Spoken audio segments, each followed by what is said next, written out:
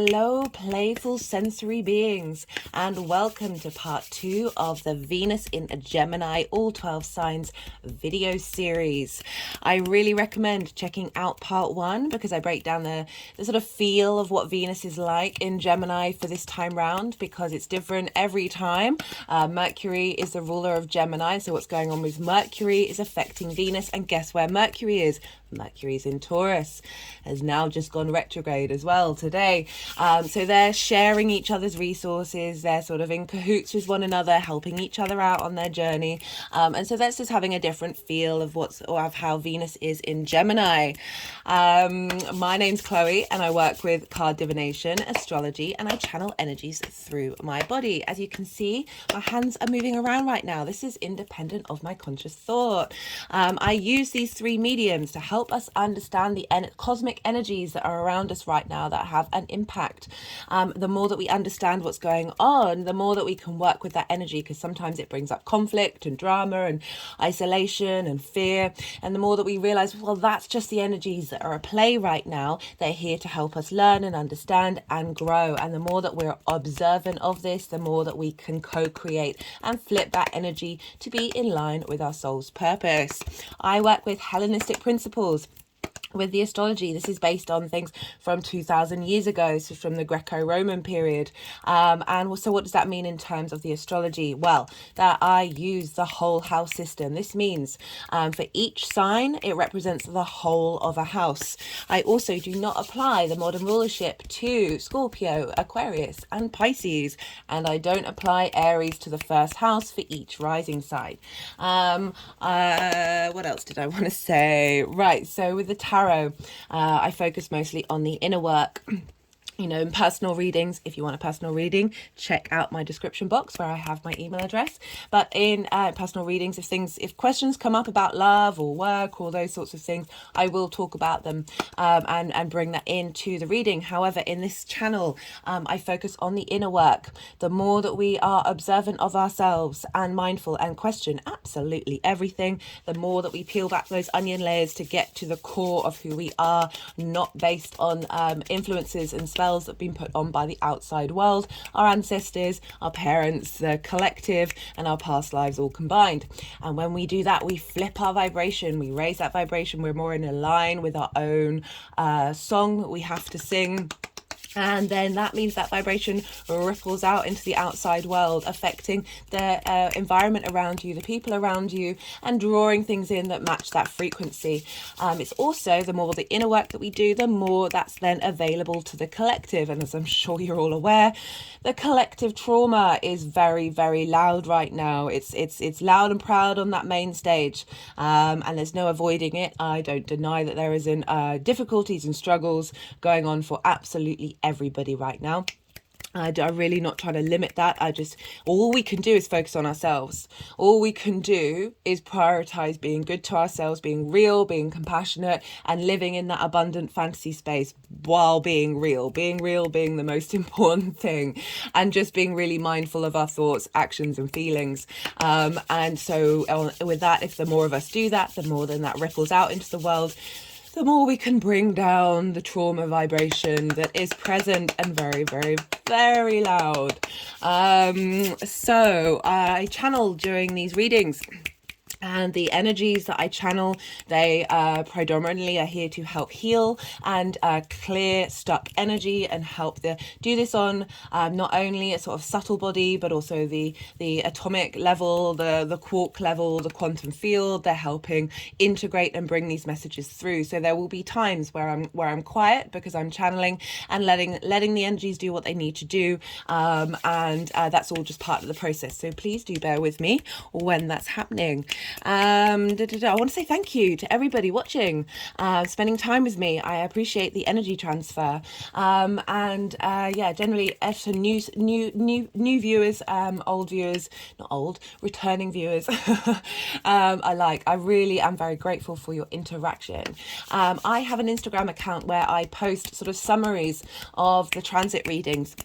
I also put the charts for, that's more for the lunations, the astrological charts in posts, so you can go and look at those and just channel in a different way. Sometimes the messages come through that haven't come through in the main readings, but I also post those on my community page. So do go check that out, because there's usually some stuff that sort of helps sort of bring everything together, and it'll be a bit more in the 3D of it all. Right, if anything resonates in this video, and I would really, well, if anything, let me start that again. Can you tell Mercury's gone retrograde? So if anything, not all of the messages that come through may be for you, right? So some of them are very personal to very specific a group of people, and if it doesn't resonate with you, it doesn't invalidate what has resonated with you. And if something you just let it flow through you. Don't let it cloud what you have connected to. You'll know on an intuitive level what's for you and what isn't. But if anything does resonate and you want to pay it forward, you want the algorithm to go out there and share this with people who might not have ever come across it, there are some things you can do. You can like the video, you can post a comment, even if it's just an emoji. You don't have to post anything personal. This really helps, just any interaction on the channel helps push it forward and helps YouTube go, oh, okay, well, we can see that this is of value to people. For regulars, rather than going from the notification bell, you can type in the name of this channel, all the cards on the table, hello and welcome. You can type the name of the channel and find the video from the search. For some reason, that really helps the algorithm, as well as watching more than one video in a row.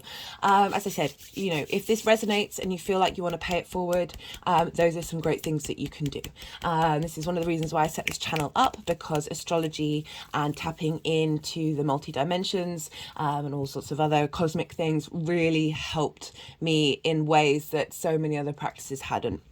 And I like understanding what's going on. Understanding the self, understanding the people around you and the world around you, and being like, oh, okay, that kind of makes sense. And you can sort of separate yourself from the energy and sort of be a bit more at peace. And this is why I set up the channel, which is why I like to do all these videos, is so we can all have an understanding of what's going on with the astro weather, in order to make all autonomous, informed decisions, because a lot of our society is trying to take those things away from us. So this is me trying to pay it forward. So if you want to pay it forward even further, those are the things that you can do. Right, as I said, really recommend checking out the introduction of the first video. I think it's about 26 minutes long. Check that out. I talk a lot more about Venus and Venus being in Gemini and what that means. In this introduction, all I'm going to do is just bring up a couple of examples of people who have Venus in Gemini and Mercury in Taurus, right? So that's the combination that we've got here. They're in each other's signs, and they're sharing each other's resources. So Mercury being the messenger of the gods, being in Taurus, a very sort of fixed energy, an earthy energy. There's a sense of a slowness to the voice. JFK had Venus in Gemini and Mercury in Taurus. He spoke, there was pause in what he was saying. His delivery wasn't go, go, go, go, go, because it's a fixed earth sign. But he was also very able to share his ideas, Venus in Gemini, the things that he loved, with lots of different groups of people, because Gemini is very much about duality and enjoying the play of communication, the play of information and how that feels. I said in the first introduction that for me, my felt experience of this has been just a lot of people being very open to engaging with information. You know, we've had that Mars transit through Gemini since August last year. It was nearly 7 months of that, of potentially bringing out conflict and drama between trying to share your ideas, like being a bit more combative in that arena. And now Venus is moving through there, the first personal planet. The moon's moved through there since Mars has left, but now Venus is the first personal planet to move through there since Mars has left. She's smoothing things over. She's helping bring things together, bring harmony, bring a sense of appreciation and value to what it is that you're sharing. And I've just noticed that people are a lot more open to engage in talking about things that they might have been a bit defensive of in the past. It's also been very, very playful. Venus likes to play in Gemini, very stimulating. Of all the signs, Gemini is the fastest. It's the most playful. It's not only an air sign, it's mutable, so it's open to change, but it's ruled by Mercury, what the fastest moving planet. So we've got a lot of speed here. We've got Mars in Cancer and Mercury in Taurus. They're both night yin signs, water and earth. They're bound by gravity. So there was a sense of a bit of heaviness, a slowness, and needing to draw things into you, to take care of yourself, to slow down. We need those slowing down times. We can't be go, go, go all the time. But now Venus is now sort of coming into the mix. I mean, she is being influenced by Mercury and Taurus, so it's slowing her down a little bit. But there's a bit more of a lightness, there's a bit more of playfulness, but there's still this taking your time to engage, taking your time to take action, to speak, allowing yourself space, but still being very playful. Right, so the examples that I wanted to bring up were, first of all, Andre the Giant. Now, if you haven't watched Princess Bride, I may be showing my age here, but if you haven't watched Princess Bride, I really recommend it. Andre the Giant, a slow speaker, right, but so playful. There was always there's a mischievousness about him. There's this twinkle in his eye, but it's not like it's not. As I said, there's a slowness. There's a felt sense. There's the tangible sense of appreciation and value. Also, Louis Theroux. For those of you who don't know who that is, he basically interviews people. I think he's pretty well known in the Western world. He's a Brit, so I'm aware of him. And he's the way his delivery, the questions that he's asked, he's quite slow in his delivery, but he's open to things. As I said, Gemini is very open to lots of different ideas, able to sort of enjoy the experience of just finding things out and being very playful with it. It's probably the trickster side of the Mercury ruled signs. And so Louis Theroux, like, he's really, as I said, open to lots of different situations, but there's a sense of appreciation and value about what he's talking about. Like, he's not dismissive of things. He sort of allows people to let themselves uncover themselves, and it just there's this slow and steady wins the race of Taurus. Not only fixed energy but earth energy. So there's and ruled by the bull. Like there's this immovable feast that is Taurus, but it's allowing things to take their time to bloom. Right, who else? David Hume, who's a philosopher. Now, I'm just going to read one of his quotes because this is so Mercury in Taurus and Venus in Gemini. Reason is and ought only to be the slave of the passions, right? So Venus and passion, what it is that moves you, what drives you. He called us all a bundle of sensations. Like, we're only made up of the way that we move through this world is entirely based up of sensations, of things that we felt in the past and how we feel in the moment. Like, that physical form, the sensations. Taurus is very much your tangible senses, not necessarily how you emotionally connect to it, but what does your body feel? We've got a lot of stuck energy in our body. Our bodies respond without us even realizing it, based on previous actions. Like, I just found that so funny that reason, so Mercury, the mind and how we think and the details that we have, is governed and is the slave of passion. So I just thought that was really beautiful. Who else? So Jiddu Krishnamurti, he was a proponent of rebellious change, radical societal change, but the only way you could do that was from individual questioning yourself individually. So he said religion, politics and social structures aren't going to be the things that change you. It's about you going inward and looking to yourself and being mindful of how you feel and what you think. Right, so Taurus and Gemini, they are the first round of the elements in the zodiac. So Aries, Taurus, Gemini, Cancer, they're all the very individual signs. It's how you personally think. It's like the next lot is social, and then it's the collective. So this is very personal. So he's he's got 2 personal planets in personal signs of what it is that you care about, what it is, you focus on you. The more that you explore yourself, the more that facilitates radical change in the collective. The final example that I've got is someone called William Stern, and he was a psychologist, and he had Mercury in the 4th house. This is home, roots, foundations, and Venus in the 5th house, which is creation energy, but it's also linked into children. And he was a psychologist, and one of his main studies that he did was on how kids collect information, and he did this based on studying his 3 children in his home, with Venus. What is that children, that creation spark, what drives us to collect information, what brings us joy, which is also the 5th house. So how kids collect information, how they communicate, this is through different senses. It could just through body language, through babbling, through all different kinds of things that kids form information and form how they connect the dots to things. Mercury, but he did that in his home, the study that he did in his home. And he also worked out that play is really important. The child's individual play time is very important to the way that they communicate. So we've got Venus in the 5th house, the house of joy, very playful, very creative, children, bringing into the 4th house where Mercury is, of your roots and foundations of who you are and how you become something, and in your private life. He also helped sort of bring together the idea of how to work out what intelligence a person has.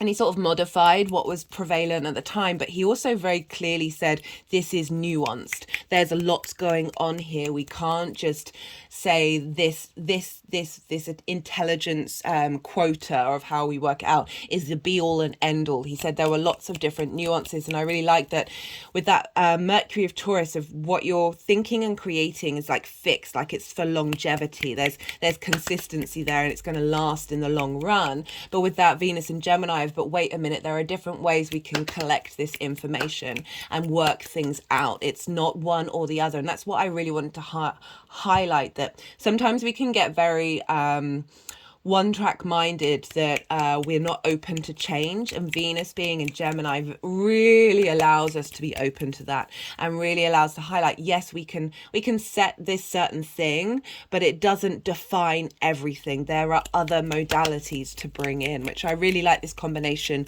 of Mercury and Venus working together. He also created this machine, this tonal variator, and he was one of the first sort of people to work on, well, at least in modern history, how human beings are sensitive to sound, and I thought that was very interesting with the Mercury being in Taurus, because of that senses. How do we respond to the vibrations around us? Because vibrations is fundamentally key. I know that they've done a lot of studies about people who drive in big trucks for long periods of time, like that vibrational frequency of the movement of the wheels and whatever it is like there's a discord there, and that I think you can place some crystals and that'll sort of sort it out. But like, we're becoming more and more aware of frequency. This is a big thing with Pluto being in Aquarius, absolutely huge, which I talk about in the collective reading, so do go check that out if you're interested. I will be doing more stuff on Pluto in Aquarius, because that 2-hour video just didn't really cover it enough. And the final thing that I thought was really key was he did studies on eyewitness tests, right? And he came up with the fact that if eyewitnesses are stressed in the environment that they witness the event, this distorts their reality. This distorts their ability to connect the dots.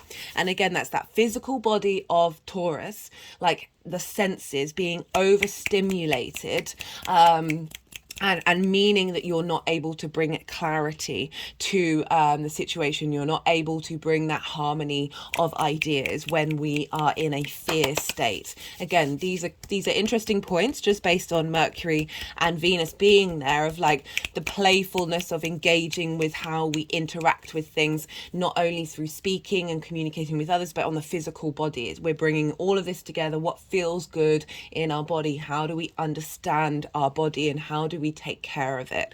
But also the fact that this is key. Like, I've talked about this loads, so many people are talking about this so more, which is wonderful. I absolutely love how this information is so readily available to so many people. It's brilliant. Sorry, I nearly swore there. That fear is the mind killer, right? I talk a lot about addiction and how the mind is addicted to the hormones you produce based on the feelings that you feel from the things your mind has told you. And it's easier to produce cortisol and adrenaline than it is any other hormone. So what's the mind going to do? Reach for those easy routes. And this is why it's so important to be mindful. And this is what I like about this transit with Mercury retrograde in Taurus. I know we're dealing with Gemini, but they're interlinked, is that we're given the space to work through that. We're giving the space to be mindful with the things that we do. And I like that Venus is in Gemini because she's making it easier for us to connect the dots. She's bringing in some ease. So my hands are just sort of like hugging me right now. She's bringing this all in, and she's just making this idea of questioning ourselves, questioning things, questioning the people around us, but with a sense of appreciation, a sense of you're not shaming anything, you're not rejecting anything, you're just enjoying the experience of doing that. And the more that we have this sort of playful energy around us, the more it helps us do this hard work that is being mindful. It's a daily practice. You can't avoid it. It's worth doing these things, and Venus and Mercury are both helping us do that at this time. Right, that's everything I wanted to say for the introduction. Thank you for watching. I will now be going through Sagittarius, Scorpio, Libra, Virgo, Leo, and Cancer. So I hope you enjoyed the introduction, and I hope things resonate for you in your personal readings. Sagittarius rising. So for those of you checking out Sagittarius and you don't have Sagittarius rising, the messages will still be relevant. Just look to where Sagittarius falls in your chart, and the themes of that chart, essentially move that to the first house. But for those of you Sagittarius rising, so you've got this transit of Venus moving through Gemini in your 7th house. I think we're all having a big sigh of relief with Venus moving through there after that very long transit of Mars being in your 7th house of intimate relationships. This is the house of other, whereas the first house is the house of self. Oh, hey, Venus. I forgot to mention in the introduction, I'm recording this on Friday, which is Venus's day. And I just looked at the hour, and it is Venus's hour. So she's coming through loud and clear right now. And so we've got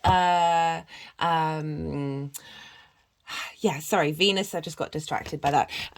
We've got Venus in Gemini in your house of other. So this is one-to-one relationships. That was the 5 of one. Oh no, they definitely want that coming through. We've got very, very Mars in Gemini vibe. So I'm a bit all over the place right now. There's going to be 4 piles. And so the first pile is sort of Venus and Gemini in general. And then I'm going to be doing 2 piles linked into 2 aspects that she's making. And then the 4th pile is this energy moving forward. Right. So Venus in Gemini in your 7th house of one-to-one relationships. This is business, friendship, romantic. It's the people who are important to you on a one-to-one basis. This could be clients. This could be intimate friends that you've known for a long time. This can be, it's linked into marriage because contracts are linked into the 7th house, but it's more this sort of long-term intimate relationships that are coming up here. So you've had Mars moving through there, really helping sort of get you to understand your motivations in terms of one-to-one relationships. May have brought up some conflict and some difficulty. In the other readings, a lot of the cards that were going with the Venus pile in general in Gemini were sort of energy that she's helping smooth over from Mars's transit. So yeah, so we got Venus, you know, making you just feel good. You want the people that you care about on an intimate basis, they may feel a bit better, feel you're interacting with them with more ease.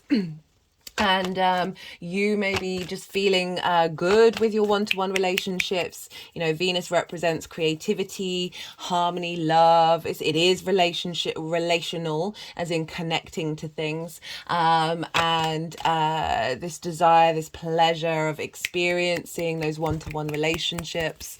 Just feeling really nice having it move through that 7th house. And do we want both of these cards, guys? And really, like, but it's you're bringing into balance that journey of yourself, which is your Sagittarian energy, because it is an opposition. But with it being Venus, which is one of the benefics, she's just making your one-to-one relationships a lot easier, helping you understand everything that you've gone through with that Mars transit. Speaking of Mars in Gemini, everything with that Mars transit of what are you fighting for, what relationships are worth fighting for, and now Venus is really helping you be a bit more playful, a little bit more energetic, a little bit more enjoying the process of appreciating your one-to-one relationships and them appreciating you as well.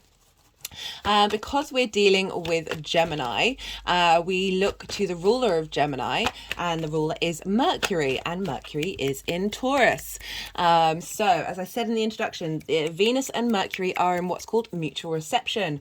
They are in each other's realms. They are in cahoots. There's a really strong energetic connection between the two. So both of their journeys are feedback looping into both of those signs. So those two houses are getting a real boost at the moment. And Taurus for you is in your 6th house. This is work, health, routines.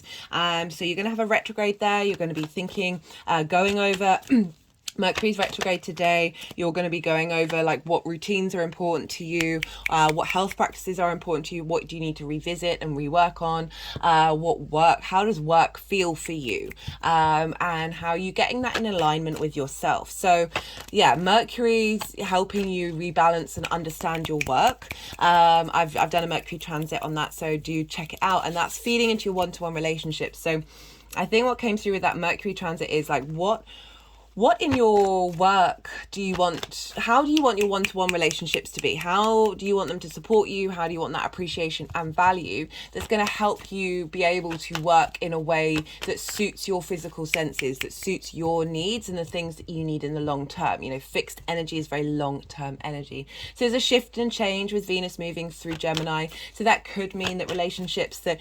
that was the 3 of Cups. Let's see if that comes out. It could mean that relationships that are prepared to grow and evolve during this time, and they're being re-engaged with that Mercury being there of what is it that I want to spend time like figuring out the details of this transition, of this growth. What's maybe someone in your life, a strong feminine energy, that can be any gender. We have the feminine and masculine within us all. A strong feminine energies come into your life who's very intimate to you during this time, that's helping you understand and support your journey to whatever this Mercury retrograde is going to show up for you. Like you're getting support from Venus just to make that retrograde a bit easier.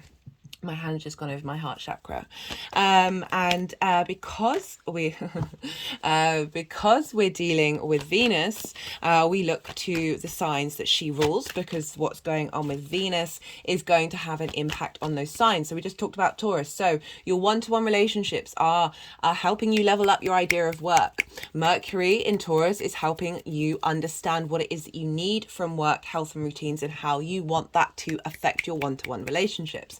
But also Venus rules Libra, and for you, Libra is in your 11th house.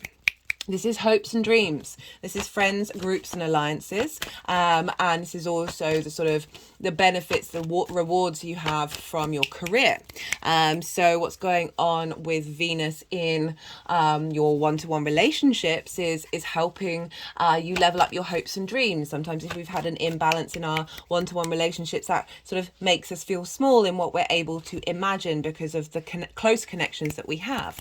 But also helping you because the people that you're drawing into at this time, helping you be playful and explore these ideas of what it is that you want, and is really helping you feel good about yourself. It's opening you up to a different vibrational frequency that then draws in groups and alliances that more match that.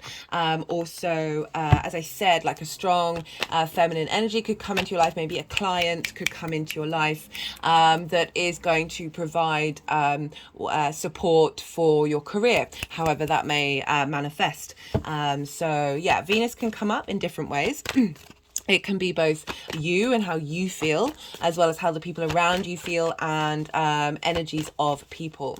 But for me, like for the inner work, it's being open to change, being open to appreciate the different dynamics that one-to-one relationships can bring in, helping you understand that there's this beauty of difference with Gemini, with that playful energy that is helping give you ideas and inspiration about who you are and how you want to embody yourself.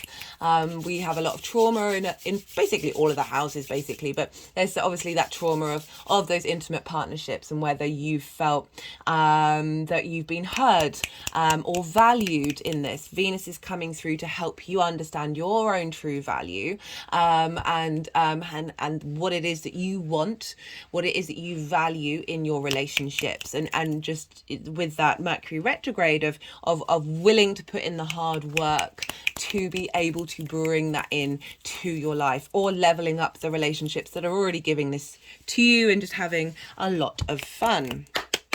Right, so that's the sort of general energy of Venus in Gemini. And now I'm going to talk about the first of two aspects. Ooh, that's 9 of Cups. Let's see if that wants to come. Oh, yeah, no, they're wanting to bring that through. So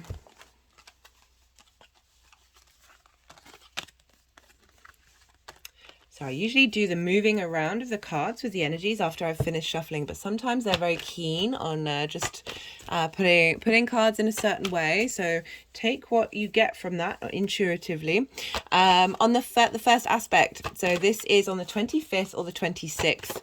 So when I talk about the aspects, it's when they're exact. We feel the energies leading up to them, and then we feel the energy and also leading out of them. These are energies that are being seeded in our body and our energetic field, and we don't miss out on this energy. In order, like, we're just open to that integration, because all the planets are the same planets that were there in your natal chart, and they've been going round and round and round, changing your energy, leveling that up, switching gears with that time and time again. And it just, because you may watch this after the event, doesn't mean that you're missing out on the energy. So the 25th or the 26th, depending on where you live, Venus is going to be sextile Chiron. Chiron is in Aries. Chiron, the wounded healer, not only faced abandonment issue, being abandoned by his parents, but also a wound that would never heal by one of his friends by accident. So Chiron had to deal with these things. We have to deal with wounds that seem like they're never going to heal. It's all part of us learning and growing and becoming the master healers, the master teachers. The more that we are able to understand the wisdom, the medicine that comes from the poison of Chiron, the more that we can transform into the wonder of being the master teacher, not only for ourselves, but for the people around us. I break down the mythology of Chiron in a lot more detail in the Libra full moon video collective reading. So if you want to check that out, it's there for you to view. So Chiron can often represent wounds that we have faced in this current incarnation, as well as past wounds from different lives. So we've been dealing with Chiron moving through Aries, which is the I am, the spark of life, the first fire sign, very independent, very autonomous energy, the wounds that we may have had that may have blocked that and got in the way of being seen, or got in the way of being able to fully express yourself and experience this 3D reality from a very individual, autonomous felt sense. Chiron has been helping us understand those wounds, highlight them, and help transmute them into wisdom. We've had a lot of transits with Chiron that have been very, very impactful. Just saw the 9 of Wands there, which is very much feeling beaten up but still standing. We'll see if that wants to come out. So we've got a sextile with Venus. So you have Chiron in your 5th house of your creation energy, a fellow fire sign. This is creation energy, fun, play, amusement, children, romance, dating. It's the house of joy. I think it's all that. It's the house of good. No, the house of joy. And this is a very positive house. So you've really been helping work through those creative energy blocks. I focus more on the creation energy for these readings because that everything else stems from that, right? So it's that internal fire that we have within us that helps us, the things that give you pleasure, the things that motivate you to get up and go out in the world. It's not quite the same motivation as Mars, but it's definitely that thing that gives you momentum and the essence of who you are. And creative can be absolutely anything. It doesn't just have to be the stereotypical ideas that we have of creative people. So Chiron's been moving through there, helping you ease through those pains or work out, tend to them, look to those wounds. And we've got this sextile with Venus, and a sextile is an aspect of Venus. So this wants to bring creativity, a creative flow between these two energies, a sense of appreciation between these two energies, of value, of love, of harmony, bringing things together, making things feel good. And a sense of love to Chiron between that and Venus. So we've got the 5th house and the 7th house here. So again, this can romance, dating, and long-term commitment energy, right? So, or the fun you have with your friend. Like there is this energy between these two houses that is a little more love related. So that's why I'm bringing it in. But in terms of the inner work of Venus is helping you understand any discourse that may have been in your 7th house. She's bringing this very playful, light-hearted, inquisitive space of allowing conversations to come through without there being things kick off in the same way.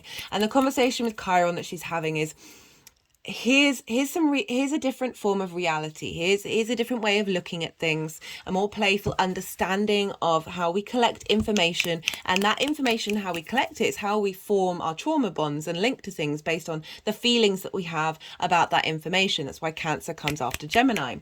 Like, how do we feel about that information? So Venus moving through is really kind of, there's a little detachment between the feelings and the things. So helping Chiron give even more healing energy come through with that journey. At the same time, the moon is going to be conjunct Mars in Cancer. Now, the reason why I bring this up is because Mars rules Aries, which is having an impact on Chiron. So we've got Mars and the moon in your 8th house of shared resources, really getting you to intuitively understand your needs in the give and take in your relationships, and how there may have been things that you're clearing out now based on what your intuitive hits are of old programmings and old understandings. You're able to take really beautiful action linked into your intuition that is facilitating the wisdom and the growth of how your relationships will unfold moving forward. So we also have the Sun, which is now in Taurus, sextiling Saturn in Pisces. You have Pisces in your 4th house of home, roots, foundations, ancestors, legacy, parents, your things you do in private that are important to you. And so the Sun in your 6th house of work, health, and routines is shining a light on giving vitality to your work, giving vitality to your routines and your health. Your attention is drawn there.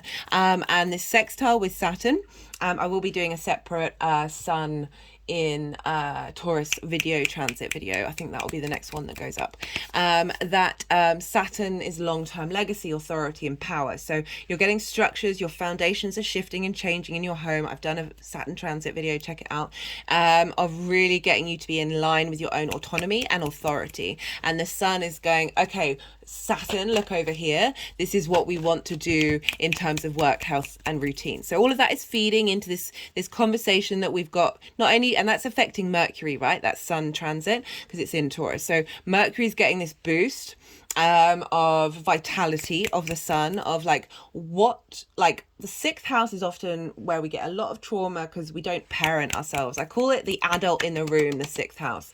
And so often, for various different reasons, we find it really difficult to be the adult for ourselves. We find it difficult to be our own parents.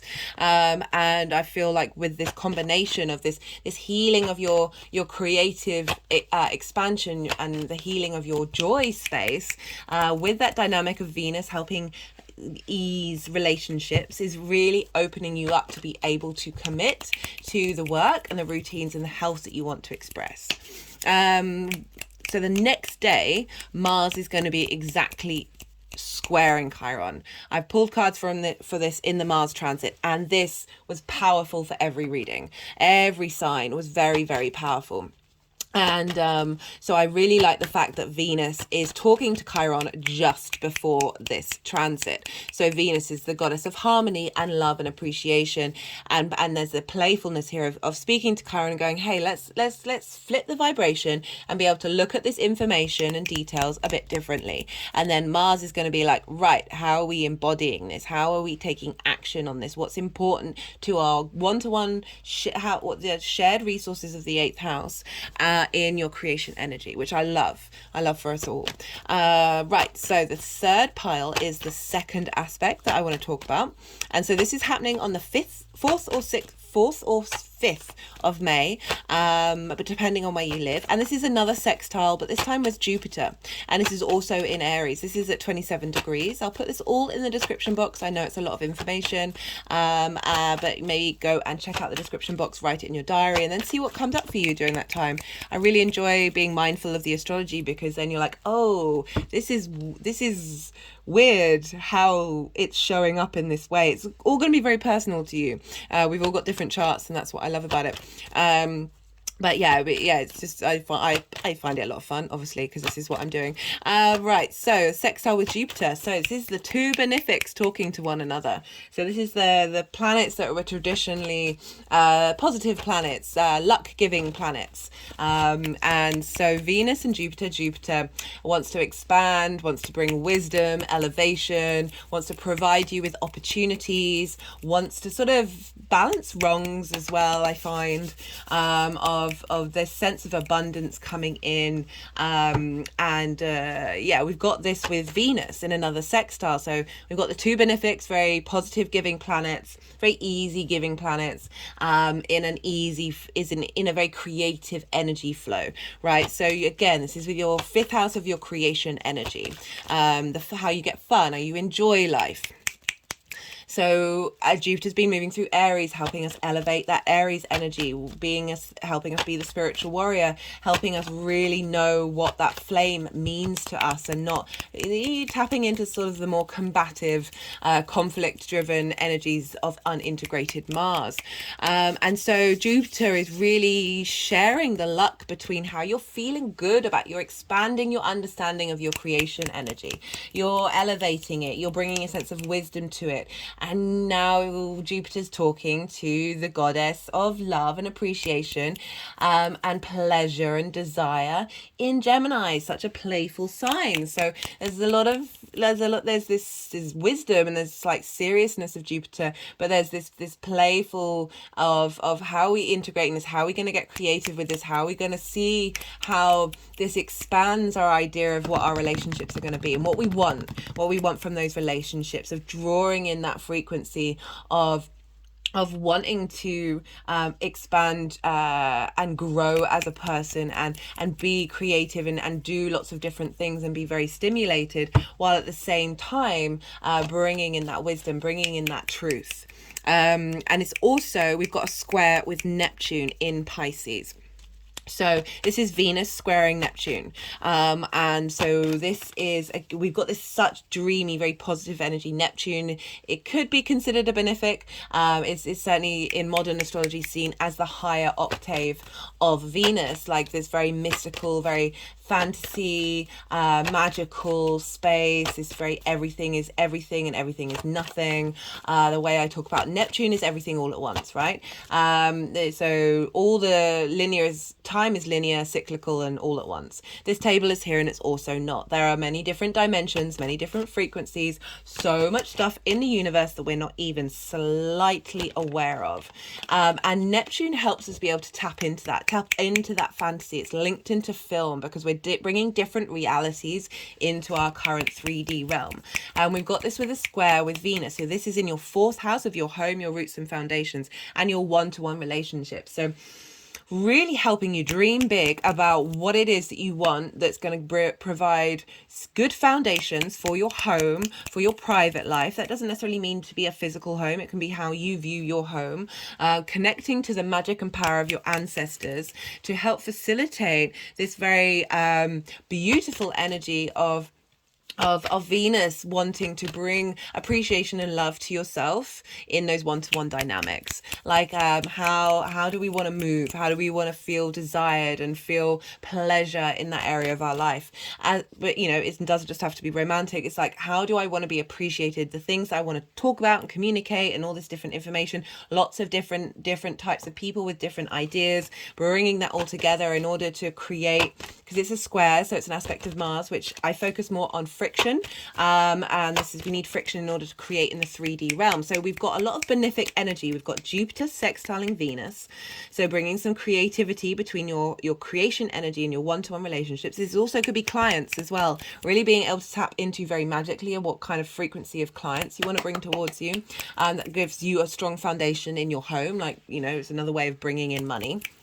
And the kind of friends you want to bring in, like just really sort of helping you have a good time with these dynamics and with these energies of with the square with Neptune. It could be foggy, it could be delusional, you could potentially I don't know, I was going to say fall in love with someone that doesn't really turn out right, but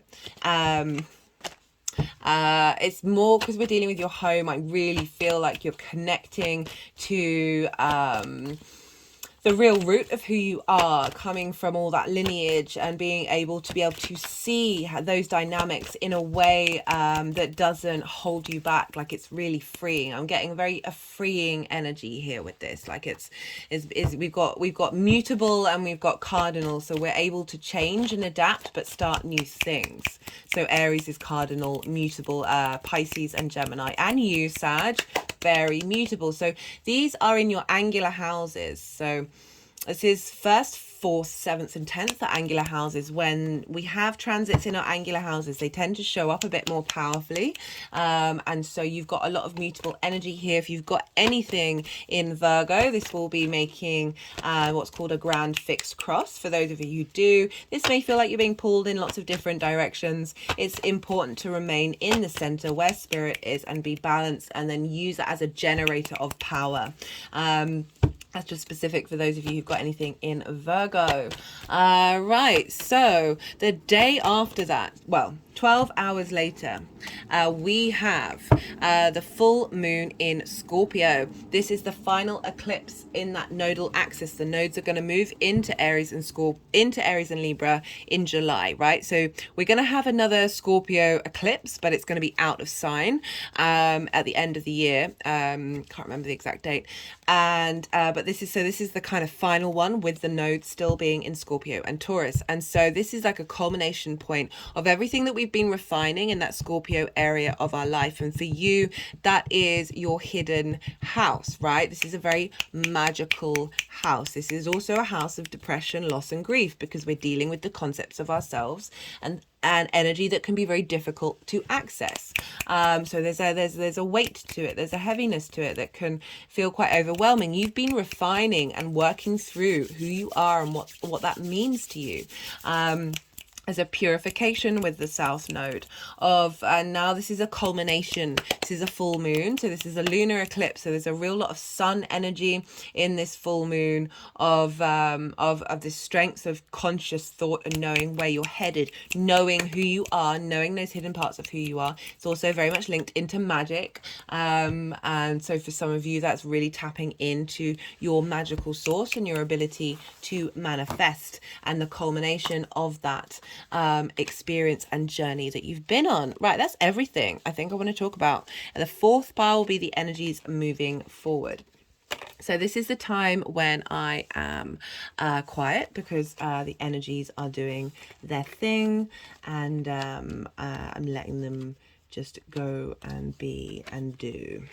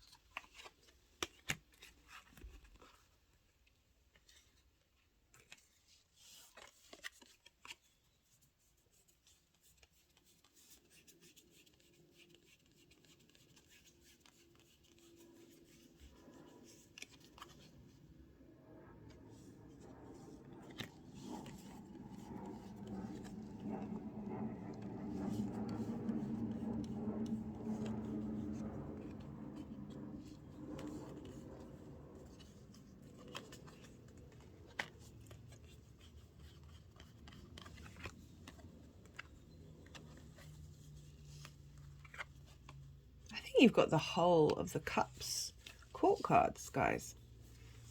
I think the King of Cups is in there somewhere.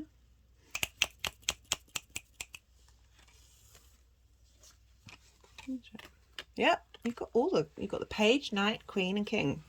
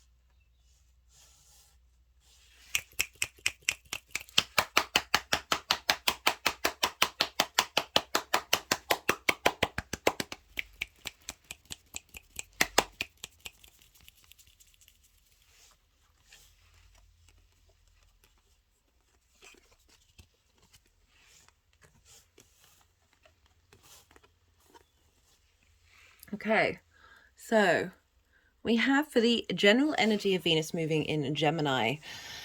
So the Knight of Swords, very, very Mars in Gemini, rushing in to put, see what's going on, seeking conflict wherever you can go.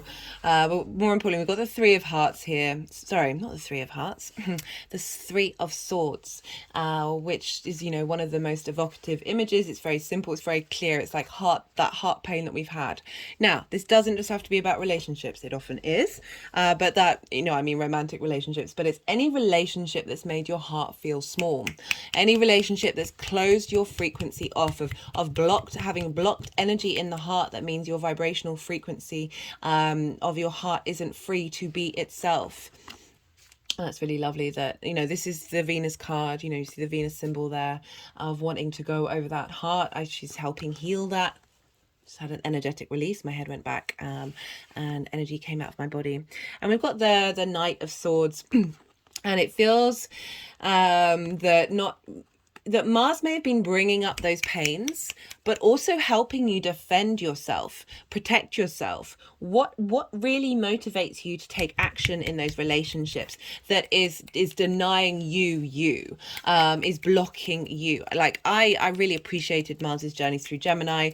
There are, you know, there's frequencies and vibrational levels for all of these energies, integrated or integrated. And, you know, Mars, by bringing up trauma and conflict and drama and frustration, is helping us work out what really matters to us, helping us get to the root of things, and helping us transform that energy of like, no, how am I going to manifest? What is it that I want? How am I bringing relationships that are going to support me, are going to, this isn't just about, you know, necessarily going in with conflict, but actually are going in to give me the strength that you need to, in order to express yourself. You know, because we're dealing with Gemini, which is a Mercury ruled sign, and Mercury is about communication. It's air, it's thoughts and ideas. So your one-to-one relationships, you're going to want to prioritize that dynamic. That's going to be important to you. That perhaps sometimes what people have said have been not supportive of you, or you haven't been able to feel like you can talk and express yourself. That Mars is really going to, with that long transit, would have given you the confidence, despite it maybe kicking things over and knocking things out, of really feeling good about being able to speak. And not only that, but we've now got Venus coming along, and she's adding to that strength. She's adding grace and abundance and fertility to that strength that Mars has established in you in your one-to-one relationships. And she's even further healing whatever may have been there that Mars wasn't able to get to. You know, as I said, there are different frequencies for each of these energies, and they tackle things in a subtle level in different ways. My hands have just gone over my heart chakra. Not necessarily my heart chakra, actually. It's more over my physical heart, because it's further, my hands are further on the left. That you're now moving through those one-to-one relationships with this feeling of, I've got this. I am who I am. I'm enjoying my 3D reality. I'm enjoying being able to communicate. I'm enjoying the dynamics that I have. These one-to-one relationships, I'm bringing in a frequency of abundance that's matching my heart energy.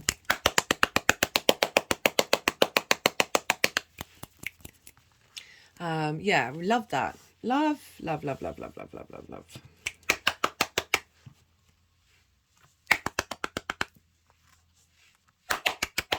Okay, interesting. They've not done this before.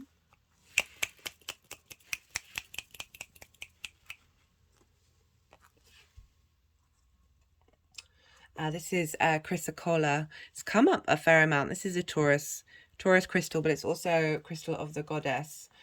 Do I have the description near me? Where is that book? One second. I'm going to pause and get the description so I can read it to you. Right, so this came up in the Libra full moon, and it's kind of wanted to stay here ever since. So as I said, it's a Taurus energy, goddess energy, eases emotional heartache, gives renewed strength and balance, increases capacity to love, promotes and enhances physical vitality, stimulating the initiative qualities of one's character, helps release the distress culminating from negative emotions, gives strength to balance in expression and communication. Yeah, so very much sort of wanting to highlight what I've already just said of like you just feeling good about your one-to-one relationships, and Venus is really facilitating that journey.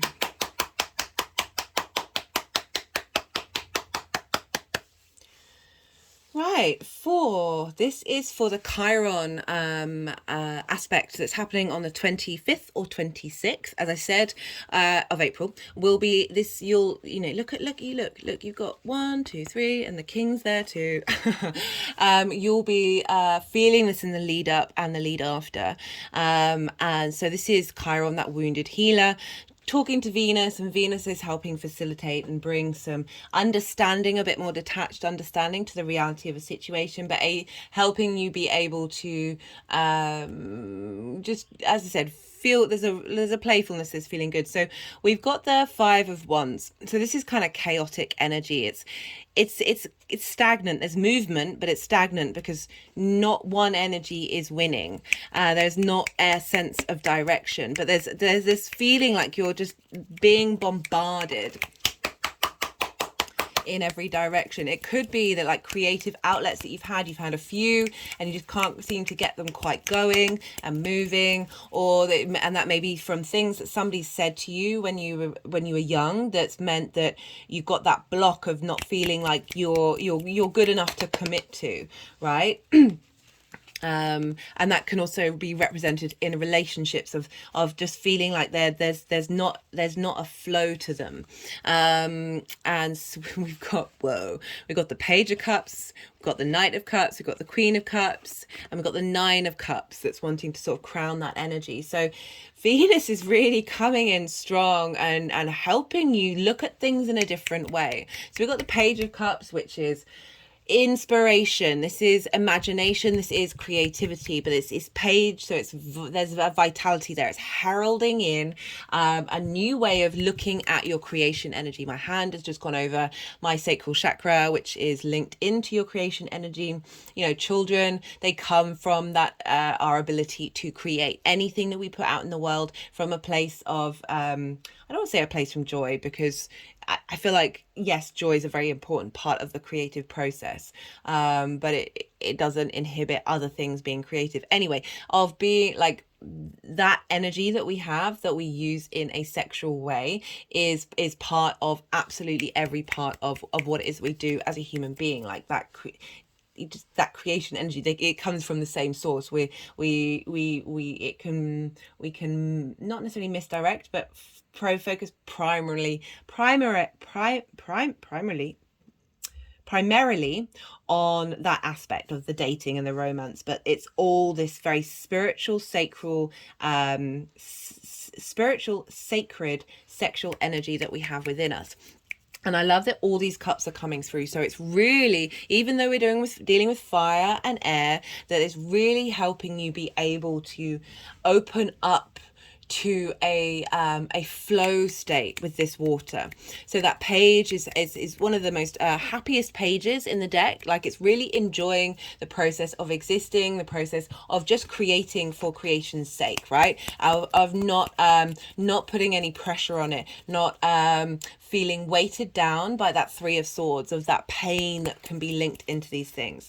And then we've got the Knight of Cups, very romantic energy, very dreamy energy, here to defend your creative energy, and how you want that to be embodied in your one-to-one relationships. I like we've got 2 knights here. You've got a lot of support coming in of those wounds being healed, and it being able to open you up to a new way of emotionally connecting.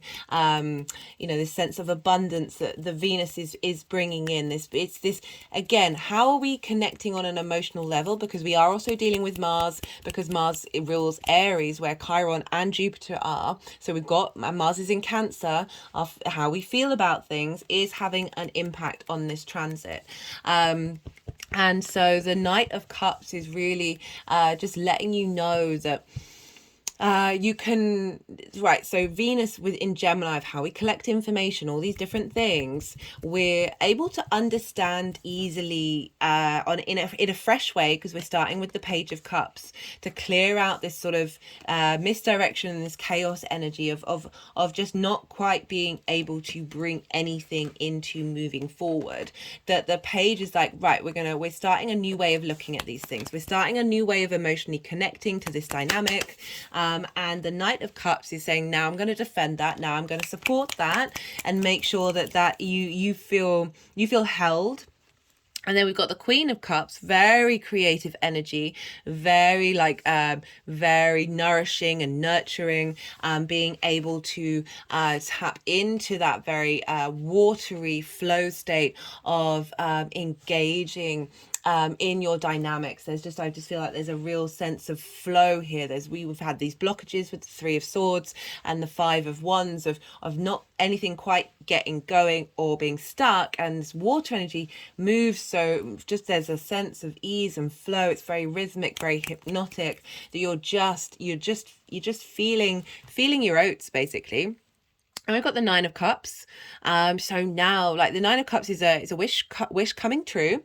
But what I focus on is this sense of this feeling like your wishes have come true. So for some of you, this may come about of your wishes coming true, but it's really asking you, now that you've shifted that gear, you've shifted those emotional blockages that Chiron can very much represent, that this is really highlighting with all of this Cups energy of shifting these stuck energy, and how we feel about it, is bringing in this ability to appreciate. So for me, this card is gratitude. Feel like every single one of your cups is full. Every single area of your life, you are in a state of abundance. The more we tap into that frequency, we've got abundance on abundance here. And we've got the Queen of Pentacles, abundance. We've got the Nine of Pentacles. Oops, down she goes. We've got more abundance. Lots and lots of abundance coming through. This ability to feel good about those one-to-one relationships, feel in gratitude of everything that has come before and everything that is to happen. Just going with I got two cards came out for the introduction in part one, and this is the Courageous Peony, multifaceted, unique nature, let yourself be seen. So really being able to be in your own internal flow and be able to express yourself in a very creative way that's unique to you. These cards have just gone over my heart chakra. Right. So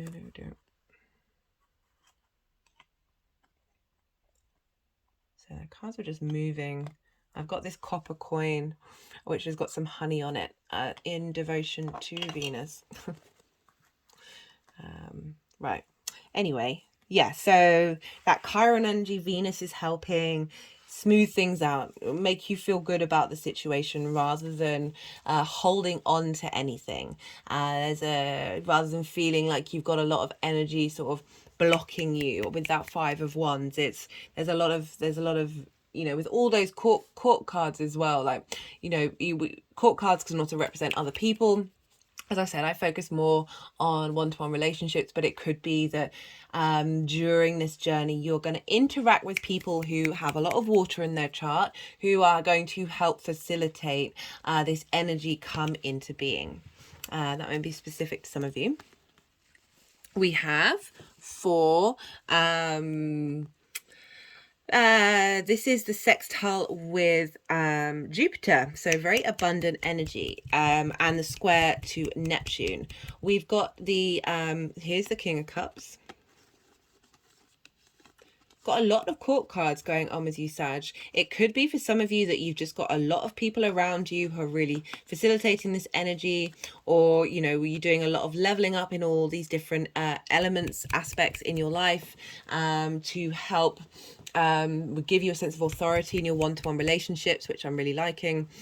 We've got the eight of Wands. This is one of the fastest moving cards in the deck. This is like, let whatever's happening happen. Don't question it. Things are moving quickly. There's a lot of, I talked about, it feels like there's a lot of shift of energy, being burst open. As I said, this is just before that Scorpio full moon, in the lead up of culmination of that energy of your 12th house. And so that's all the different parts of who you are, all the magic, really culminating in this energy of freeing up those one-to-one relationships of what it is that you need. Right, so we've got two kings and a queen. We've got the King of Cups, the King of Swords, and the Queen of Pentacles. We're actually just missing out on fire, really, guys. Considering your Sagittarius rising, I'm a bit surprised by that. But this is maybe bringing into balance all of that fire energy that we've had in Aries of going, right, this is impacting these other parts of your existence and helping you feel better about those because of that real boost of fire, bringing things into balance. We've got the King of Cups. So we've got the Page, Knight, Queen, King. King of Cups. Very creative, able to take action based on your own autonomy, bringing in a frequency of maturity in your one-to-one relationships, especially having these court cards. You know, with that 7th house of, these aren't knights or pages. They know what they're doing. They're in their own authority and their autonomy. The King of Swords, you know, having gone through all of that journey with Mars in Gemini, of now knowing the truth, now knowing with clarity how to express yourself. The Queen of Pentacles, this is abundance. This is bringing in the cycles and understanding, appreciating the physical world and your enjoyment of it. We've got the Judgment card. Sorry, when they move them along, that's usually like the messages come out. We've got the Judgment card. This is resurrection. This is all the parts of you raising their vibration, and you are ascending. Your vibrational frequency is raising up. It's an angelic energy coming in. We've got, you know, this is a very benefic aspect for everybody. This is really getting a lot of support energetically from the universe of going, we want you to heal, we want you to grow, we want you to be in a frequency that helps bring you 3D joy and 5D clarity. So really helping the relationships that you're drawing in, romantic, business, friendship, be of a frequency that is matching your strength, your autonomy of those king and queen, of that, like knowing what you're doing, knowing what you want as well, and bringing those energies towards you. The final pile is for the energies moving forward. Very simple message with this one. We've got the 9 of Pentacles and we've got the Magician. I love what the 9 of Pentacles has been showing up a lot. This is about independence. This is independent energy. This figure has made the decisions that they've needed to make in order to be independent and in their own space of abundance. If you see here, there's a snail. Snails move quite slowly. It's like you're taking the decisions that you need to make for the long term, like you're planning ahead. It's not necessarily this all coming to fruition at the moment, but it's that frequency that's coming in of where you're, it could also be that for some of you, but where you're headed, what you've been cultivating is this ability to be sure of what it is that you want in your life and being able to make the decisions that facilitate you and bring this abundance frequency into your existence. It's not about self-sacrificing to the other relationships. We can often do that. This is very much like, this is what I want. This is what I need. You are the only thing that is the most consistent. And even then, we change all the time. I am a different person to I was a second ago. But you are the most consistent thing in your life. It's not me saying that there isn't value in one-to-one relationships. There is so much value. But sometimes we over prioritize this. We put too much on that to make us feel complete. It doesn't mean about shutting them off. Again, that's going in the other direction. But in order to, think about that example that I gave of Jiddu Krishnamurti, who said, revolution is only possible from the inner work that you do. He's not the only person who said it. Basically, Christ said it as well. So many people have said it, and I think Christ got all of his stuff from the Buddha. But it's one of it's so many, like, it's so many religious spaces, spiritual spaces, like jihad and the devil were not outward battles, they were inward battles in the beginnings of Islam and the beginnings of Christianity, to name just the you know, some of the bigger religions that we can contemplate and access easily. But across the board, it's like you do you, but you do you from a place of taking that time, taking that mindful time to get to know who this energy is. And I love how there's a lot of abundance here. There's a lot of like, you've been through some stuff, you've been through some pain, you've been through some chaos, and the energies are really helping you work through that, appreciate it, understand it, and now is time to move and bring that frequency upwards. So this is the energies and how they're integrating in your physical being, in your soul being, moving forward. Because we've also got the Magician, which is the Mercury card.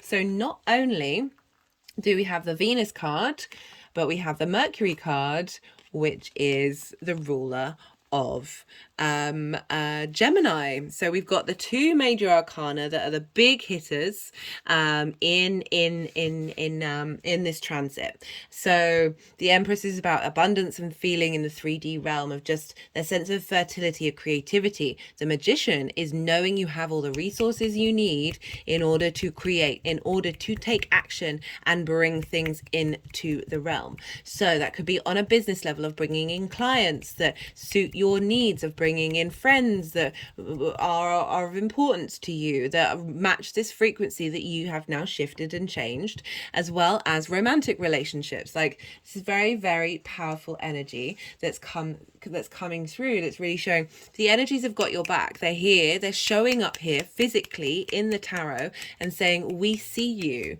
we understand you, and we want to help you.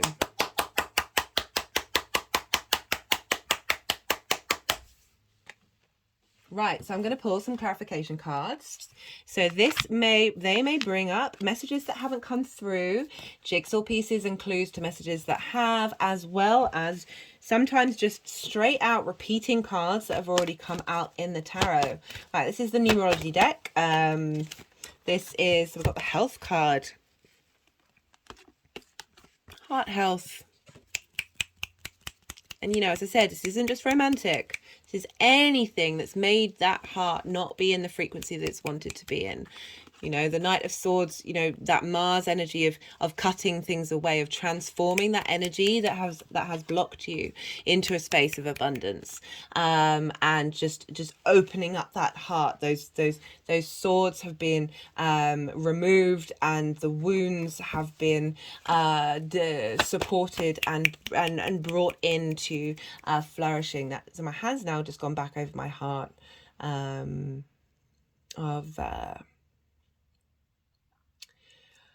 you know, the heart has an electromagnetic field of 3 feet and the mind of, it's either 1 or 3 inches.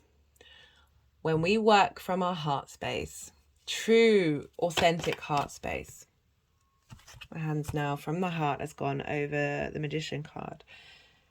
The vibrational frequency that we're putting out is pure magic. It's pure magic.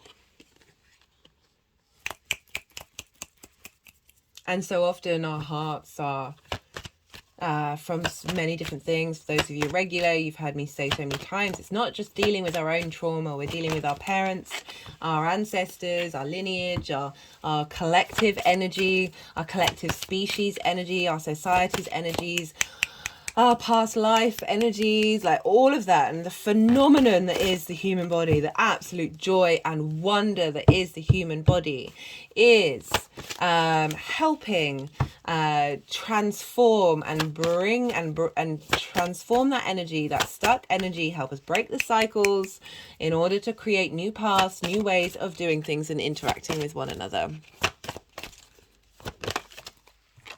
This is the First Light Tarot. Got others looking in. We are dealing with the 4th house. The 4th house of your ancestors, helping bring in this energy of your past lives all coming together. It's as talked about in the Aries full moon, new moon, but others looking in. Yeah, that's just what I'm picking up from that. With that one, because we're dealing with that 4th house, because we've got that Pisces energy of both Saturn and Neptune, of really bringing, because this is the not only is it the sextile with Jupiter, but it's the square with Neptune, of really being able to bring in the magic and wonder of your past, your roots, your foundations, your lineage, to help bring your fantasies, your dreams, the ultimate I say with manifestation, like, the universe is going to top trump you in anything that you could possibly imagine. That just by tapping into that frequency of knowing that, especially with that Neptune, of the power of everything that's come before you.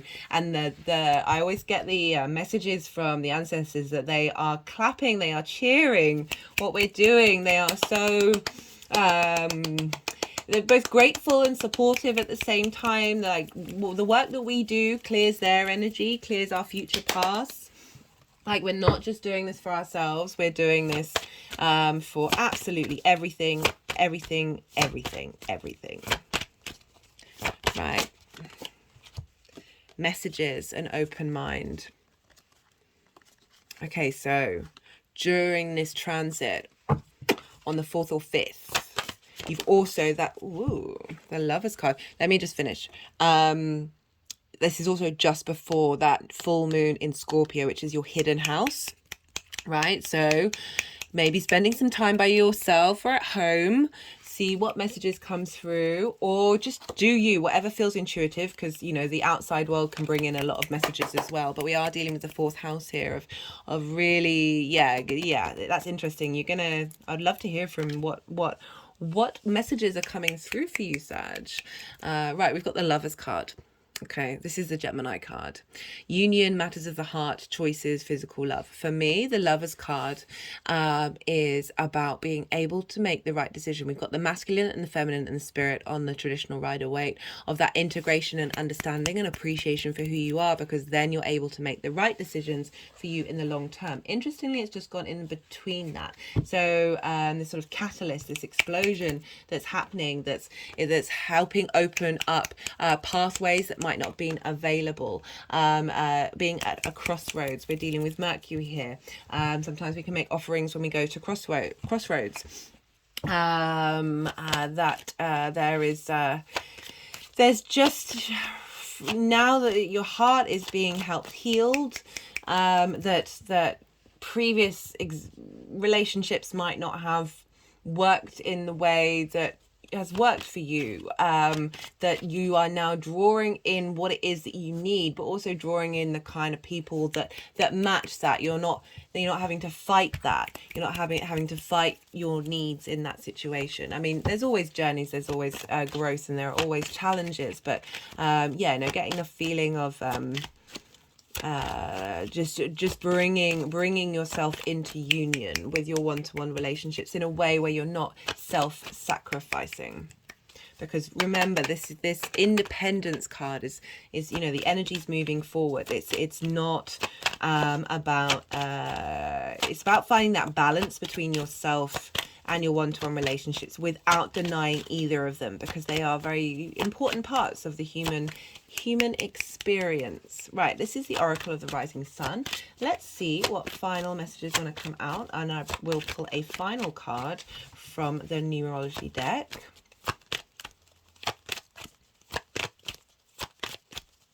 For some of you, it's bringing in unions, long-term unions.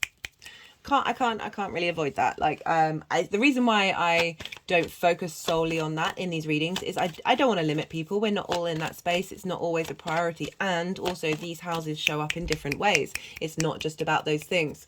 But for some of you, this can be this clearing out that you've done with Mars moving through Gemini, and now Venus moving through there, is helping bring in people into your life that are of the heart, that are soul connections and heart connections. Not denying that at all. Right, one card from here. This deck has been so funny the last couple of readings. Keep thinking, anyway. Got the friendship card, as I was just saying that. It's interesting, it's just gone over ship. We are all in our own ship moving through the cosmic wave of the universe. Often like the Ascendant is the navigator of your ship. It depends whether you've got whether your sun or your moon rules your chart, but say your sun rules your chart, your moon is the ship that you're carried on, and the sun is like the captain. But we are all in these human vehicles, these vessels, these ships that are traveling the universe. You're in kinship with yourself and therefore with the universe. The 7th house is also, for me, very much my one-to-one relationships with the cosmic world, with the universe. Wait, is those? So it can be strengthening and bringing in a harmonious dynamic with the unseen, with creator, with God, however you want to phrase it.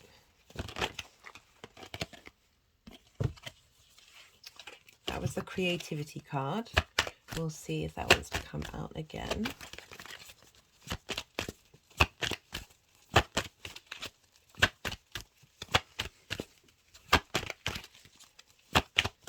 Oh goodness me, I can't help but keep going on.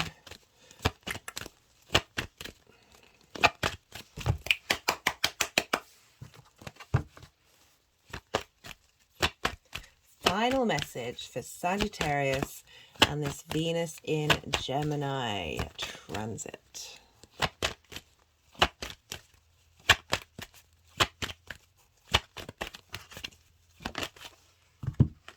Intuition. Now that's funny because in part 1, this card was coming out a lot. And I think it's because, right, so we're not, intuition comes in many different forms, but I feel it's because we've got Mars in Cancer. And for Mars in Cancer, that is all about strengthening our intuition. And Mars rules Aries. So we've got Mars's energy wanting to come through. And I felt like that for each of the readings, it's like Mars is trying to say hello. Because of the work that Mars has done in Gemini and now the work that Mars is doing in Cancer, we're able to discern the information that we collect and how we feel about it. Our intuition is getting stronger and stronger and stronger and stronger. And we're getting a support to make right choices.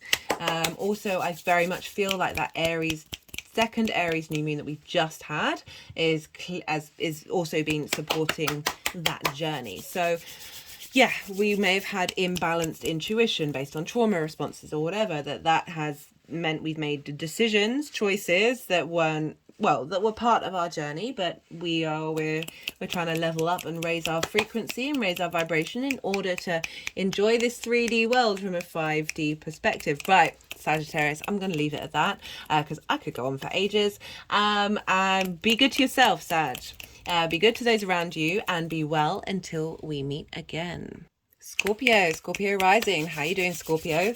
Those of you just tapping into the Scorpio energy, this will still be relevant. Just look to the Scorpio, where Scorpio falls in your chart and the house that it's in, the themes of that house, and apply those themes to the messages. But for Scorpio rising, this transit of Venus in Gemini is happening in your 8th house. This is the house of outside shared resources. So traditionally, it can link into inheritance, 3D inheritance, as well as cosmic inheritance, mortgages, loans, sort of the shared resources of the outside world, as well as the one-to-one relationships in terms of time, money, things, intimacy, the give and take between you and the outside world. This is the house of transformation.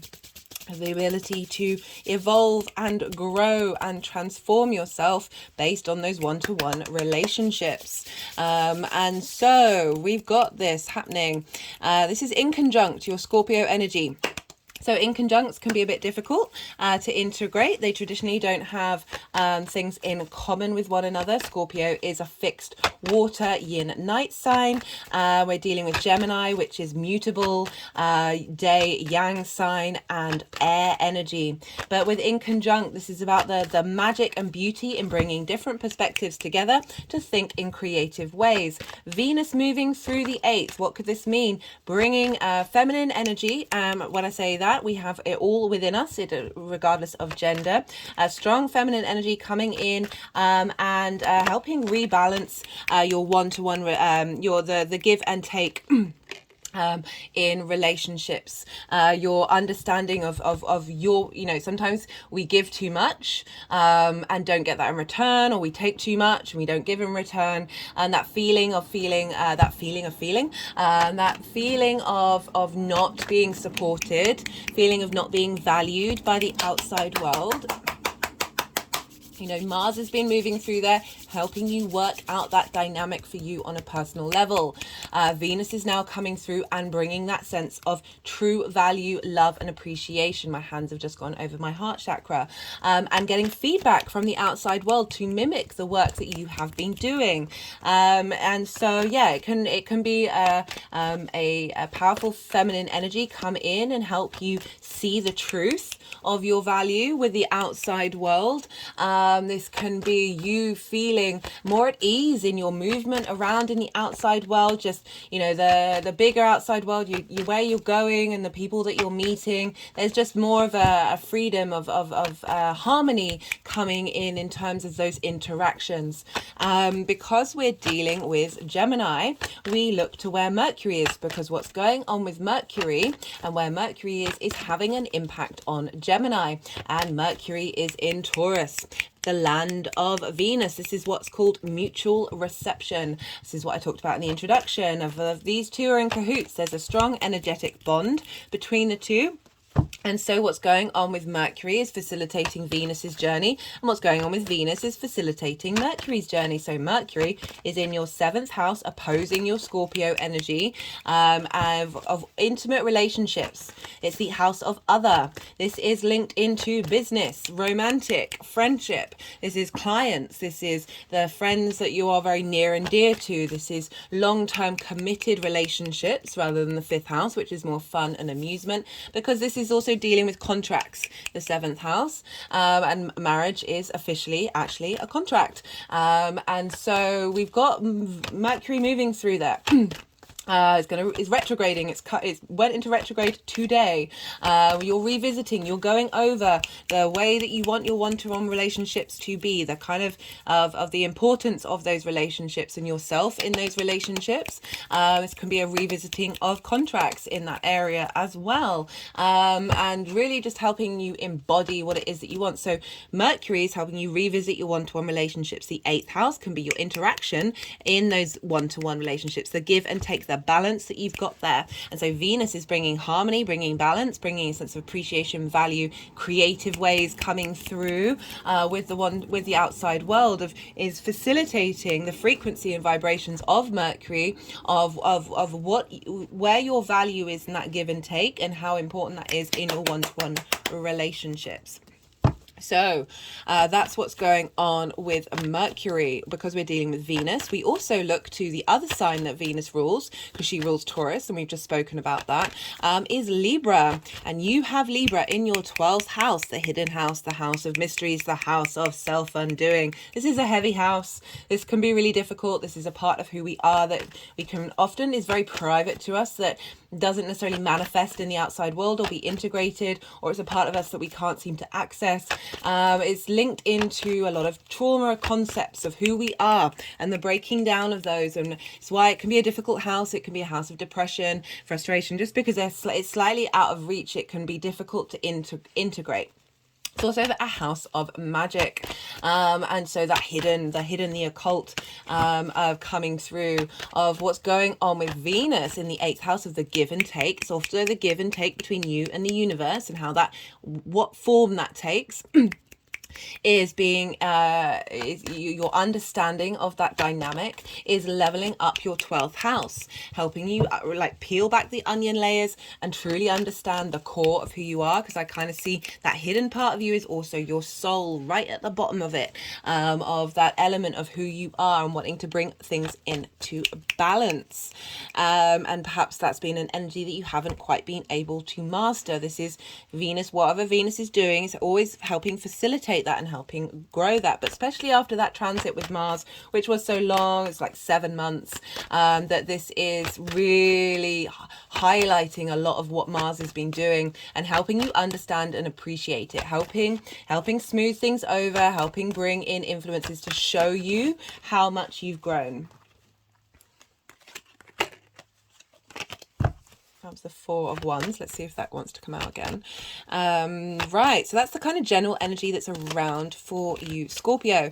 There will be 4 piles. The first pile is the general energy of Venus through Gemini. For a lot of the readings, this has also included cards that have linked into what Mars did in Gemini and how Venus is helping add to the strengths of Mars. So Mars has been helping you understand your motivations in order to what it is that you want, what balance that you want, how you collect that information and how you look at it. And Venus is helping you see the details that you collect. So you've been working through some trauma about that information and how that's perhaps misinformed you in your sense of value and how the give and take between you and the outside world, that Venus is coming along and helping you be able to be a bit more playful, a bit more understanding, a bit more like engaging with the fact that these details and nuances might not always have been reality, and they are able to shift and change because we're dealing with mutable energy. So that's the first pile of Venus in Gemini. The second pile is the first of 2 aspects that I'm going to be talking about, and that is happening on the 25th or 26th of April, depending on where you live. If you're coming to watch this video after the event, it doesn't mean that you've missed out on this. We feel this energy in the lead up and we feel it afterwards. This is about an integration of these energies. All these planets were the same planets at the time of your birth. They've been going round and round and round and round. We've been evolving as they've been evolving.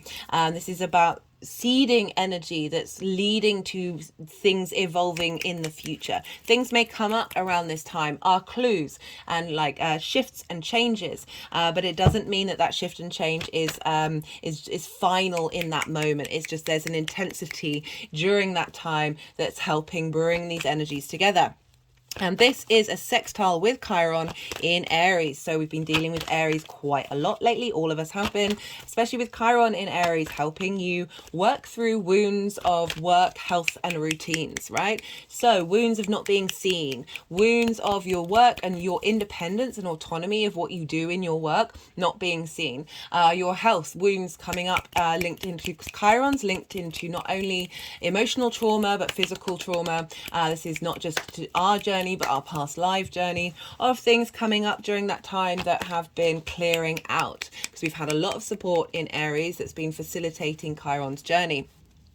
And also frustration to do with health, frustration to do with routines not quite getting going, blocks that we may have had to get in the way of those things manifesting. Like we've just had that big eclipse, right? So things of the vibrational frequency of absolutely everything in that house and that sign has shifted, and now we've got this lovely sextile between Venus and Chiron. So the 8th house is the give and take relationship you have with the outside world, of feeling supported or bringing things into balance. If say you, through not feeling supported, you've then overtaken, that this is all coming into balance and finding an ease and a playfulness to engage with it, based on your felt sense of your one-to-one relationships. That with this connection, because of the Mercury, with this connection with Chiron, this is a sextile, it's an aspect of Venus. So wanting to bring this creative energy in, appreciation, value, love, harmony,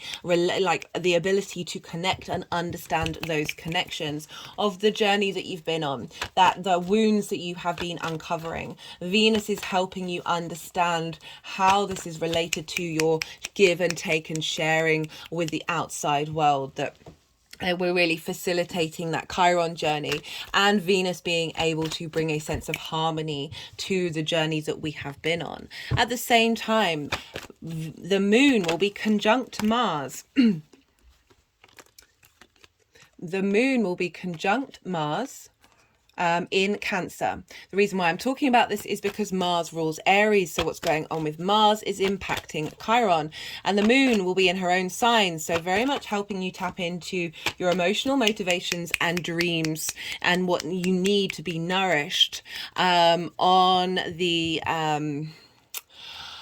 on in your how you map out yourself in the world, right, which is the ninth house, which is about perspectives. It's the house of learning and teaching. It's about sharing your perspectives. It's about understanding your drive of how you want the world to be and yourself in it. And the moon being there, very much connecting to your intuition, to be able to you're being able to facilitate the needs through the actions that you're taking on a very deeply intuitive basis that is supporting the wounds that you felt in work, right, and the give and take in the relationships with the outside world.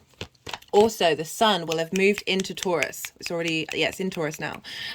So shining a light on your one-to-one relationships, shining a light on clients, business partners, friendships, romantic partners, what it is that you need. And this is sextiling Saturn. I will be doing a transit video for the sun in Taurus. And Saturn is in your fifth house of creation energy. This is the things that bring you joy. This is linked into children. This is linked into fun, romance, dating, sort of just that pleasure principle. But that creation energy is absolutely anything that you bring in birth into the world. And so this is really the long-term legacy of Saturn being there, is being the sun is shining a light, conscious thought, vitality onto your seventh house. And bringing that into your important relationships, and what they mean to you in terms of how they've affected your creation energy. So you've got that Mercury retrograde there, helping you go over and work over things that may have blocked you. That's helping revisit those things, and the sun is helping shine a light and bring some strength to your long-term legacy and authority in your creative house. The day after this, so on the 27th, Mars will be squaring exactly Chiron. That was the Nine of Cups. We'll see if that wants to come out. Squaring exactly Chiron.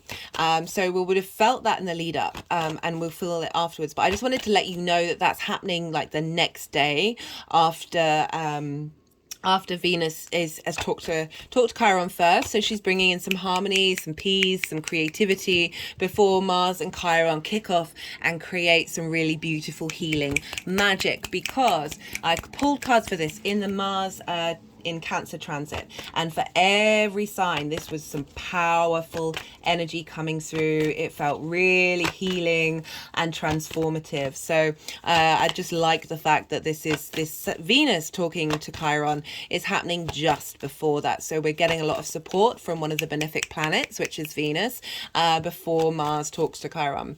The third pile and the second aspect that I want to talk about, don't worry, all of these go in the description box. I know it's a lot of information. You can go check that out, maybe write it in your diary and then see what comes up during this time.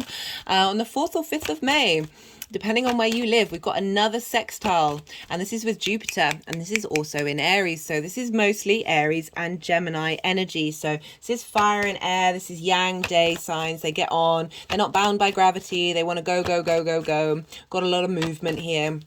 And we've got this with Jupiter, and so Jupiter is another benefic. So you've got the two benefics talking to one another by an aspect of Venus, which is a benefic. So we've got a lot of ease, a lot of free flowing energy, sort of supportive, creative energy in terms of what you value, what you care about, what you love, right? So this is with your 6th house of work, and this is the outside world resources. So really compounding that kind of message that Venus is trying to bring in of you are valued, you are cared, the give and take between you and the outside world is coming into harmony, and that's supported by the growth and expansion of wisdom of Jupiter. Also, we have a square between Venus and Neptune. Neptune is in your 5th house of creation energy, so we've got a lot of the 5th house energy coming in as well, because we're dealing with that Saturn sextile to the sun, which is affecting Mercury, and now we've got Venus talking to Neptune. So this is Neptune is like in modern astrology is the higher octave of of Venus. For me, Neptune is everything all at once. It's being able to tap into the creative creator force of the quantum field that is the universe, that we are all connected to, that we're all a part of. And a lot of our journey as being a human being is realizing that we are connected. My hands have just gone over my heart chakra. And with a square, this is an aspect of Mars. This can bring up conflict, frustration, and drama. This can be foggy, idealistic energy, like delusional energy. But I'm not getting that with this reading. I focus more on the friction side of it. It's manifestation. We need friction in order to create things in this linear 3D dimension that we're very aware that we're in. And so Neptune and Venus, like, what do you love? What do you appreciate? And what fantasies do you want to have? Like Neptune's very much linked into film because it's bringing different realities into our space and our understanding. Like anything that you can possibly think of. Like I always talk about manifestation of like the universe is going to top trump you basically. Like just be open to that dynamic and see what happens. So we've got Venus wanting you to feel appreciated in the outside world, bringing in support from that to cultivate that, and Neptune's going, okay, your creation energy, how are we going to expand that? How are we going to bring that into force that is bringing that dynamic, that shared resources into a space that is matching that frequency? And this is happening just before the Scorpio full moon on the 5th of May. So this is the full moon happening in your sign, Scorpio. This is an eclipse. So this is the final eclipse that's happening with the nodes being in Taurus and Scorpio. We will have the Scorpio new moon later on in the year. That will be an eclipse, but it will be out of signs because the nodes will have moved into Aries and Libra. So this is the final eclipse that's happening in this nodal cycle. And you've had the South Node moving through your first house, which means you have been refining, purifying, and understanding you and how you embody yourself in the actions and deeds that you take, how you look at yourself, what's important to you. The South Node moving through that sign can mean like going into a space of isolation, just cultivating and being more inward rather than outward. That is the North Node. So that's happening just before that full moon. So there's a culmination of all the work that you've been doing being set off and infused with this very benefic energy that's happening just before. So that's all the aspects. The final pile are the energies, how they are integrating and moving forward. I'm going to shuffle for a little while longer. I've noticed you've got 2 5s come through. That's conflict and change, but a shifting of gears. I'm going to shuffle for a little while longer to see if the energies want any more cards to come out for you. Just had an energetic release at that. And then the energies and I will move the cards around. Okay, they're done with the tarot. And this is usually when I'm quiet because I still my mind and let the channeling come through. And it's a little difficult to channel, think and talk at the same time. So let's see. I don't want that to stay there.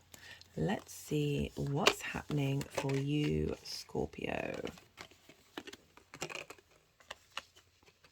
We've also got 2 10s.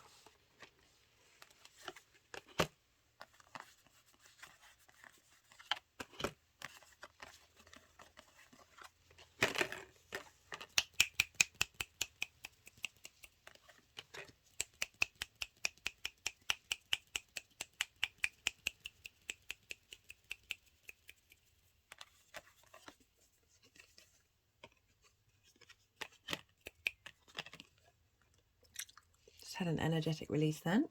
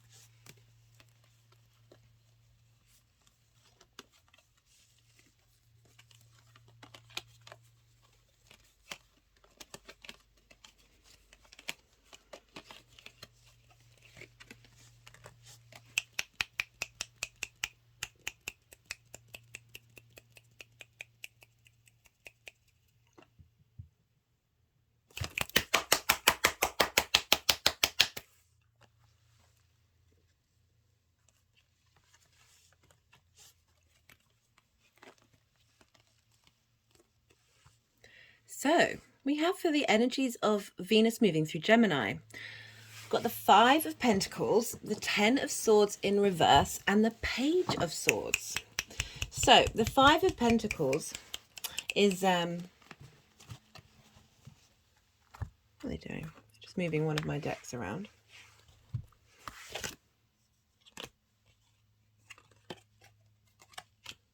I don't know what they're trying to do. What are they trying to do?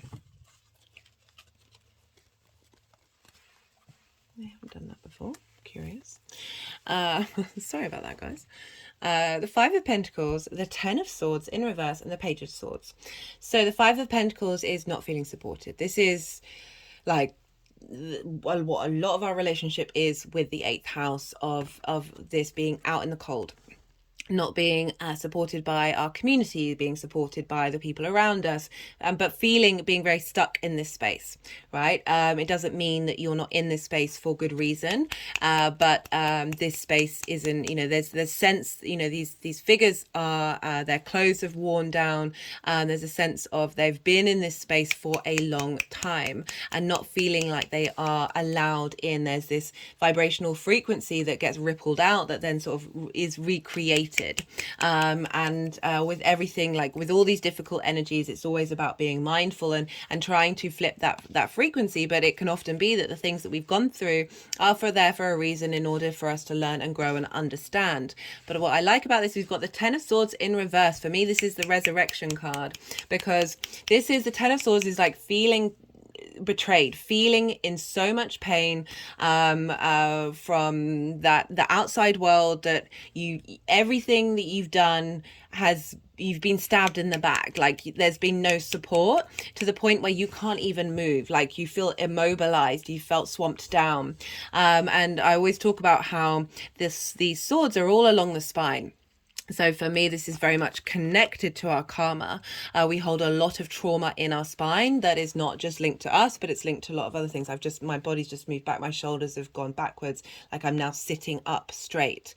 So with the Ten of Swords in reverse, these swords are falling out. This is changing. You are able to now get back up and go and move. Like this energy that's been blocking you, that's been recreated in your life cycle, is being shifted, is being there's ease now, there's movement. We've got the Page of Swords, which I really like for this because of these cards, right? So the Page of Swords is moving forwards but looking backwards. So this is Venus moving through this sign, helping you appreciate and react the understanding of the past while acknowledging that you're moving forward. This is heralding in a new way of thinking, a new dynamic of engaging with your relationship with the outside world. There's a sense of flexibility, a sense of mutability. It's going with this courageous peony card, which is multifaceted, unique nature. Let yourself be seen. You are not, you are not limited by one dynamic. You are not limited by one energy. That this is you are able to flip the switch, change this thing, and be able to move forward. Pages are heralds. As I said, a new way of engaging mentally with that dynamic that's bringing in just this freshness, because there's a playfulness as well. This is being able to feel good with the information, the shared, that sort of duality of Gemini, but with Venus moving through there of, the Knight of Swords, the Page of Swords is also can be linked into gossip, of like constantly worrying about what other people are thinking about you. Oh, my fingers are just clicking around my ears. That it's sort of, I feel like because we're dealing with Venus here, that she's helping you clear that out. She's bringing a sense of harmony to the reality of the situation rather than the paranoia.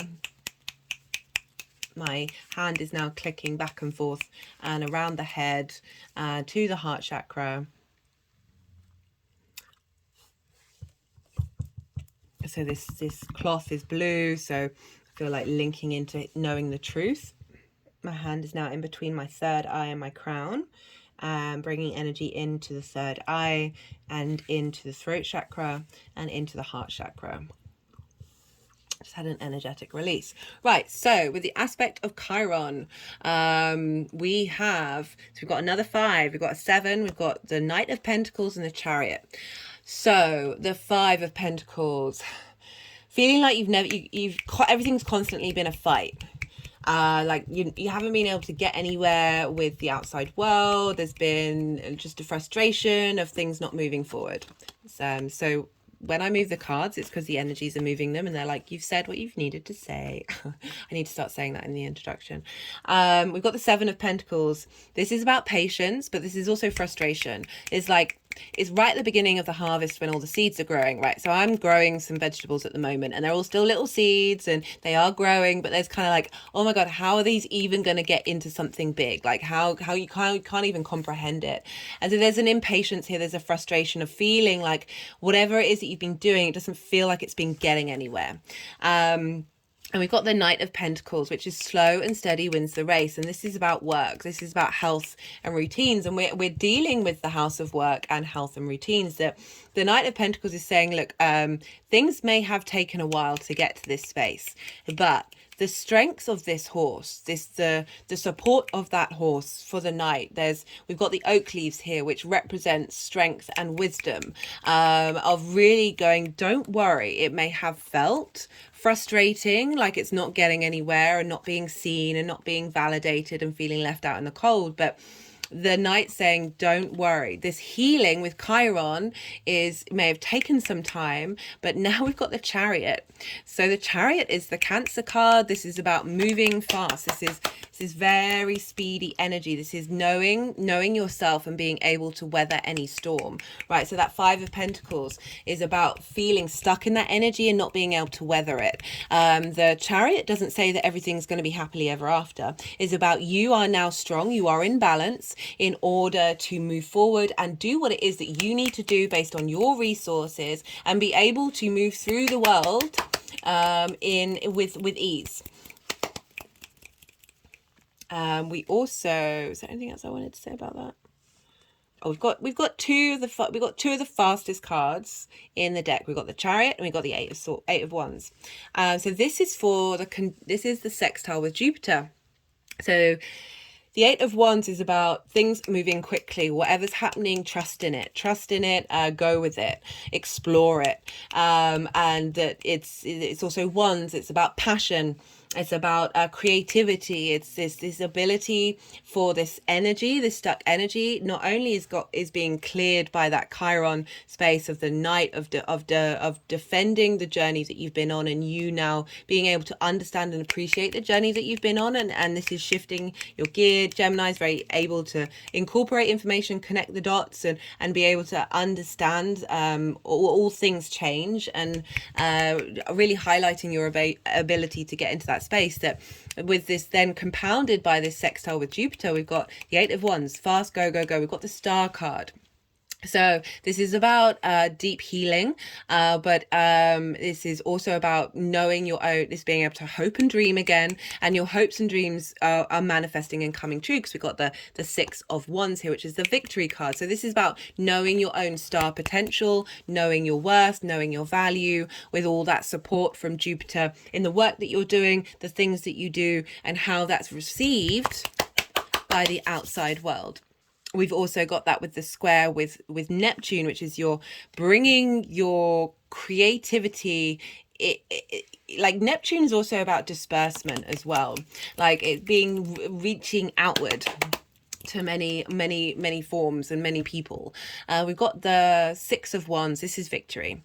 This is about being celebrated. This is about being valued and being cared for and supported by the society. This individual has, they've gone out and done something, and now they're coming back, and what they're bringing to the table, their achievements is of importance to society as well as to themselves.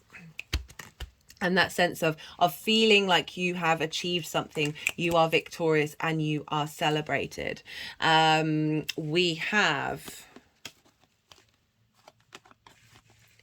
We've got some, for the energies moving forward, we've got the King of Cups, We've got the Three of Cups and we've got the 10. So we've gone from the 10 of Swords to the 10 of Cups. The King of Cups is knowing how to utilize your creative intuition, really being able to bring things into force. There's also on very rocky waters, like, but still being strong. I'm not getting the sense of rocky waters here, but I just wanted to highlight it again with that Chariot of things may be thrown at you, but you are not being knocked off your perch. And the king is able to take action. It has a sense of authority, of sharing the wisdom and knowledge and your intuition of being strong, of again, of like that autonomy that you're having, that authority that you're having with the outside world, and that being received, because we've got the Three of Cups. This is celebration. So we've got the victory card and the celebration card, and this is about being celebrated by like-minded individuals, frequencies, the frequencies that you're bringing in with the outside world, that give and take of, look, they're all in union with one another. There is equal give and equal take in this situation. And there's, okay, they wanted me to move on. We've got the 10 of Cups. This is everything in your life being manifest in the way that you want it to. It's one of the most positive cards, but this is not just about the individual, it's about the community as well. It's like what it is that you're doing and you're bringing into force through this new dynamic is helping you feel more at peace at the community. Like, we've gone from that Five of Pentacles of feeling left out by the community and ended with the 10 of Pentacles, where not only are you supported by the community, but you are feeling happy and good in the things that are happening in your life. Right, Scorpio. That's a great reading. I'm going to pull some cards from some clarification decks. This is either going to bring in new messages, it's either going to confirm messages, or bring in little clues and jigsaw pieces of the messages that have already come in. I put all the decks in the description box if any of them take your fancy. Right, this is the numerology deck. What? Whoa, that's 4. That's too many.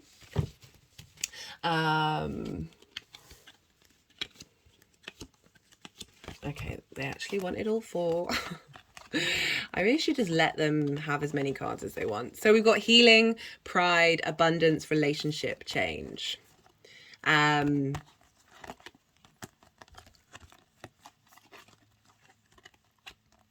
Okay.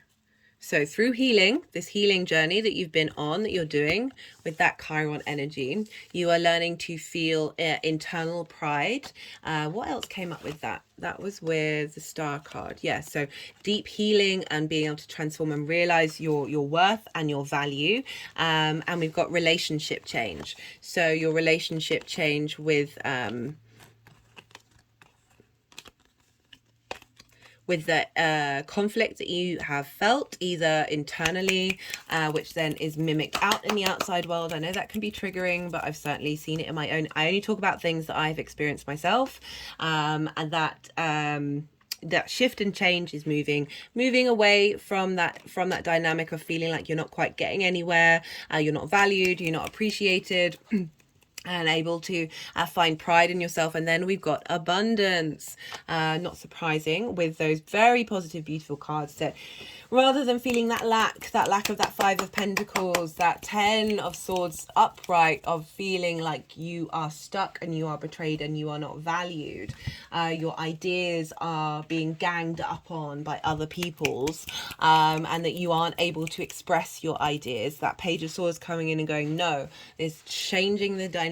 We're shifting. We appreciate the past, but we're headed to the future.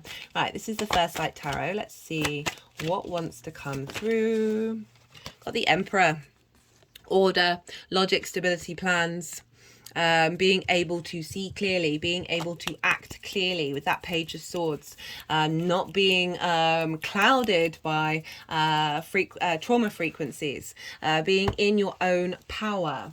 There's a sense of authority. You are the King of Kings, knowing your own sovereignty. I love this for you, Scorpio, especially because we're dealing with that final that final eclipse in wait, what are they doing? What do they want? They want more no, they want that final okay, they're wanting to do this over the Flower of Life, highlighting that abundance that's coming through. This is the Oracle of the Rising Sun. Got extremism.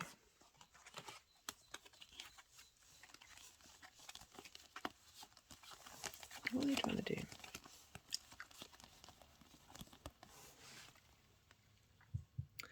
Right. So just highlighting the intensity of what it is that you've been going through. It's gone with the Wind card. Messages coming through that are shifting that dynamic of extremism. Just had an energetic release. You know, wind is linked to the mind. We can link this to your own inner space, as I said, that is being tempered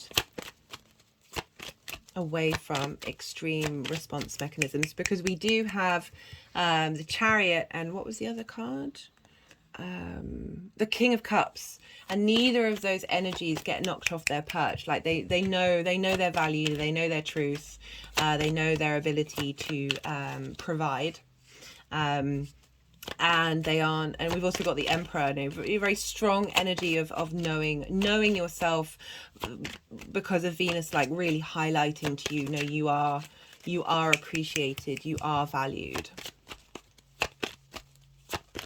Yeah, and whatever's coming in with Venus moving through that house is facilitating what's going on with you, whether that be work, health, routines, one-to-one relationships. It's a pretty catch-all with the 8th house, because it's dynamics with the outside world, so that can kind of cover everything.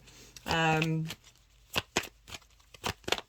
great off the back of that South Node, you've really been working on yourself. You've been going through it, and you're coming out the other side with abundance, which is great.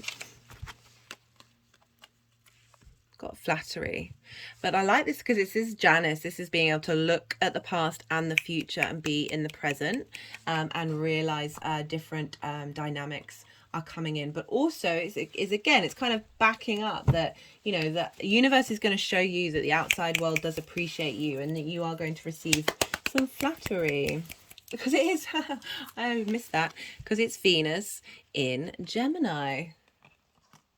That's why they wanted to pick that deck up at the beginning. Right, I think I'm going to leave it at that, Scorpio. Do they want one more card? No, they're just doing funny things with the decks. Yeah, I'm going to leave it at that. If anything resonated, I would love to hear from you. There are ways you can pay it forward, as I said in the description box.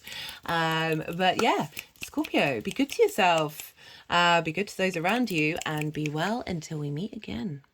Libra rising. How you doing, Libra? For those of you just checking out your Libra energy, look to where Libra falls in your chart, the house that it falls in, the themes of that house, and apply those themes to the messages that are coming through. Take what resonates, leave what doesn't.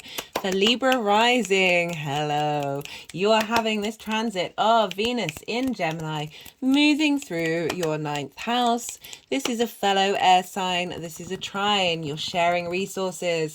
You're on the same team. You are helping each other out. Trines are an aspect of Jupiter wanting to bring a sense of elevation, wisdom, cohesion, integration, truth, and understanding of self. This is Jupiter likes to provide opportunities and a sense of abundance to you, and bring that lovely, lovely Venus energy funneling into your Libra place. And for Libra rising, that is in your for Libra rising, that is your 1st house of self and how you embody yourself in your actions and your deeds. This is your body, your appearance, how other people see you. So Venus moving through the 9th, what does that mean? The 9th house is traditionally the house of the gods. This is where we bring our perspectives of the world and how we see ourselves in it. So this can be morals, ethics, philosophies. This is religion, spirituality, connecting to nature. Just certainly those bigger ideas of your reality around you. And ooh, they just flew right out. Okay, guys. can we carry on?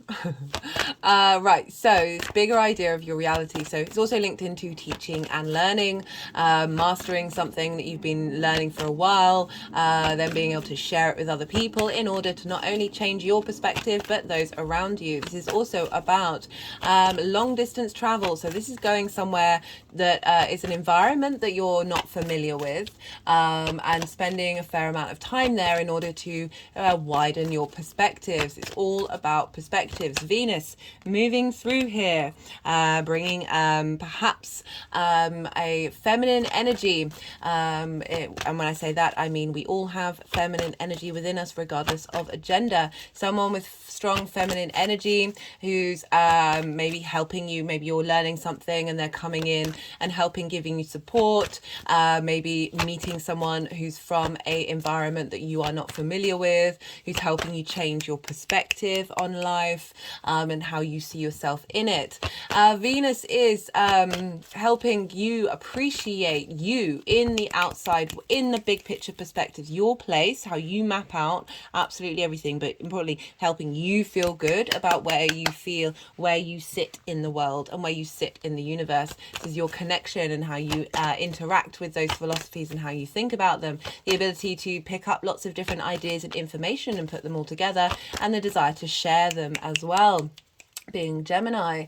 So Mars has been moving through there for some time for all of us, and now Venus is coming along and helping you understand the lessons that Mars has been teaching us, as well as bring a sense of beauty, appreciation and value to the lessons that we have been going through, and just generally making you feel better about how you see yourself in the world. Very much so. There's maybe being able to communicate your big picture philosophies with others, share that information. A sense of harmony, of understanding of who you are in the world, of harmony of spiritual ideas, moral perspectives, bringing these together, and like everything, as I said, everything that Mars has been helping us like sift through that information and work out what it is that we are motivated to do. Now Venus is helping us appreciate and connect those, bring, you know, it's very much relationships, but in order to bring things together, especially connecting the dots, because we are dealing with Gemini, and Gemini is ruled by Mercury, and Mercury likes to connect the dots. Mercury likes to understand the small details, bring them together. And because we're dealing with a Gemini transit, we look to where Mercury is, and Mercury's in Taurus, which is ruled by Venus. Talked about this in the introduction. This is what's called mutual reception. These energies are in cahoots with one another. They know, they understand each other's needs, and they're helping facilitate each of their journeys, right? So what's going on with Mercury is facilitating Venus and what's happening in Gemini, and what's going on with Venus is helping facilitate what's going on with Mercury. So there's a feedback loop. There's a feedback loop between the two. And Mercury is in Taurus. This is shared resources. This is your relationship, the give and take between you and the outside world, time, money, things, ideas, intimacy, all of those things. And Mercury is doing a retrograde there, so you're revisiting what it is that you want from that dynamic. I've done a video series on that. Check it out if you're interested. And so how do you feel about this in your body? How do you feel appreciated and loved? How do you feel safe and secure? What makes you feel good that you get from the outside world, you know, and that's feeding into, you know, that felt sense of your give and take, and in terms of how you then appreciate and value the information in which you map out that world. And again, like if you've been working on something for a while and learning to master something, this is a great time to really appreciate all the work that you've been doing. Bring in a sense of ease in learning and studying as well. Just a real sense of appreciation of mastery, of learning, of engaging, appreciating the wisdom that may come in from other people, to learn, appreciate, lots of appreciation going on, right? Because we're dealing with Venus, what's going on with Venus is leveling up the signs that she rules. We've talked about Taurus, so Venus is leveling up your give and take in the world, based on how you're now seeing yourself in it.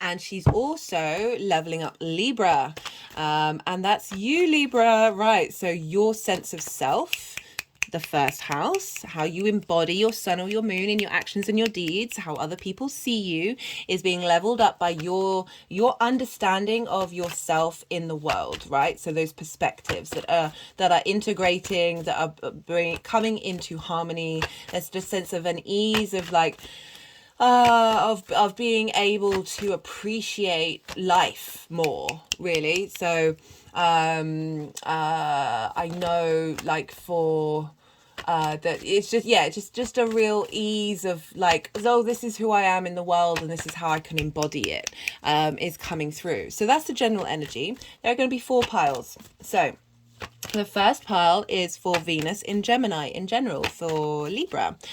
This is also for most of the readings involved cards that have sort of highlighted what Mars has been working on, and now Venus is coming along and strengthening that and giving a sense of appreciation for those lessons and appreciation for now bringing all of that into harmony, especially because that was such a long transit. Like, this Venus transit's really important. She's the first personal planet aside from the moon, but that's a luminary, first personal planet to move through this sign for us all. So she's having a big impact on the sort of the land that Mars has had been like a wrecking ball go through that sign. I personally miss Mars in Gemini, but yeah, right. So that's the sort of that will be the general vibe of Venus in Gemini. The second pile will be the first aspect that I'm going to be bringing into this reading, and that is happening on the 25th or 26th of April, depending on where you live.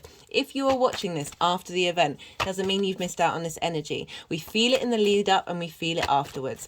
The planets are all the same planets from our natal charts. They've been going round and round and round and leveling up our energy. The more that we engage with it, the more that we get to co-create.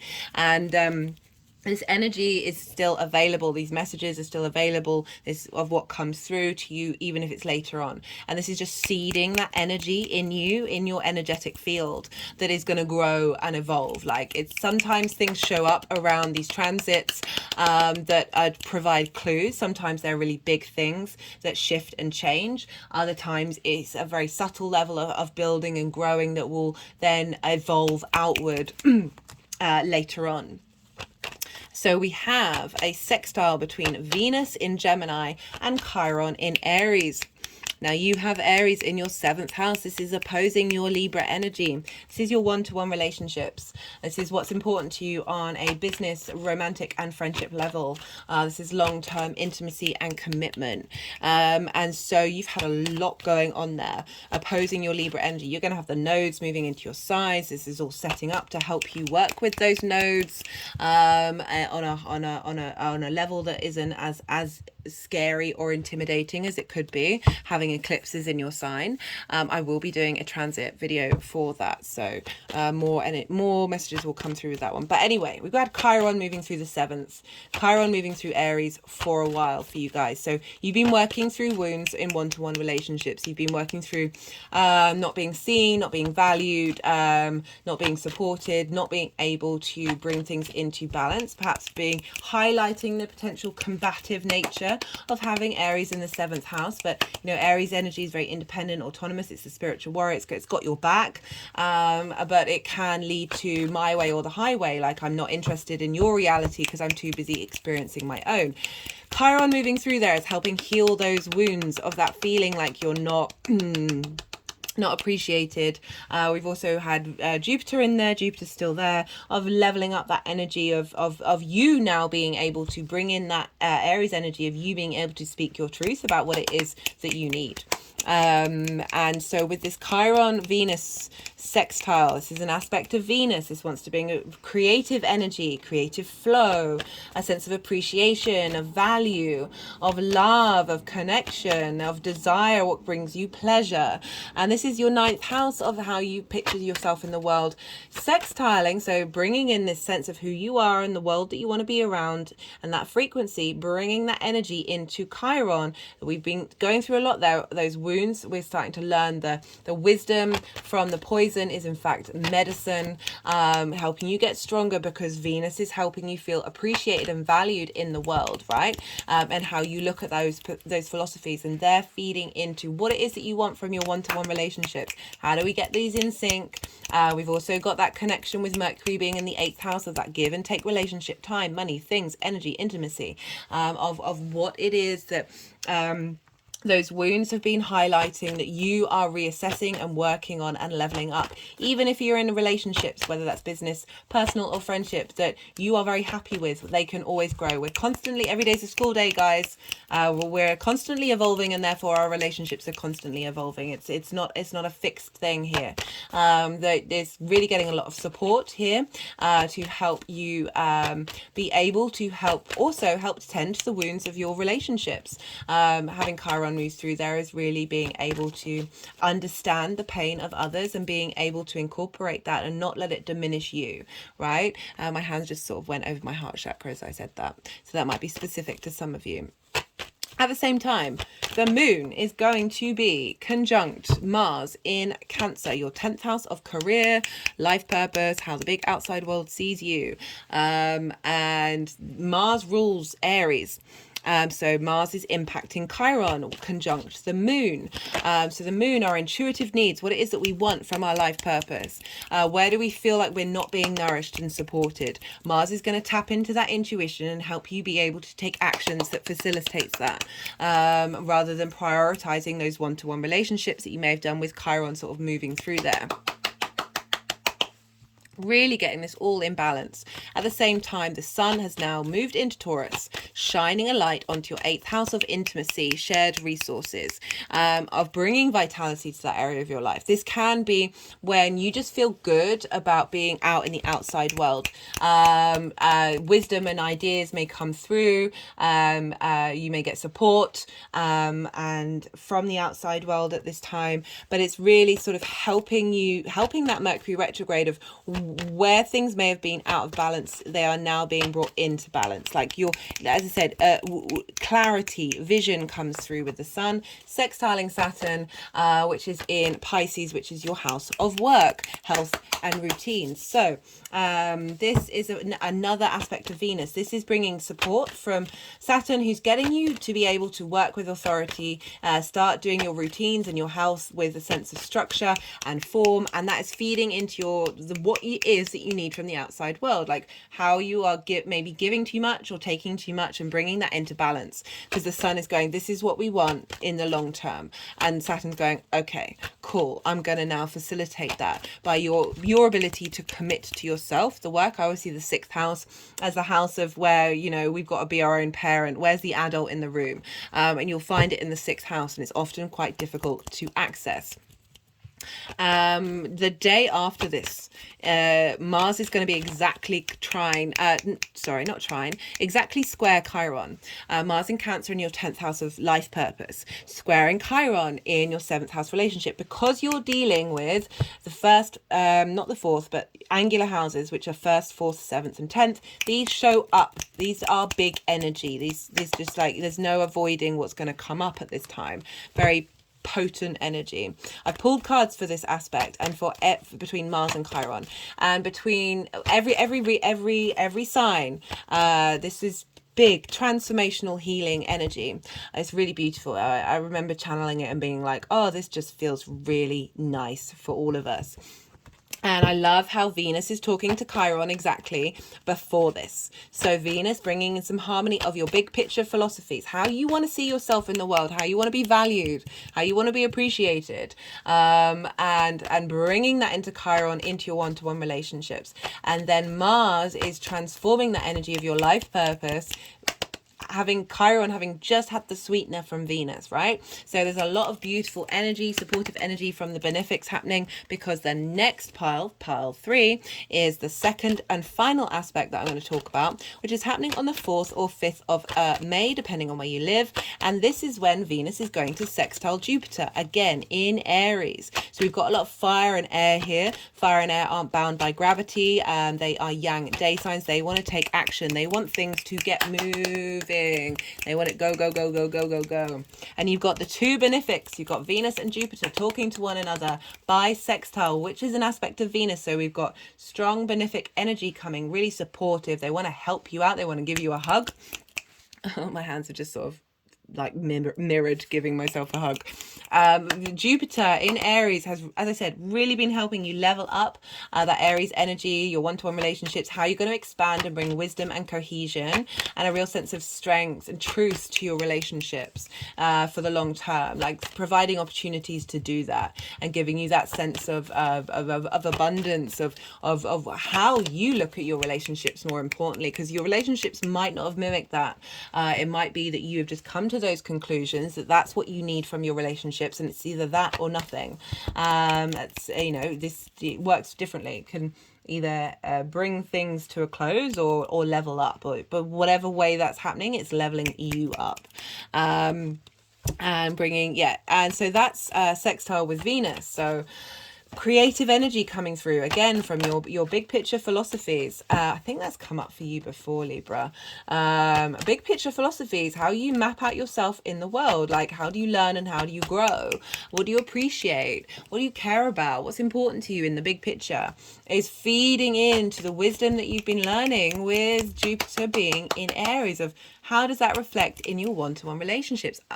Are you meeting people who are bringing in that wisdom, who are bringing in that sense of appreciation, meeting someone from a different environment that is helping you understand your perspectives of your relationships, however they form, bringing in new clients, because it's also linked into one-to-one clients, new clients from, as I said, environments that you're not familiar with, or places that you teach or that you learn from. You're bringing in this connection of giving you support, long-term guru support of the teacher energy of Jupiter in your one-to-one relationships, because not only that, we have a square between Venus and Neptune, and Neptune is in Pisces in your 6th house of work, health and routines. Neptune is very linked into the film industry because we're able to bring different realities into our current view. Neptune is do they want that one? Neptune is there's also the Two of Swords there, so we'll see what happens. Nice. I just put the 10 of Wands with the World card. It's about completion of that feeling of burden of carrying everybody else's weight. Right, so Neptune in Pisces, right? Neptune, for me, everything all at once. Time is linear, time is cyclical, time is right now, all of it right now. This table is real, this table isn't. All the frequencies, all the dimensions, all the possible quantum field creator energy that we are capable of tapping into is available to us through this dimension of Neptune. Neptune brings that into the capacity. You've got this in your work and health and routine, this fantasy world. It can also, with squares, because this is a square with Venus, bring in just not being able to think properly, fogginess, a sense of delusion, but I'm focusing more on the fact that you're able to dream bigger than you could ever possibly dream about the stability of your work, the strength of your work, the strength of your health, the strength of your routines in how you look at the world and how you put yourself in it. You know, as I say, the 6th house for me is how do we be the adult in the room? How do we be our own parent? And this is often where a lot of trauma comes up because we neglect ourselves. Saturn being there is giving you structure and boundaries. With this square of Venus is like, as I said, open yourself up to the possibilities that the universe is going to top trump you in whatever you could possibly imagine. You've got lots of benefics here. You've got Jupiter and Venus, and then the square with Neptune and Venus is like, definitely dream big. Like, be able to contemplate the possibility of these pieces of information that you've collected with Gemini can be used in magical ways that you might not even be able to comprehend.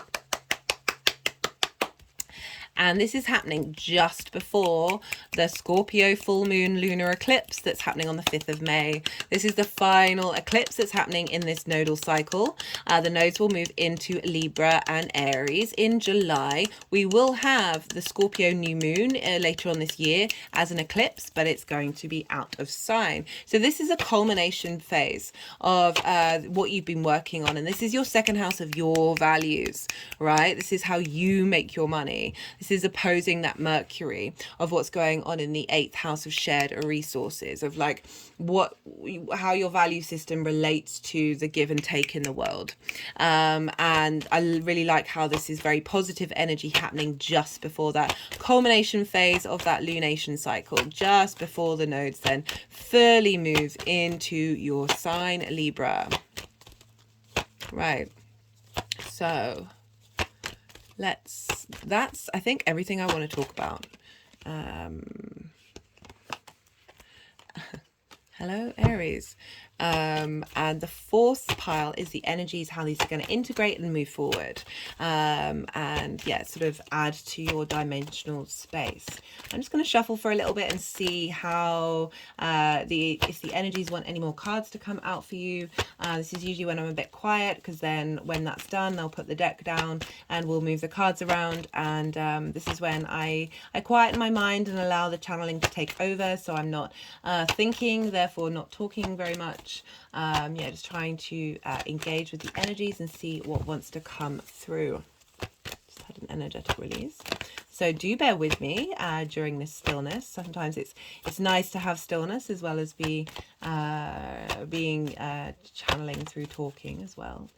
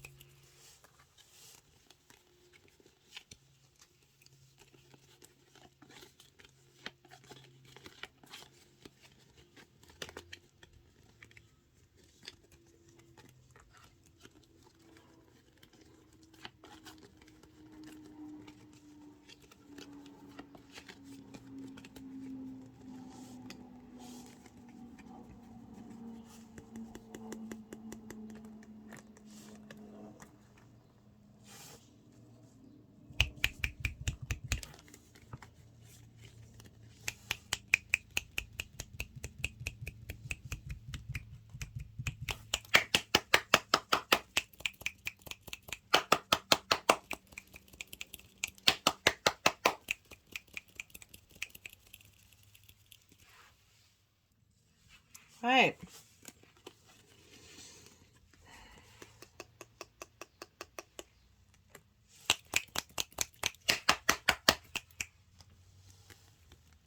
So we've got for Venus moving through Gemini. We've got the Eight of Swords, we've got the Hermit card, and we've got the Six of Pentacles.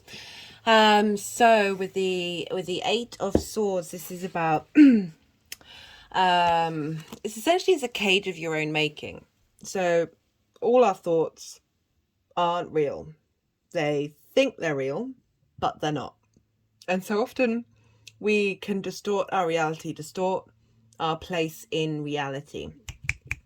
And this is about not realizing that there's a way out, that you're feeling fixed and stuck, that there's a sense of oppression, of being caged in, of not sort of gone with both of these cards that were in the part one of the introduction. One of them is the Courageous Peony, which is about multifaceted, unique nature. Let yourself be seen. Like, she is blindfolded, she can't see, and therefore she is not able to be seen. Often our inner world is reflected as above, as below, so above. Like, our internal world gets related outward.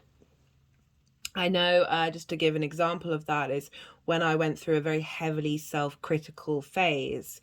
Like, my internal dialogue was essentially annihilating me on an everyday, and that was reflected in the people around me, that felt very it felt very supernatural, essentially, as in, like, that there was that sense of this. I was confused by that reality of seeing it so very loudly mimicked by the outside world. That doesn't happen to me anymore, because I've gone through a lifetime process of not necessarily paying attention or giving the same authority to my mind that I used to, and that's through various reasons. One of them is really realizing that our mind is addicted. I say this so much, but only because this message for me was one of the most fundamentals of really helping me work on my being mindful of my mind and my own mental health. And this very much feels like one of those spaces of mental health. It's not quite the anxiety of the Nine of Swords, but there's that, in that sense of feeling that reality isn't going to change, and that can often be linked into depression and feeling very stuck. That our minds want us to be kept stuck, as well. Like, so as I was saying, like, our minds are addicts to the hormones that we produce, from the feelings that we feel, from the things our mind tells us, right? So it's a self-fulfilling prophecy, of trapping ourselves in that hormone loop, that it feels like it's unavoidable, it's unescapable. Like, you're putting a lot of authority, because you're there's this sense of not being able to see clearly. If this figure just moves a little bit, changes the dynamic, shifts that dynamic up, that they're able to then realize the bounds become loose, and they can see that this cage isn't reality. Right, so there's been some things that have been blocking you, some energy that's been blocking you about you being able to see yourself in the world, and see the value of yourself in that world. That there's that world has felt very small. We've got the Hermit card, which is very much about internal wisdom and being mindful, and allowing yourself to separate yourself from, like, there's an isolation with the Hermit, and I feel like that's really being, like, tending to drawing inward to your own inner reality, and studying it, and being and working with it. So when they put the cards together, when they're like, you've done the message you need to do. The Six of Pentacles, this is about being in receipt of something from your higher self, from a higher power, whatever that is. It's like a teacher that you know, that you really respect their what they have to say to you, that information is going in, that's being translated. It's went over where this is a Taurus crystal, but Venus is ruled by Taurus, it's the house of the stone of a goddess. It's like really being, this is the Venus in Gemini energy, is like Venus is helping you out, right? right? Venus is helping you out and let you know that you are supported, you are appreciated, and you do have a space. This is about in the world, right? So this is following the Five of Pentacles, which is where you feel left out and not supported. This is now moved on to a space where you do feel welcome. You don't feel trapped. You don't feel limited. The world is opening up to you. On another level, this can be because the ninth house is to do with teaching and learning, that this is that you have been in a space of study and there's of not being able to get out of that space. You've been cultivating that with the wisdom of the hermit, and now that there's you're being acknowledged for the work that you've been doing. All right, so we have for the aspect with Chiron, this is about healing wounds of your one-to-one relationships with how you map yourself out in the world. The Seven of Wands, this is someone not realizing, for me, the way that I read this card, someone not realizing their worth, because they're on the higher ground. What they have to offer is of value, but look at the figure, like they look really unsteady. They're wearing two different shoes. They're standing in between a stream of water. There's that sense of imbalance, and feeling like you need to be in competition mode, feeling like you're having to fight for something. And for me, this card is very much like, look inward, realize your own value, and you can disperse this frictious energy, but that's really difficult for us to do. It's like learning how to be steady in the value that you have. That ninth house of what's important to you. How do you see yourself in the world? Do you see yourself unsteady, or is this shifting it? So that Chiron energy of your one-to-one relationships as well, like it gets mimicked. This idea of who we are in the world gets mimicked in our one-to-one relationships. That Chiron and Venus are talking to each other. Venus is helping Chiron see things from a different perspective, and Chiron sharing the wisdom that it's learned with its journey through the seventh house of feeding this energy into Venus, and she's now bringing a sense of value and appreciation to yourself, because we've got the Page of Cups and the Magician. Very different energy. Page of Cups is thinking differently, connecting in an imaginative, emotional way of how you see yourself in the world. And the Magician, this is someone who knows their worth. The Magician is not unsteady. The Magician knows it has all the resources that it needs in order to create in this realm and move into this space. And Venus is helping you see your value, see the strength of who you are. We have for the sextile with Jupiter, so we've got the benefics coming in, again with your one-to-one relationships, and your ninth house of perspectives, of learning, of growing, of being able to change your mind, of your interacting who you are in the world. We've got the 10 of Wands and the 9 of Wands. This is heavy energy. This is feeling overloaded with burden, and feeling like this is like intense. You're still standing, but you've gone through lots of battles. Like you just feel like everything has been a constant fight, a constant drama. And it makes me wonder with that 9, with that 8 of Swords, because this is a cage of your own making. Remember, this is the kind of general energy, that a lot of this energy you can flip around, because it's how you work with that.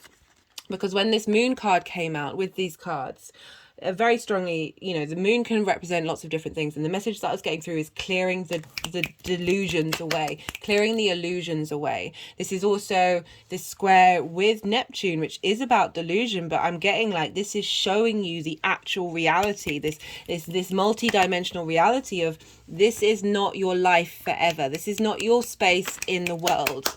This is not what you're taking on. And especially this one in terms of your one-to-one relationships in Aries, right? Aries is ruled by Mars. This can be combative. This can feel like the relationships that you brought in, like they're not looking at you, they're not seeing you, they're not seeing that you're carrying a lot of the weight in those dynamics, and you're not being appreciated. You are being attacked, and this is pulling down that those illusions, those mysteries. The Moon is also very intuitive and very sensitive of being able to connect to that, but that's not the main message that I'm getting. Is very much being able to see past these misconceptions, these trauma bonds that we have. My fingers are now sort of clicking all around my body, that are blocking us. And now this is, you know, really, we've had 2 new moons in Aries. You've really been leveling up that space. This is, you know, that cultivation, that seeded energy of that eclipse is bringing in so much more support, that these transits are just adding to that portal that we've just gone through, of like really being able to see clearly a lot quicker, because we've got crowning this energy is the World card. This is completion. This is knowing yourself. The more that we know ourselves, the more we understand the boundaries that we have. We draw clear energetic lines in the sand. We need less of them. The world opens up to us the more that we are walking in our own authority and autonomy. The World card, she's not bothered about other people coming for her. Traditionally in the decks before this, it used to be a hermaphrodite, and very funnily enough, the child that Venus and Hermes had, or Mercury and Aphrodite, had a hermaphrodite, and that was a hermaphrodite energy. So this is an understanding of that feminine and masculine, the understanding of yourself, and knowing that you hold all of that within you, knowing the strengths, knowing the value of who you are is coming through. You're getting such a boost of like, no, we're done. This is not happening anymore. I now see clearly. I now see myself and see my value. All right, so the energy's moving forward. We've got quite a few. I've got the Page of Wands, Ace of Wands, 3 of Wands. So for me, this is like a new way of looking at passion, a new way of looking at your life. This is also about travel. So for some of you, this could be moving, traveling to another land, with that 9th house journey. But it's very much about this freshness, this way, and double freshness. We've got the Page of Wands and the Ace of Wands. So this is heralding a new way of looking at things. And the Ace of Wands, a new way of looking at your passion, looking at you, your creative spark, looking at your relationships, because we are also dealing with Aries, which is fire energy, and Wands represent fire, and understanding your place in the world and being refreshed by it, feeling really invigorated, feeling very passionate about who you are and valuing that. Okay, and we've got the Emperor card, which is the Aries card, knowing your own sovereignty, and then the 3 of Wands, which is having done the lay of the land, having worked through these things. You're on, look, compared this to this, right?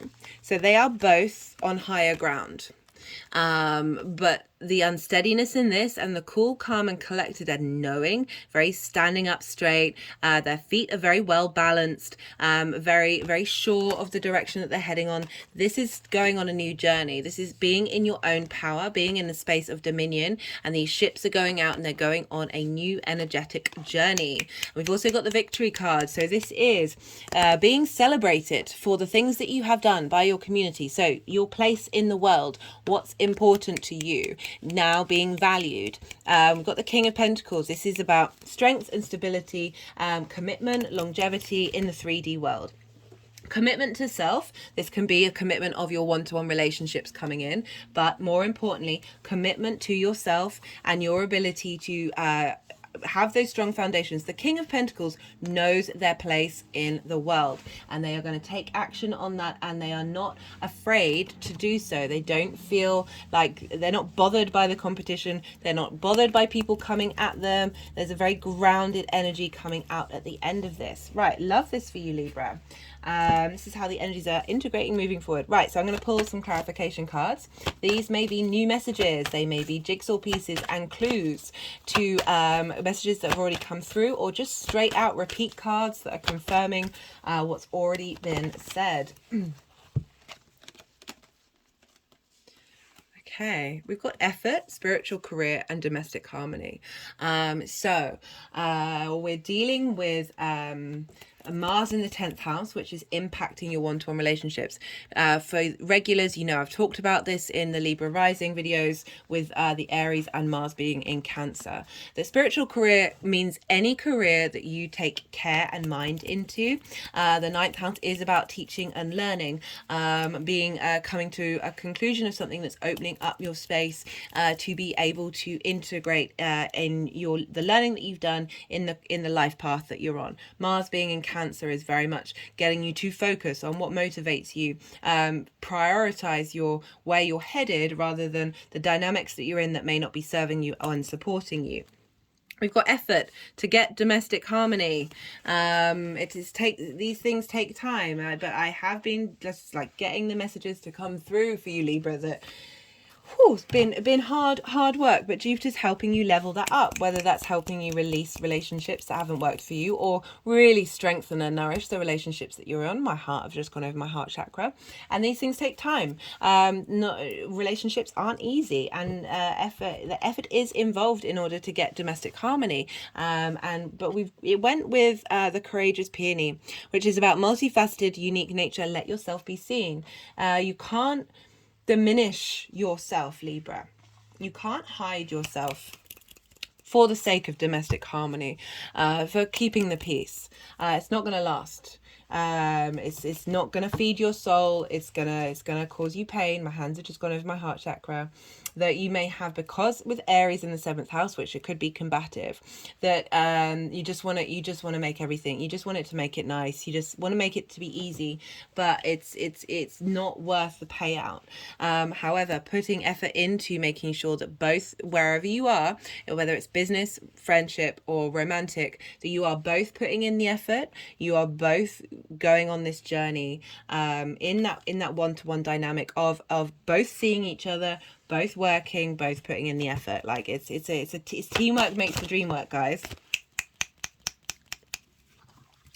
So that was a lot of cards. The Magician was there. I'm going to see if the Magician wants to come out.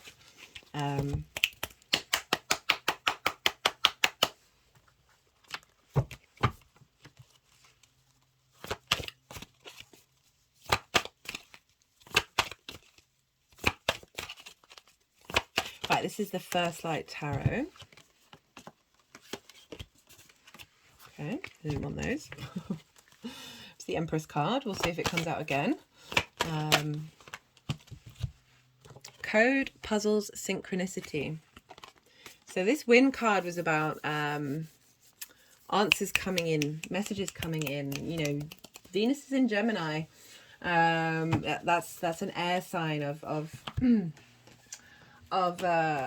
signals coming in on the wind. I'm just gonna get the book and see. God, every now and again I just have this total fear that I haven't hit record. The symbol of the wind represents the element of air. It rules communication, thought, song, and inspired ideas. It also signifies change with qualities both positive and negative. Whichever way the wind is blowing, for you, the message which the wind whispers or shouts is a challenge. It may take courage at first to turn and face the wind, but you will find exaltation in moving towards it and receiving its lessons. But when the spirit of the wind comes calling, it is a sign of change. Perhaps you need to change your mind about something. Perhaps an old way of doing things has become automatic, and now that you've gained greater clarity, you can make a new choice. My fingers are clicking, sort of. I think it's kind of behind the root chakra, like at the back of my body. Regardless of what the change is, you can expect to be understood and have clear communication with others at this time. Ideas are solid, and the shift that is being called for is in the highest good of all.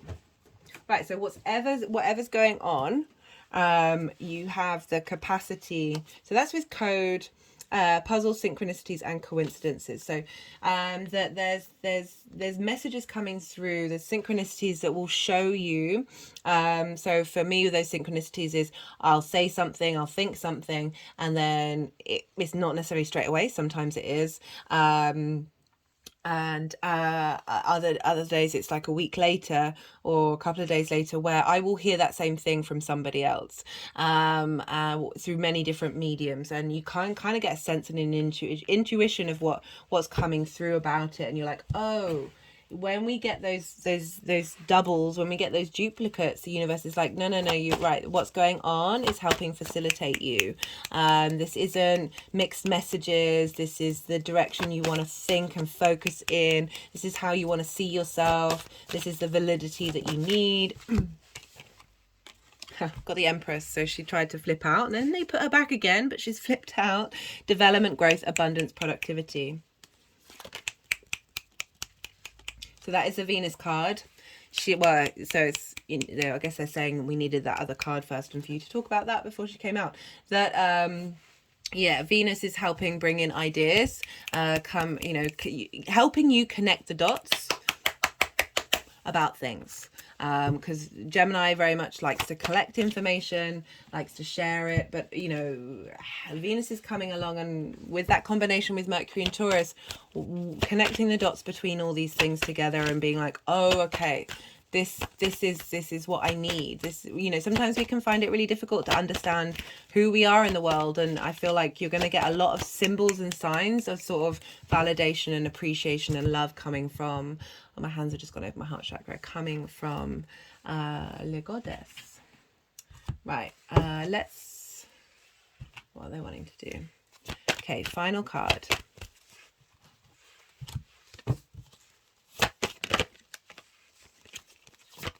I just saw Justice. That is your card. Things coming into balance. Okay. You're like, well, you said it. You don't need to see it. Yeah, you having that big full moon in your sign, that would have really shifted you on a new journey. Especially because the sun was conjunct Chiron. So Chiron's getting a boost, and now Venus. Love that. Final message, rebirth. Love that. To come, rebirth through that connection between Venus and Chiron, and with the Jupiter, God, the benefic on benefic, the world of knowing yourself. Fuck, love it for you, Libra. Right, Libra, I'm going to leave it at that. If anything resonated for you in this video, there are ways you can pay it forward, which I've talked about in the introduction. On a personal note, I'd love to hear from you. But otherwise, be good to yourself, Libra. Be good to yourself.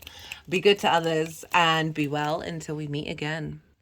Virgo rising. How you doing, Virgo? For those of you just tapping into the Virgo energy, look to where Virgo falls in your chart, the house that it falls in, the themes of that house, and apply that to the messages that are coming through. Take what resonates, leave what doesn't. Virgo rising though. Hey Virgo, this transit of Venus in Gemini is happening in your 10th house.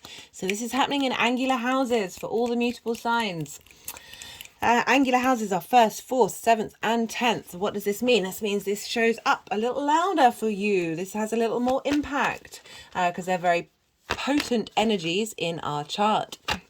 And so the 10th house is square, well, Gemini energy in general, squaring Virgo energy. So this is an aspect of Mars. This can bring about conflict, drama, and frustration. But I always say, if these things do come up, this is what we look to understand, like, what do we really care about? What do we want to fight about long term? What matters to us? It's often helping reveal and bring lessons to us. The other aspect of Mars is friction. We need friction in order to create in this 3D linear time frame that we're very aware of. So this is very powerful manifestation energy. Woo. And you've got Venus squaring your Virgo energy. So Venus moving through the 10th house, a sense of, so we've had Mars move through there for a very long time, and it's been quite clear from the cards that have been coming through that Venus is helping really us get a sense of appreciation and value of what that Mars journey was, of what may have been slightly conflict driven, or very manifestation energy driven. Venus is coming along. She's the first personal planet to move through Gemini. The moon's moved through there, but that's a luminary. It's not diminishing the moon, but she moves very quickly. Venus is now walking through Gemini, helping us be playful, helping us see the fun side of things, or really helping us integrate that information. Like, Gemini is collecting information, sharing information. What are we doing with it? How do we get a sense of appreciation and value, bringing creative energy into your 10th house of your career, life purpose, and how the world sees you. So like sense of value, of feeling appreciated in what it is that you're doing. You could have brought some, with Venus moving through there, a strong feminine energy. When I say feminine energy, that links into anybody, because we have the feminine, the masculine, and the neutral spirit within us all. So strong feminine energy come into your life that shows you appreciation, shows care about your life purpose, where you're headed, helps give you inspiration. Venus is a muse as well, so very able to bring in that sense of playful creativity. What was that? That was into what it is that you're doing in terms of your career and life purpose. Someone in work may be appreciating and valuing you, someone higher up in the chain, just letting you know that you are valued and you are appreciated, as I just said, but in reverse. So yeah, Venus moving through there can really help give you a sense of value about where you're headed. As I said, bringing some creative aspects of being able to work with that. But I really feel after Mars moving through there of trying lots of different things, that now Venus is sort of allowing your ability to play around with those ideas. That's bringing you a bit more peace and a bit more harmony. There's a little more ease flowing through that 10th house. Right. Because we are dealing with Gemini. A Gemini sign is ruled by Mercury. And where's Mercury? Mercury is in Taurus, which for you is a fellow earth sign and is happening in your 9th house of big picture philosophies, how you map yourself out in the world. So this is the sign of Venus. They are in what's called mutual reception, as I talked about in the introduction. They're sharing each other's energy. There's a strong energetic bond between the two. What's going on with Mercury is facilitating Venus in Gemini, your 10th house. So your philosophies, your reworking of them, how you see yourself in the world, you're learning and revisiting and going over old ideas and finding new and unique ways of interacting with them. And that's feeding into Venus's journey in Gemini of where you're headed. Venus getting you to understand and appreciate, and a sense of creative inspiration and value of yourself in the outside world is feeding into Mercury of, going over those things and really learning to understand the value of your authentic self, because there's a lot of energy with Uranus for that retrograde. So they're in cahoots. They're getting along, they're facilitating each other's journey. And also, because we're dealing with Venus, we look to the other sign that Venus rules, and that is Libra. And you have Libra in your 2nd house of your values. So what's going on with Venus in the 10th house of how you see yourself in your life purpose is feeding into your 2nd house of values. So it's leveling up that of how you value yourself, your resources, bringing in an understanding of your value system in terms of your longevity in the world, of that 10th house career space, however the outside world may see you. Venus is getting creative with that, and also feeding into how you look at yourself, how you manifest money. So that's the kind of general energy going around for Virgo with Venus.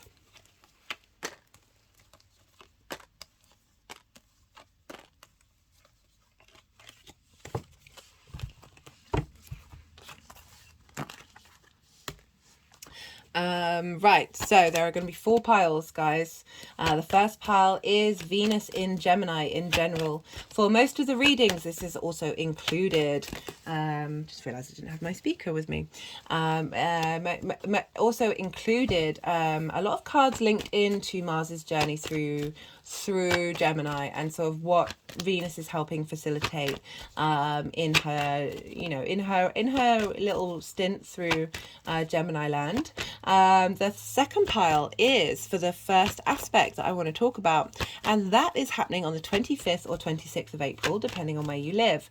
For those of you watching this and that time has passed, don't worry, these messages you haven't missed them. They are timeless in their own way. We also, we feel this energy in the lead up and we feel it afterwards. It's very much the things that happen around this exact point are often clues or messages of how this is going to integrate long term. Sorry, I just had to pause to hydrate. And also like the shift of energy within our energetic field. These planets are the same planets that were there for our natal chart. As they move and grow, so do we. And then it's a whole co-creation thing. But yeah, as I said, the energies aren't missed. You aren't not engaging in with it because it's come if you're watching it after the event. It's also really great for hindsight to look back at that time and go, oh, what happened?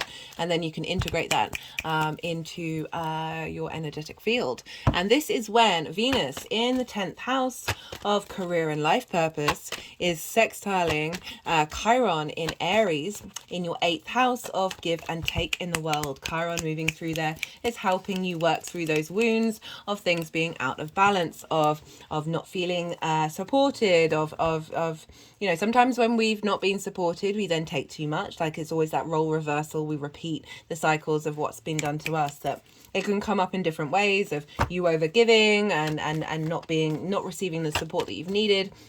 But you've gained a lot of wisdom through that journey. We've had a lot of leveling up with Chiron. I feel like certainly from the people that I've been engaging with, there's been a real shift. There's been a shift and change. That's funny. That was one of the cards that half came out. So the sextile with Chiron, that give and take with the world, the 8th house, time, money, and intimacy, things. This is the outside world's resources of not feeling like you've been getting what you've needed. That being leveled up of being giving, as I said, giving too much. Venus is helping you bring that into balance. She's receiving the wisdom from Chiron, as well as sharing that playful energy of, hey, this is just information, Chiron. We don't necessarily have to take it to heart. Like, we can let go of it, right? And helping soothe those wounds by sort of realizing that we've experienced absolutely everything in every lifetime. Like, we don't need to hold on to these things, these energetic spaces, and really, yeah, like big transformational energy. It's, you know, it's a sextile, so it's an aspect of Venus wanting to bring in creativity, a sense of appreciation and value for the journey that you have been on, the wisdom that you've learned from it, bringing in a sense of harmony of, like, you can shift that dynamic, you can shift that frequency, and that's certainly been coming out in a lot of the readings. At the same time, Mars, who rules Aries, so who is governing Chiron, is in Cancer, conjunct the moon. So the moon rules Cancer, so the moon's in her own sign, and she's conjunct Mars at the time of this sextile. So really, that's your 11th house. That's a good house to have Mars in. The 11th house of hopes, dreams, friends, groups, and alliances. This is also you kind of like reaping the benefits of your career. So very motivational, taking action, tapping into your intuition, really helping you work out like what frequency, what relationship that you have with your hopes and your dreams and how you take action on them. Very dreamy space. And so this is all feeding into Chiron, like, okay, so what are we getting from the outside world? What are we giving? How can we bring this into a space that matches up with our hopes and dreams, especially with the moon there, of what nourishes you, what are you being nourished in the way that you need to be? And Venus is going, okay, I can help out with that. I can bring a sense of harmony and understanding of the situation, so you can either let go of that energy or drawing in energy that is providing that those needs do in fact need. The sun will also be in Taurus in your 9th house of your big picture philosophies, and this will be sextiling Saturn. So, you know, Sun is in Taurus, is impacting Mercury, is bringing illumination and a light on how you see yourself in the world. Sextiling Saturn in your 7th house of your one-to-one relationships. How do we want this to affect the authority and the integrity that we have, that we deal with in our one-to-one relationships, business, romantic, friendship?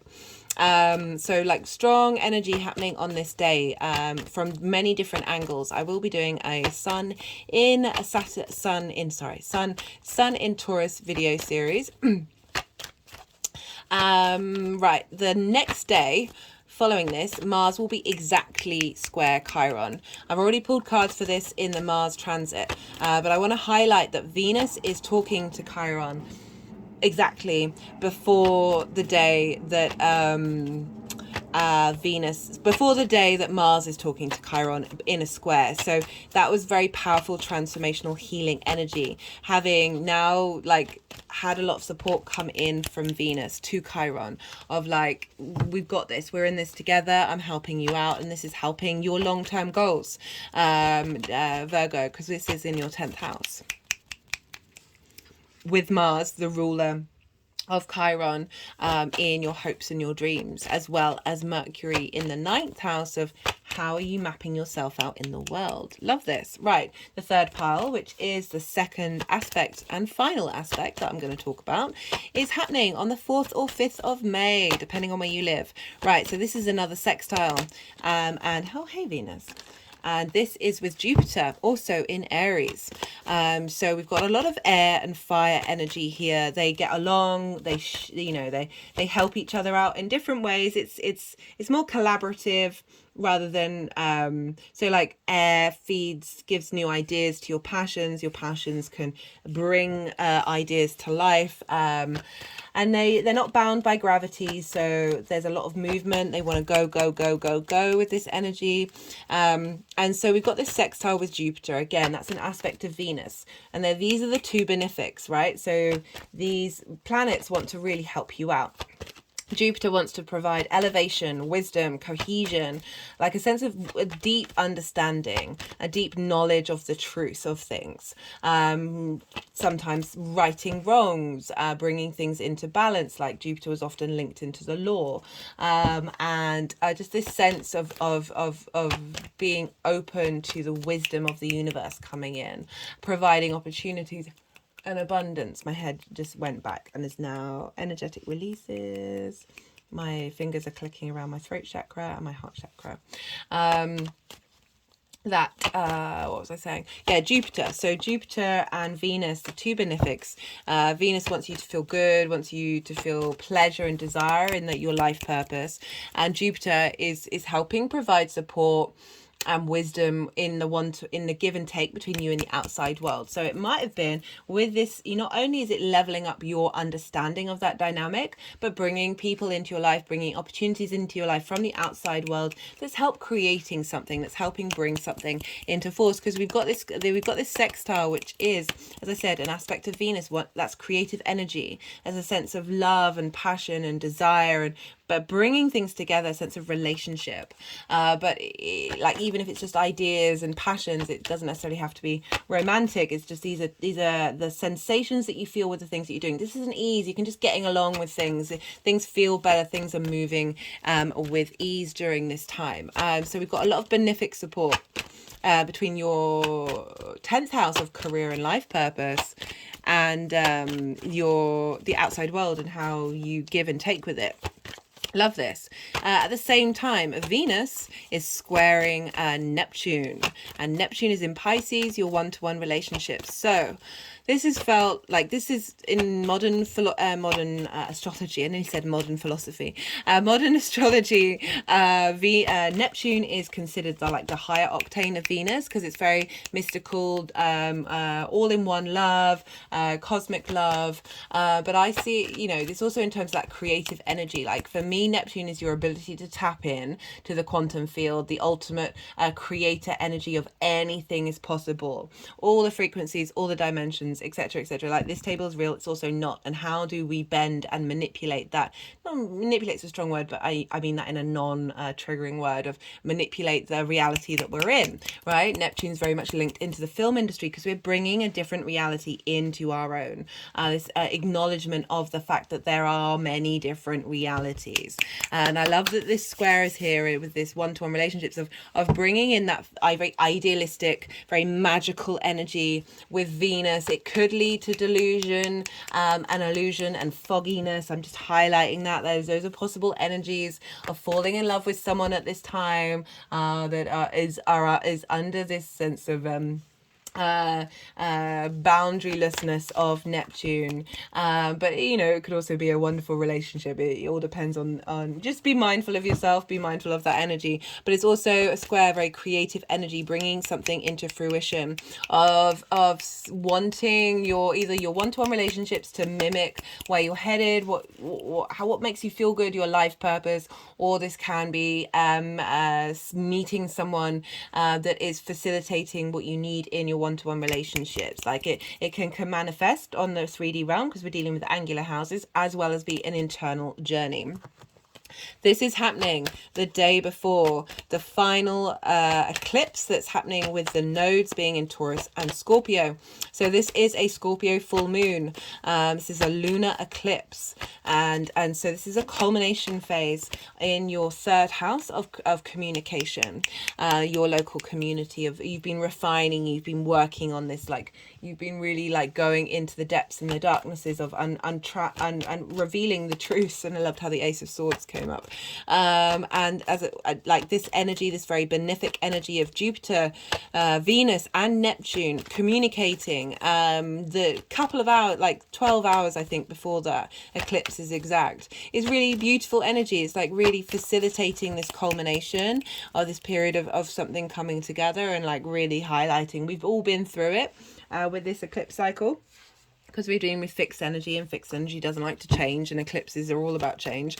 We're going to have a new moon in Scorpio that is an eclipse later on in the year, but the nodes will have moved into Aries and Libra. But I just wanted to highlight that I'm going to be doing a separate video for that Scorpio eclipse, so check that out and maybe come back to this video and understand like what's been going on, and how it's all talking to one another. So the fourth and final pile is how these energies are going to cultivate, integrate, and manifest moving forward. Oh, you got did you get 2 aces? Yeah.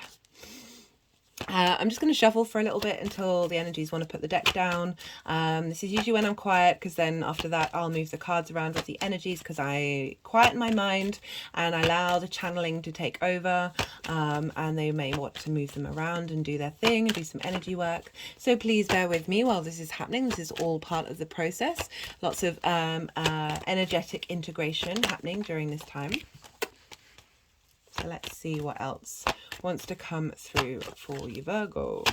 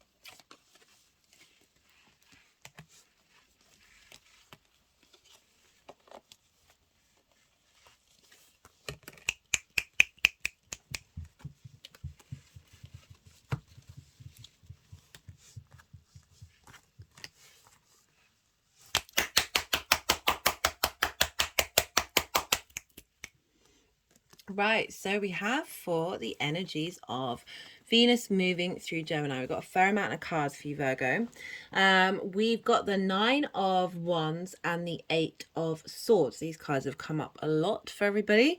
And the Nine of Wands is like, so this is your 10th house of your career, of feeling like you're still standing, you're still yourself, but you constantly feel like you've been attacked, like you're having to justify your own existence, and it's not really getting anywhere. You're exhausted, and this is like the energies that I feel like a Mars has sort of been helping you clear out of you understanding your motivations and giving you strength. And now Venus is coming along to really sort of provide the bounty of that journey.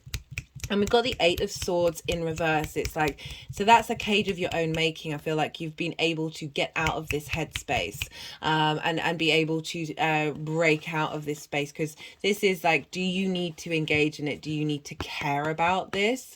Do you need to focus on what's going on in the outside world, or just be you? And with the Eight of Swords in reverse, it's kind of highlighting you. I just feel like you come to that conclusion and you're able to break out of that mental headspace, those illusions that we have in our mind. Because we've also got the Page of Wands, right? And we've got the Seven of Cups and the Six of Pentacles. So the Page of Wands is new passions, new ways of looking at things, being able to explore. This has come up a bit for Venus being in the general energy, right? So we're in receipt of Venus's bounty, and she's bringing in fun, she's bringing in dreams, she's bringing in being able to tap into lots of different creative energies. Having Gemini in the 10th house, you're able to do lots of different things. You're able to think and engage in lots of different ideas coming through with that wind energy of like messages coming in, and really just being able to explore and have fun. With this card, with the Seven of Cups, there's a living in the fantasy land, but I'm not getting in a negative way. It's just very much of feeling like the world is open up to you, and that you have the capacity of, rather than feeling attacked, you're not in that energy, you're in that of exploration, of trying different things and seeing what works for you before you then like make a decision. We've got for the energy with Chiron, so we've got balancing act, right? So this is with you in the outside world, and like healing this fact of being in survival mode, of not doing the thing. This is not making a choice, but in a different way, because you don't feel like you've got options. You're having to keep these two up in that juggling state. You see here the ships are on very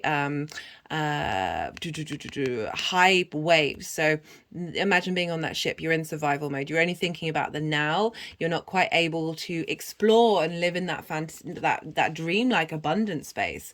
The work that you've been putting in has been hard work. Perhaps you've been juggling like different, again, Gemini in the 10th, able to juggle different jobs, different careers, whether they're linked into your life purpose or not, but putting in the hard work. And appreciating the journey, but also knowing that just not feeling supported with that eighth house of shared resources, of having to even though you've been cultivating your skill and mastering what it is that you need, it's not, usually that card is very much like enjoying the process. I'm sort of feeling, because we're dealing with this Chiron energy, that that's been moving through in a different, you are good at what you do, but it hasn't necessarily felt as fulfilling as you wanted it to, and that Chiron's been bringing up perhaps things that you may have missed because you've been thinking that you're fine, but it's been sort of going, well, I want you to look at this. And now Venus is coming along and she's shifting that energy. And the reason why is because these cards are sort of like at the back, and there's a lot of change here. We've got a new heralding in, and it's not that you're not in that space or appreciative of what you're doing, but it just feels like there's this stuck underlying energy that's feeling like you haven't quite mastered something. every day's a school day and we're constantly in this space, but that's not the message that I'm getting through. And we've got the Page of Cups, the Knight of Wands, the Chariot, and the Ace of Swords. So this is creative energy coming through, new opportunities, that sense of all those cups with the Ace of Cups, of really heralding in different imaginative ways of tapping into things. The Knight of Wands, defending your passions. There's a sense of momentum, a sense of movement here that Venus is helping go, hey, no, we want to head in this direction. This is what we want to do, because we've also got the Chariot card. This is one of the fastest moving cards in the deck, and this is about knowing what you have and being in balance with it and being able to utilize what you have. So everything that you've been through, everything that you've been working on hasn't been for nothing, even though it might have felt a little bit blocked and a bit heavy. That we've got the Ace of Swords. So this is a new way of thinking, heralding in truth, bringing in clarity. So messages coming in, Venus helping support the wisdom from that Chiron journey and being able to transform that into a new journey. We've also got this is for the aspect with Jupiter, the sextile of the Three of Wands, the Ace of Pentacles. You've got two aces. This is the universe going, go. This is a new reboot. Got the King of Cups and the Queen of Cups. We've got the Page of Cups and the King and Queen. Love this. This is the big benefic pile up of Jupiter, Venus, and Neptune just before that Scorpio full moon. So the Three of Wands. This is about you're strong in your power. You know you're in dominion. You're now in a space of really being able to go on a new journey with the energy that has been infused at this time. Like you got that higher ground and you're able to, but having done all that hard work and having worked through all of it, now that you're able to sort of start something afresh, because we've got the Ace of Cups, which is about renewal. This is about connecting. They move the cards when the messages have come out. It's about connecting on an emotional level to your creativity, to your passion, to the thing that nourishes you, that life purpose that is within all of us that can be very elusive. You've also got the King and Queen of Cups. This is showing strong autonomy in your ability to nourish your sense of self in the outside world, like that life purpose energy, with creative energy, with very intuitive, fluid movement that is you're getting that feminine and masculine energy in balance with that taking action but also giving support. We have for the energies moving forward. So I got a real quick message with this card. This is Maverick energy when these cards came together. So usually the Seven of Swords is very much about feeling like your resources have been taken away from you. And for me, it's very much like you're thinking differently. You're looking at things from a different perspective. Perhaps you've had ideas pared down. We did that Two of Pentacles though, but this is the Two of Swords of having a real understanding of the direction that you're going in, and feeling really good about it with the Empress card. This is abundance, this is enjoying the 3D realm, there's fertility, there's lots of movement, there's lots of momentum going on in what you're cultivating, because you've also got the King of Wands. This is knowing your passion, knowing the command that you have, the creativity that you have, and being able to take action on it. We've got that Knight. Didn't we have the Page of Wands as well? Or did I mistake that? Yeah, Page of Wands, Knight of Wands, King of Wands. So there's a lot of shift of leveling up, of feeling really good about where you're headed. Righto. So, and I love that this energy is feeding into your second house of your values as well and how you manifest. Right, I'm going to pull some clarification cards. These are either new messages coming through, jigsaw pieces and clues, and like further expanding on messages that have already come through, or sometimes straight up repeat cards. Oh, love partnership. Now, this could be someone coming into your life that impacts your career. However, the way that I read these cards for these readings, unless it's a personal reading, I love relationship with your career. I love partnership. Like you are in love with what you're doing. You're in love with how you feel about what your life purpose is. It is a very personal thing. It's a thing that you're engaging with. You're not seeking that outside attention. It is very much this creative journey that you are on, and you are getting a lot of strength and lots of messages because of that frequency that's happening, that feedback loop between you and the things that you're doing. And Venus is bringing in that sense of love and appreciation for that. It's a great transit. Right, let's see what else wants to come through. And the more that we're in tune and in lockstep with that, the more that our vibrational frequency changes and grows and evolves with us, that it brings in one-to-one relationships that match that sense of love and commitment that you're putting into yourself. Right, let's pull from the First Light Tarot. Whoa. Okay, so duplicate, Empress, development, growth, abundance, productivity. She's coming out for you, Virgo. So we've got two Empresses, yeah, just really highlighting the fact that what you're doing right now is a very fertile time, and very playful, very fun, like enjoying this reality, enjoying this 3D existence. And yeah, pregnant with creative ideas, because the Empress can be about giving birth, being pregnant, but in terms of the career house, unless that is part of your life purpose for some of you, very much so, could be a message of birthing children, but also your creative passions, and however that manifests. It doesn't have to just to be something in the stereotypical creative field. This can be anything that really makes you feel good about what it is that you're doing. There's a lot of support here. A lot of support.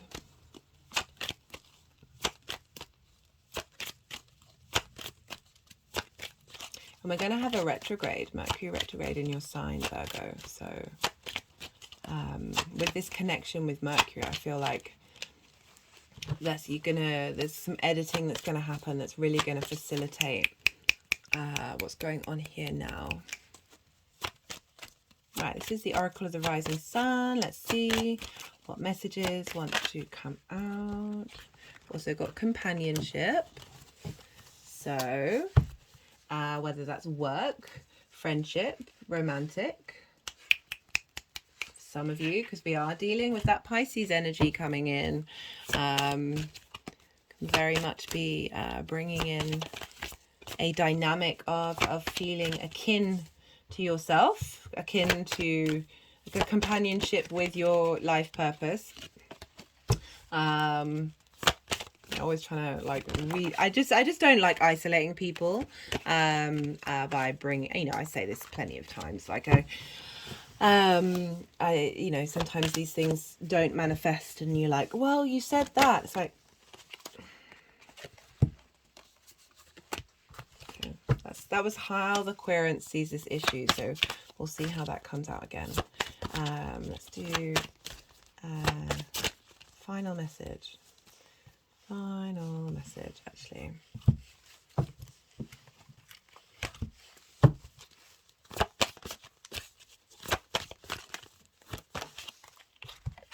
Activate, awakening and enlightenment. Activate your internal Empress. We all have her. This space of abundance. Right, I'm going to do one more card because that one was a bit of a... it's important, but also not the final message. Let's do a final message, guys, for Virgo with this Venus in Gemini transit. Compassion. Interesting. I feel like it's tapping into what I was saying about the more that you love what it is that you're doing, the more that you can open up your heart space and your interactions with people on a one-to-one basis that is really coming from a beautiful space. The more there's this this just with the Empress as well, of this appreciation of the 3D realm, is just being able to walk with a little more peace with those around you, particularly having Aries, all of that stuff in Aries in the 8th house, of facing a lot of explosive energy from the outside world, that you're able to understand that dynamic and shift that energy internally. All right, Virgo, I'm going to leave it at that. If any of this resonates for you and you want to pay it forward, I list in the introduction all the ways that you can. On a personal note, I'd love to hear from you. But other than that, be good to yourself, Virgo. Be good to those around you. And be well until we meet again. Very interesting, Virgo. So there is... Speaking of drama from the outside world, I just paused the video. Should I do between each of the readings? And a family over the road are having a bit of a domestic. So I was just like, you know, the synchronicities that are happening, just sort of highlight, you know, the messages that's come through, that, you know, this is part of the world that we live in. It's part of what we engage in. But I really feel like there's a shift in how you energetically hold that in your space, with that Chiron and Venus being there, that these things may still happen, but it's how you connect to it, rather than deplete yourself. So I just wanted to share that for you guys. Leo rising. How you doing, Leo? For those of you just tapping into the Leo energy, look to where that falls in your chart, the house that it falls in, the themes of that house, and apply that to the messages that come through. Receive what resonates and let go of what doesn't. But for Leo rising, this Venus transit in Gemini is happening for you in your 11th house, the house of good spirits.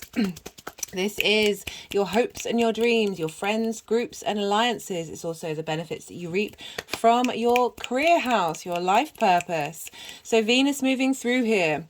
Right, we've all had Mars move through our Gemini for some time. Venus is coming along to help harmonize and bring a sense of understanding, appreciation, a sense of value to you. My hand has just gone over my heart chakra.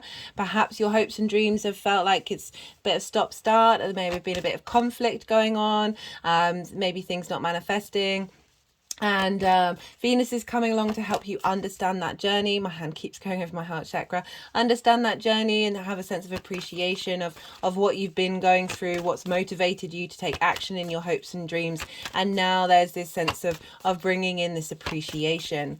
Venus can also represent a feminine energy coming into your life that's facilitating that house or wherever it falls. Feminine energy is linked into all of us. We have that within us, as well as the masculine and spirit. So it could be that you receive something linked into your life purpose from a feminine energy that's letting you know you've been on the right path. My hand keeps going over my heart chakra. You've been on the right path and things are moving in a upward direction. And this can also be understanding and valuing your hopes and your dreams. My hands have now, both my hands have gone over my heart chakra. This is a really positive house. So what's coming through with this is, you know, not only a positive house, but Venus is a benefic, coming in and giving you support. Thinking creatively about your hopes and your dreams, all this information that you've collected, being a bit more playful with it, interacting with groups and alliances and sharing those hopes and dreams, sharing your understanding of the world, bringing in that frequency that Mars has been helping you reassess, and then drawing people towards you that match that frequency. So great transit. This is also sextiling your Leo energy. So Gemini and Leo, they are both yang day signs. They're fire and air. They're not bound by gravity. They want to go, go, go, go, go. So you might have felt a bit more movement, a little bit more momentum in your hopes and your dreams, and the way that you understand them and appreciate them and bring a sense of value into it. This sextile energy between your Leo energy is helping bring creativity, helping bring a sense of appreciation and value. You Leo risings, this is how you embody your sun or your moon in your actions and your deeds.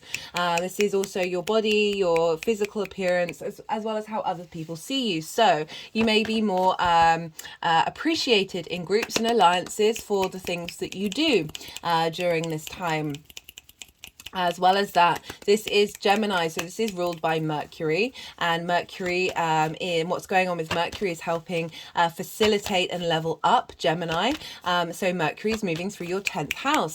We're having a retrograde there. Mercury is currently moved into retrograde motion today, and so Mercury is helping you sort of really think in different ways, being able to embody how you feel about these things, how you communicate with your body about where you're headed in your life purpose, bringing in a sense, working through stability and comfort as well. So helping you address those things and getting them in line with your hopes and your dreams. So your career house is facilitating that. And also Venus, because this is Taurus is a Venus ruled sign. So what's going on with Venus is helping facilitate Mercury. So they're in what's called mutual reception. There's a strong connection between the two. As I said, they're both helping each other out on their journey. So what you're learning with Mercury is helping Venus help you expand your hopes and your dreams, your understanding of what it is that you want from the bigger groups that you're involved in, and how you are in that group.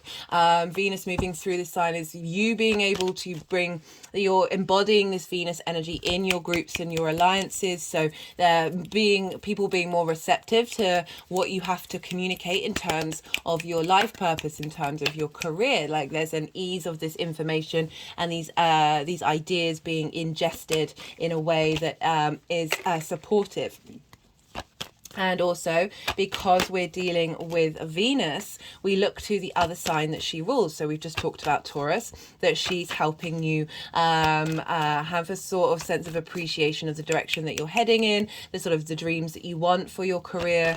And she's helping you out. She's bringing you that abundant state that is Venus, a sense of appreciation and desire, a sense of connectivity, as I said, to those dreams, but also to those groups. But she's also helping level up your Libra area of your chart. And Libra for you, Leo rising, falls in your 3rd house of communication. So this understanding, this communicating your ideas in groups and alliances, is facilitating your ability to communicate your local community. Again, she's giving you that value system in terms of your dreams and your hopes of how you're able to bring that into your local community. So this journey is really helping the long-term facilitation of your being able to communicate your career and your hopes of what you want from the world into your local community. Right, so that's the sort of general energy for Venus moving through Gemini. As I said, very playful, very fun, very stimulated, wanting to take a lot of action when it comes to your hopes and dreams, wanting to connect them all together and bring a sense of harmony and cohesion, and bringing that frequency of Gemini into a sense of balance, of wanting ease, wanting flow to be there, wanting support to come in, because we're dealing with a benefic here. Right, so that's the general energy. There are going to be 4 piles. The first pile is the sort of general energy of Venus in Gemini for you, Leo. This has also come up in a lot of readings so far, of a lot of cards that have sort of been linked into what Mars has been uncovering and helping you work through. And now, as I said, Venus is coming through to get you to really enjoy that process, getting you to enjoy and reap the rewards of what Mars has been doing to help you motivate and understand your dreams and taking action on that. But now Venus is like, hey, let's connect that all together. Let's bring that all together. So that's the sort of general energy for Venus. That will be the first pile. The second pile is the first of 2 aspects that I'm going to be talking about. The first aspect is happening on the 25th or the 26th of April, depending on where you live. We're going to feel this in the lead up and we'll feel it afterwards. For those of you watching, and this energy, that's a fair amount of cards. For those of you watching after the event, this doesn't mean that you've missed this energy. This energy is still within you. This energy is timeless. It's integrating. You know, the planets are the same planets as the same in your natal chart. They've been going on a journey. You've been going on a journey. This energy is constantly in motion. A lot of the things that happen around this exact point are signals and clues of how this energy is going to be integrated moving forward. So it's not, as I say, it's not that you're missing out on it and sometimes watching these things with hindsight, so after the event, means that you can sort of see what came up during that time and integrate that energy even further. At the same time as this sextile with Chiron, actually no, I should probably talk about that Chiron sextile first. So it's a sextile with Chiron in Aries, right? And Aries is for you as a fellow fire sign. So we've got a lot of fire and air going on with this transit, and that's in your 9th house of your perspectives, your big picture perspectives, whether that moral, philosophical connection with spirit, a sense of learning and teaching, changing perspectives, being able to change other people's perspectives. That Chiron's been facilitated there of any wounds that you may have felt about how you see yourself in the world, right? How you, whether your perspectives are valued and received by the outside world.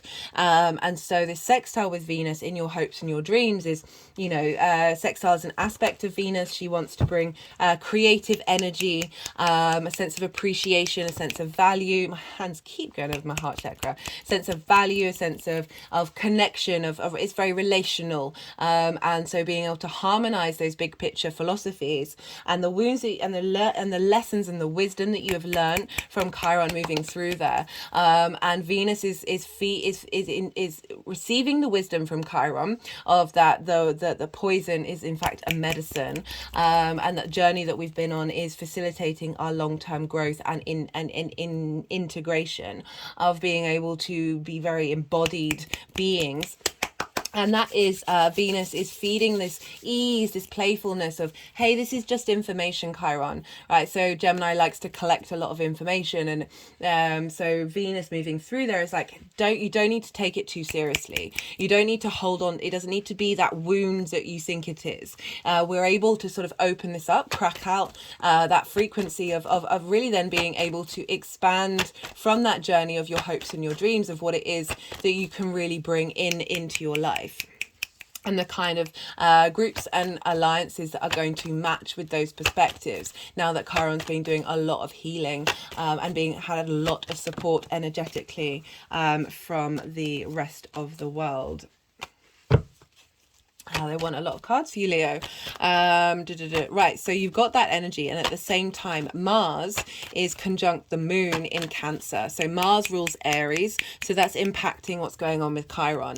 And the moon is in Cancer, its own sign. This is in your 12th house, your hidden house of the hidden concepts of who you are. It's also a very magical house. Mars moving through there is sort of this very subtle, embodied, emotional, intuitive energy, strengthening your intuition based on your integration of self, and all the different parts of who you are, clearing out trauma responses that we have there, hidden parts that you've been doing work on, and sort of taking, you know, Mars is very much defending you at this time. It's also, as I said, the hidden magical house. So things are going on behind the scenes, a lot of dreams that may have been coming up as helping you clear out energetically this heaviness that can be the 12th house, this space of depression and loss and grief, that the moon being there is really helping you understand your emotional needs and your core intuitive space. All of this is feeding into the energy of Chiron, of being like, right, how do you see yourself in the world based on having like gone through those layers, and bringing them together and helping them work together.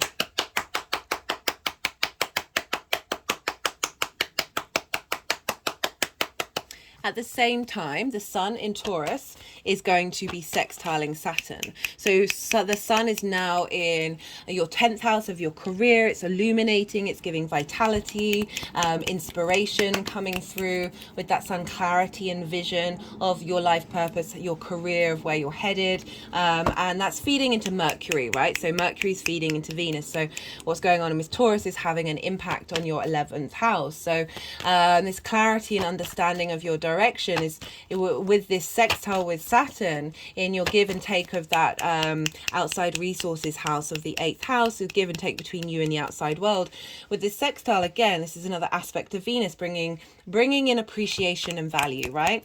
So the outside world, your long-term authority and legacy in that give and take relationship, the sense of authority from the outside world, feeding into the vision of your son, of your career, like getting a sense of value come in. The day after this, right? So Mars is going to be exactly square Chiron. As I said, we would have felt that in the lead up and we'll feel it afterwards. I have pulled cards for this aspect in the Mars transit. Check that out if you've not seen it. It was very powerful stuff for all the signs, incredibly powerful, transformational healing energy happening here. And a reason why I'm bringing it up is because I love the fact that Venus is talking to Chiron the day before Mars talks to Chiron exactly. And so we've got this very supportive, harmonious, playful energy of Venus going, hey Chiron, you don't need to take these things too seriously. You can have some fun. You can have some fun. And you can enjoy the journey that you've been on and the pain that may have felt. And then immediately afterwards, Mars is now taking that into action of integrating that 12th house energy, and really being able to help you truly see yourself in the world, and the universe as a whole. Very beautiful stuff coming through. The third pile and the second and last aspect that I'm going to be talking about is happening on the 4th or 5th of May, depending on where you live. And this is another sextile with Aries, and this is Jupiter, right? So Jupiter's been in Aries for a while. Really helping level up that area of your life. Talked about that a lot in a lot of the Aries transits. And so Venus and Jupiter are the two benefics. They really want to help you out. There's like an ease, there's a free flowing energy there. It's devoid of conflict. It's just there's a nice beautiful space coming in here, because not only that is Jupiter and Venus, the two benefics, they're talking to each other in a sextile. So again, it's that energy of Venus, that sense of appreciation, that flow, that desire to engage in and have a sense of wisdom and understanding. Jupiter, a cohesion of your space in the world, and just feeling good about it in terms of your hopes and your dreams. Like this creative energy between the two is feeding into your ability to communicate with the outside world in groups and alliances, as well as facilitate and boost the luck that's coming in, the opportunities that are coming in terms of your hopes and your dreams. And all of this is happening the day before we have the Scorpio full moon lunar eclipse on the 5th of May. So this is the final eclipse we're having, with the nodes being in Taurus and Scorpio, right? So this is the culmination point. It's also a full moon, essentially a full moon, and that is a culmination of that energy that you've been working through and purifying and refining in your home, in your private life, your connection to your ancestors, your parents, the roof over your head, the things that you're doing in private. You're really this is a culmination and an ending of a cycle, so to lead into a new one. So this can be an appreciation for what you've been doing at home, your connection with as I said, your ancestors, your lineage, the foundation that you've been trying to refine and purify, because it's linked into foundations. And I love how we've got this very supportive energy happening just before this eclipse. I forgot to mention, how could I forget? During this sextile with Jupiter in your 9th house of how you map yourself out in the world, this very benefic energy, with the 11th house, which is a house of good spirits. And so we've got a square between Venus in Gemini and Neptune in Pisces. So Neptune is in modern astrology is seen as a higher octave of okay, not done that before. So I've got a shell here that represents the Venus energy. She was birthed in the cosmic oceans, with the fluorite, which is blue and purple. I'll put the descriptions in the I'll put what they are, what they mean in the description box. But essentially, blue fluorite is being able to see clearly, and purple fluorite is being able to see psychically.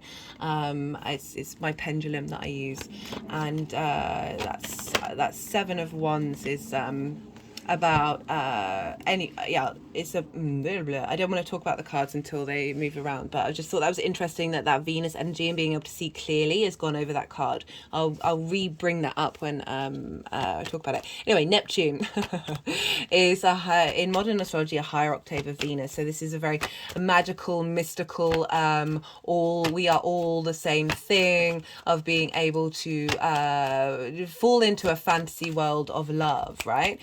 Neptune's linked into films in order to bring in different realities into our own 3D reality. So with Neptune, I see like everything all at once. That's linear time exists, cyclical time exists, and all of this time is all already happened. It's all happening right now. This table exists, it doesn't exist, all the frequencies, all the dimensions.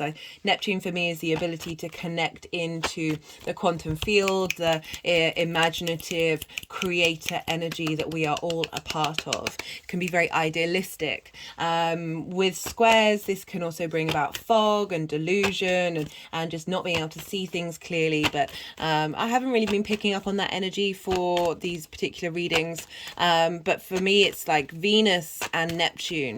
What do you love as on a personal level, and that ability to love the ability to love anything, that fantasy space of opening up. So the way I talk about manifestation is pretty much the universe can top trump whatever you're trying to think, right? So Neptune is this ability to tap into that magic of bringing something into reality, because we're dealing with Venus, which is a personal planet, of bringing something into reality that you couldn't even possibly dream about. And that's in the 8th house of shared resources. So the give and take between you and the outside world. It's also not only just 3D, but also with the universe of like things. It's also linked into inheritance and like things coming in that is helping you really bring your hopes and your dreams in like seeding that energy of bringing that into a something that you couldn't even possibly contemplate coming through, because we've got Jupiter, Venus and Neptune. They're all very benefic planets in their own way. Right, they want to help you out. They want to bring ease and flow into your life. And as I said, this is all happening before that Scorpio eclipse of culmination. So I really like that's facilitating that eclipse energy of a culmination of something that feels really good. So that's all I wanted to talk about. And the final pile, the 4th pile, is how these energies are going to integrate and manifest moving forward. I'm just going to shuffle, see if the energies want to bring out any more cards, and then they'll put the deck down, and I will then quieten my mind and channel with the energies, and they'll move the cards around, and we'll do some energy work. And this is usually when I'm quiet, so do bear with me during this. It's all part of the integration process, and sometimes not sometimes, but quiet and stillness has its place. We live in a very frenetic world, and it can help us integrate on the subtle energetic field. So as I said, do bear with me. All of this is going to be in the description box, so I know it's a lot of information. That's a lot of cards. That was the Death, King of Wands, Queen of Wands. So all of this is in the description box, so go check that out. Maybe write it down in your diary, see what comes up around that time, and yeah, just work with the energy. Right, now I will be quiet.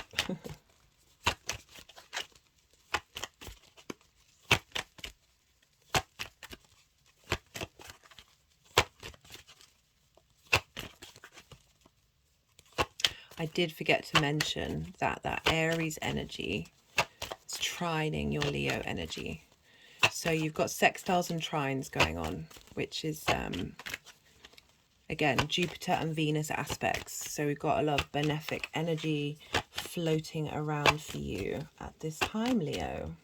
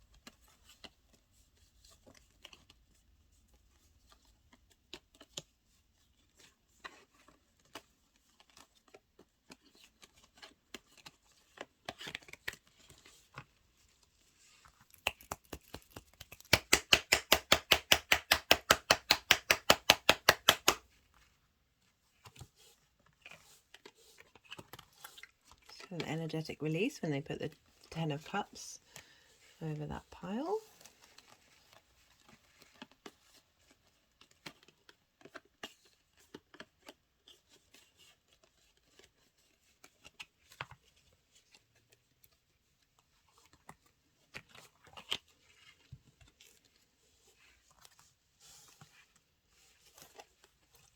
Just had another energetic release when I put those cards there.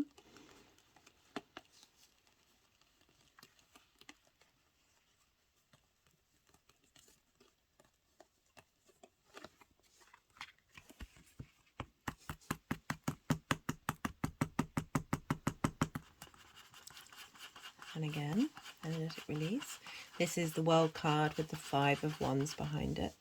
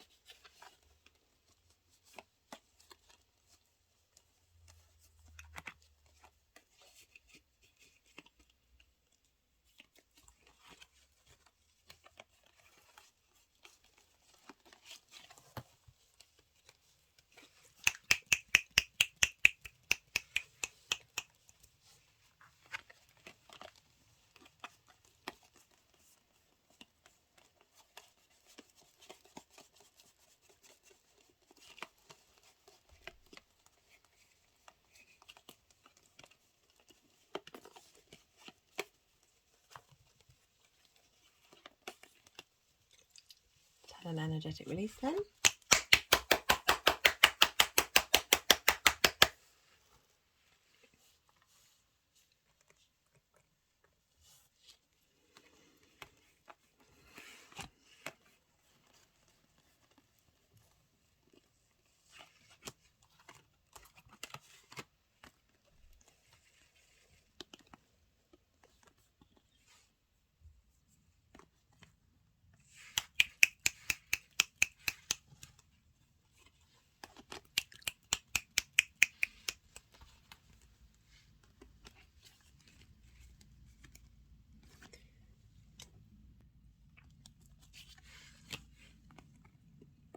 So, kind of, you know, getting the vibe that this is a lot of the stuff you've been working on, and a lot of the stuff that Mars might have been bringing to the forefront, and that we've got this now, this energy over the top of it of what Venus is bringing to the table. My hand's just gone over my heart chakra. So we've got the Three of Swords, we've got the Ten of Swords, we've got the Two of Pentacles. That's what they're wanting to do with this.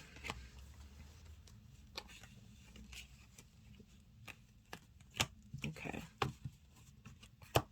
And so Three of Swords is very much about heartbreak, not feeling like your hopes and dreams are manifesting, not feeling like the groups and alliances that you're in, there may be a sense of feeling not valued and not cared about. Your heart's not able to be seen or vibrate in a way that really matches your true nature because of situations that may have come up, that may have made you feel like you're not a part of things, that you're separated, that your heart is in pieces over. And we've got the Ten of Swords. This is about feeling betrayed, right? So this is all these swords are sticking in your back. This is also linked into karma because the swords are all along the spine, and that's where we hold a lot of past life karma. And that is just feeling immobilized and feeling like things are never moving forward. Like there's a lot of pain here, there's a lot of pain in this. There's not, again, like you're not able to, whatever action you take, you are still immobilized, you are still operating from, oh, my head just went back, operate, there's this pain within you that might not even be conscious, that is energetically causing a feeling of being blocked. And then we've got the Two of Pentacles, and for me this is always the survival card. So you see the ships here, they're on very big waves, and I always think about, imagine being on that ship. All you're focusing on is the now. It's like, and in a way of like the now of trying to survive. You're juggling, there's movement, but it doesn't feel like anything is getting anywhere. And then we've got the, which way are they wanting to go? We've got the Seven of Wands, and this is, for me, this is someone who has value. They are on a higher ground, but they're feeling like they're in competition mode. They're feeling like they're constantly in a bit of a battle. But for most importantly for me, like, look at this figure. They look really uncertain about the situation. They don't seem to realize that they are in fact on higher ground. They've got two different shoes, and they're straddling a stream or a river. It depends if this person is a giant in the sense of what it is that they have to give and have to offer, but there's a sense of not knowing that, of not being aware of the gifts that you have, and feeling like you're having to really battle in order to express that. We've got the Two of Wands. This is there's a restlessness here, but this is long-term manifestation. This is getting the lay of the land, having to put in the work, working out what you've got, like really being very mindful with that. But there's a restlessness there of like the journey's not getting started, things aren't moving forward. And we then have, this feels like the way you've been headed and what you've been doing. But yeah, I was getting a message with this, and the Page of Swords is look at this. Page of Swords is looking backwards, but also moving forward. So it's kind of bringing in that retrograde energy with, that Venus Mercury integration of being able to look at this differently, being able to see your value now from a different perspective, and being able to move forward with that, and appreciating, again, with the Page of Swords, I always get that you're appreciating where you've come from, but you're now moving into a different frequency. You're now moving into a different timeline. And the crowning energy is speed.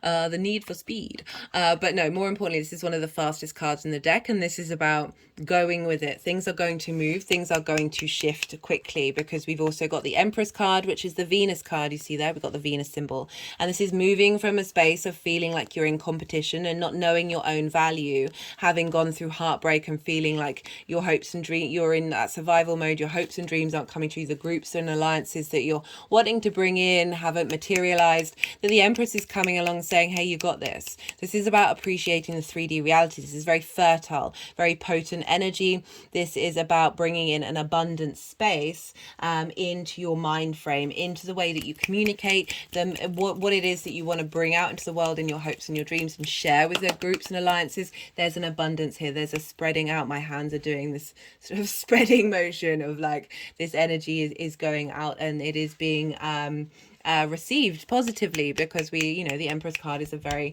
positive card. There's being able to create, being the things that you have been creating, the fertility of the work that you've been doing is in is in this beautiful state of abundance. And there's more of a playfulness with this, like with Venus in Gemini, you're able to realize your own internal abundance. You're not necessarily having to seek it outwardly. You're just enjoying the experience of what it is that you're doing, enjoying that experience of hoping and dreaming, enjoying the experience of being in those good spirits.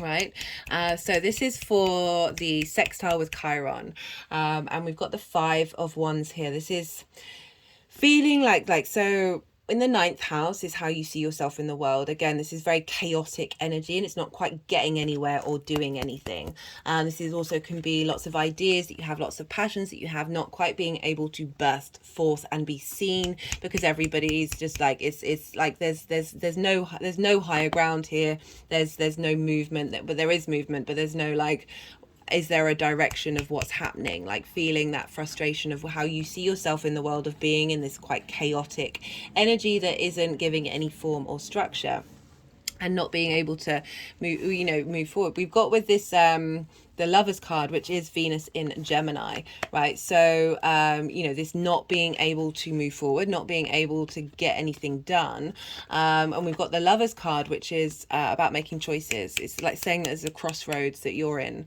and that you're moving through. My hands have just sort of thudded over my heart chakra, and this transit, this sextile with Chiron is opening up that crossroads and helping you realize integration of self, like, and how you map yourself in the world. So there's the feminine, the masculine, and the spirit is also the animal kingdom and all the elements, all of this understanding of where you're at and being able to make an informed decision of who you are in the world. Is turning, again, more timelines, more crossroads of moving in a different direction, because we've got the World card. This is Saturn's card, and the sun is sextiling Saturn at this transit. This is about knowing yourself. This is like you're really embodying that. There's a sense of completion. There's something coming to fruition, that when you know yourself, you are like the world, that frequency of that is rippling out into the world, that you're who you are is going out into the world, rather than being limited by like that, being rejected, being betrayed by those swords in the spine, that heartbreak. This is a real shift. Like, it's not only just about like really accepting yourself, and accepting the reality that you are in, and the truth of that, but it's also saying that the world is opening up to you. Like, this is the limitations are being, those boundaries are being expanded. And you being able to know what it is that you want as well, like being very, very in your own power. Just had an energetic release. We have we've got quite a lot going on here. We've got 5 major arcana and an ace. This is pretty powerful stuff. So this is for the sextile with Jupiter. So again, those benefic planets. We've also got the Jupiter card here, and that square to Neptune. So this is this is the Devil card, is about power. It's Capricorn energy. It's also being able to surrender any trauma-based response mechanisms that may have limited you and may have held you back. But there's also, Capricorn energy can climb any mountain and go in any water. Like, it's the sea goat. It's able to get to that top of that mountain and do what it is that it needs to do. It's like working hard as well with that Capricorn energy. Getting priorities potentially being out of balance as well. We've got the Temperance card. This is about alchemy. This is bringing all those parts of who you are, including those trauma parts of who you are. My head just went back. And bringing them together, understanding them, purifying them, and being able to temper and bring these things into balance and create magic. You see here the water's flowing up into the cup. It's angelic energy, helping bring things into harmony. Have a sense of wisdom of who you are and how you see yourself in the world, and linking into your hopes and your dreams. So that's that power of that alchemy, as well as the power of that Capricorn energy combining together. You're able to go into the darkness and explore that, and bring some wisdom and understanding, some harmony, and share that information. We've also got the Wheel of Fortune, which is perhaps they've put the Temperance card behind the Devil, so it could have been that the ability to get this has been blocked by this. And with the Wheel of Fortune, this is the Jupiter card. This is a change in fortune. This is things rising upwards. This is a shifting of cycles. Again, more changing of timelines, and really being able, with all this benefic energy of that outside world coming in and being able to create new realities, of being able to alchemize the you know, it's also your relationship with the universe, of really being able to alchemize yourself with that dynamic, and not have an imbalance, not have a fear response to your reality. As I said, Jupiter, the Wheel of Fortune, is leading to the Hierophant, which is the Taurus card, where Mercury is. So Mercury's having an impact. This is about teaching. This is about gurudom. This is about feeling safe in society, safe in that structure, and being able to be seen and to be heard. And what it is that you have learned on your journey, you are able to share that others. And like just being really grounded in your hopes and your dreams as well, and bringing communities towards you that feed into your the vibrational levels that you want to be on. And there's a real sense of strength and commitment with the Hierophant card, of being able, the energies are committing to your dreams.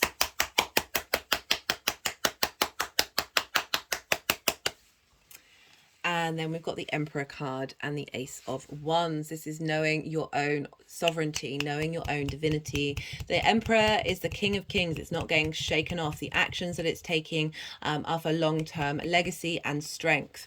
And I love how the Ace of Wands is sort of crowning this very intense energy. So the Ace of Wands is renewal of passion, renewal of creativity, renewal of that spark of life that you have, because that, you know, that is the Aries energy of bringing life into the world, of bringing momentum, bringing this, like the aces are very potent energy. They're just saying you're getting revitalized. Your spark is being revitalized. Your hopes and your dreams, your passions are getting a new lease of life. They're being supported from this lots of strength here, that you're able to look at your hopes and dreams with new eyes and new momentum and new drive. And the energies moving forward and how they're integrating: Three of Cups, Judgment, and the Ten of Cups. Beautiful cards. This is about collaboration. This is about being celebrated and appreciated and valued, whether that's your groups and alliances or the hopes and dreams that you have, or bringing things into your life that celebrate you and appreciate you. This is a far cry from the Three of Swords that we had at the beginning, and the Ten of Cups is a far cry from the Ten of Swords that we had at the beginning. So we've got swords and then cups. So being able to shift gear and move from a space of pain, mental anguish, restriction, to an openness, an abundance, and appreciation. We've got Judgment. This is resurrection. This is like having done that alchemy, integrated that alchemy, you're now bringing in this energy of all the parts of you are raising that frequency. Your hopes and your dreams are raising frequency. They are, whatever hopes and dreams that you may have felt like have died the death, you know, the death card did sort of shown up, that they're being resurrected. They're being supported by angelic energy. And being able to bring, as I said, bring in groups and alliances that match your philosophies and how you map yourself out in the world. And then the Ten of Cups, this is abundance. This is feeling emotionally fulfilled in every area of your life. It's not just about the individual, it's about the community as well. So we're dealing with the 11th house of friends, groups, and alliances, of the journey that you're on, and the things that the hopes and dreams that you have are having an impact not only on yourself but on your community, and providing a fulfillment to the outside world. Right, Leo, that was pretty powerful stuff. I'm going to pull some clarification cards. This can either be bringing in jigsaw pieces and clues. So that wanted to come out. This is the First Light Tarot. This is keywords, major arcana, questions, and statement cards. We've got conspiracy, truths, the value of theory. So working hard, working through things, but also moving, you know, out of that conspiracy of what you think is reality. Not that you didn't experience these things, but because we all do, but it's about I'm getting another message come through, but it's about shifting that energy. But I'm also getting through that, like, for some of you, like your dynamic and the framework that you're in has been conspiring against you, but for a reason, in order to get you to where you are today. Right. So as I said, so this is jigsaw pieces to messages that have already come through. Sometimes it's confirmation cards, like repeat cards, to say, look, this is the message. And other times it's messages that haven't come through at all. Okay, that's 3 cards. Are we having all of those cards? Okay, wow. So I'm not surprised with this energy, because you've got a lot of trines and sextiles, which is very supportive energies. Like it's more of an ease, moving away from conflict. We've got the star. Let me pull that down. Look, we've got the star card, the emperor card, and we've got your card, Leo. We've got the strength card. And so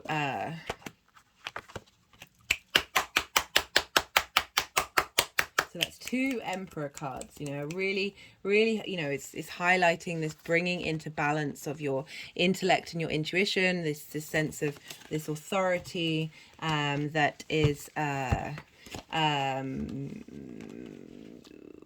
things coming into balance. That strength card of it's also called lust in the Thoth tarot, which is like when you're in balance, you're then really able to appreciate your existence, and I kind of appreciate that with that sort of energy of Leo that can be very life-giving. It's ruled by the sun, of sort of bringing a lot of light, bringing a lot of joy into the world. And we've got the Emperor card of, again, really highlighting with that knowing yourself card of the World card, of now that you're in your own power, and you feel strong in that space. You're not wounded. I mean, there may still be wounds, but I really feel there's so many cards coming through that are really saying that things are shifting, timelines are shifting, especially with that 8 of Wands. That's come up a fair amount. We've got the Star card. This is about, we've got success, happy endings, promising beginnings. You know, the 10 of Cups is very much happy endings. That how this energy is moving forward is letting you know that you are a star. You are not, you're not hidden. You're not rejected. You're not in pain. Even if the outside world doesn't, you know, just, you know, putting a caveat. Like, this is all about the internal work of feeling this internally. And the more that we connect to that frequency on a very genuine basis, from the root to the crown chakra, the more that frequency moves out, that healing that the star card can represent. But that didn't come out in the normal deck. This has come out with potential of this is saying that the more you acknowledge without needing it from the outside world, not needing it from groups and alliances, the more that you realize your own power, your own strengths, and knowing yourself, the more that vibrational frequency opens up into the world, and the more then you start getting that feedback loop. As above, so below. As below, so above. And I know that might be triggering for people, but as I say, like, I try and talk about things that I've experienced in my own life, rather than. So we've got environment and spirituality.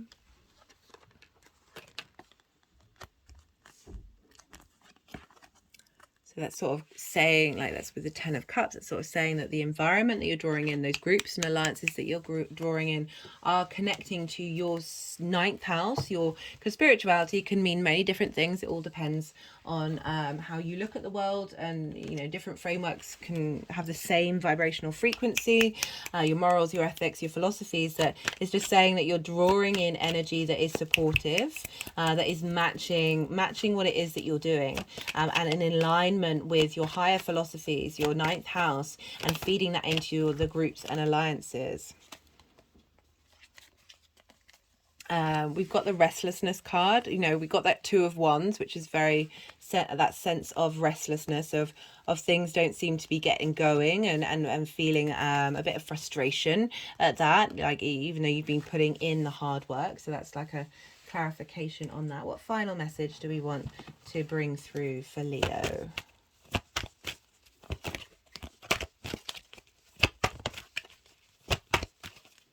Yeah, that work we're all doing with Chiron is pretty phenomenal. If you want more to know more about the Chiron myth, I break that down in the Libra full moon collective reading. Love. Just love. Love. I like that. I like that to end on that message. I think that's beautiful. That can mean all things, obviously. That frequency of love. Our heart has a 3 feet electromagnetic field, and our mind, I think it's either 1 or 3 inches. That when we operate from a heart space, specifically, you know, you've got that 3 of swords there. That can, through no fault of our own, block off our energy. Just had an energetic release at putting that card over that card. The more we understand and love ourselves, the more we are real and compassionate, but also living in a space of abundance, the more that heart space opens up.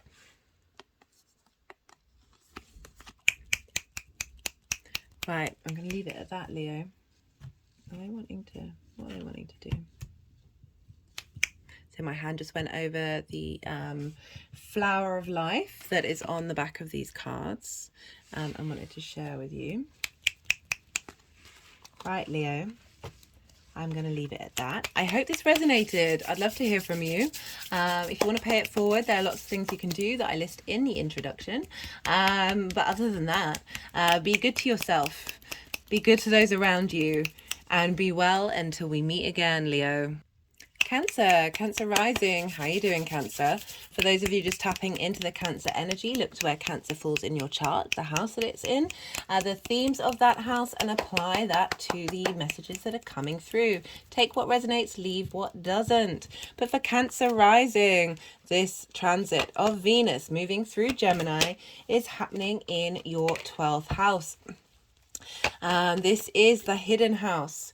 This is the house of mysteries. This can be a difficult house to work with. It's often a part of us that's very private to who we are, but we can't necessarily integrate it. It can feel very heavy, and just not sort of unreachable.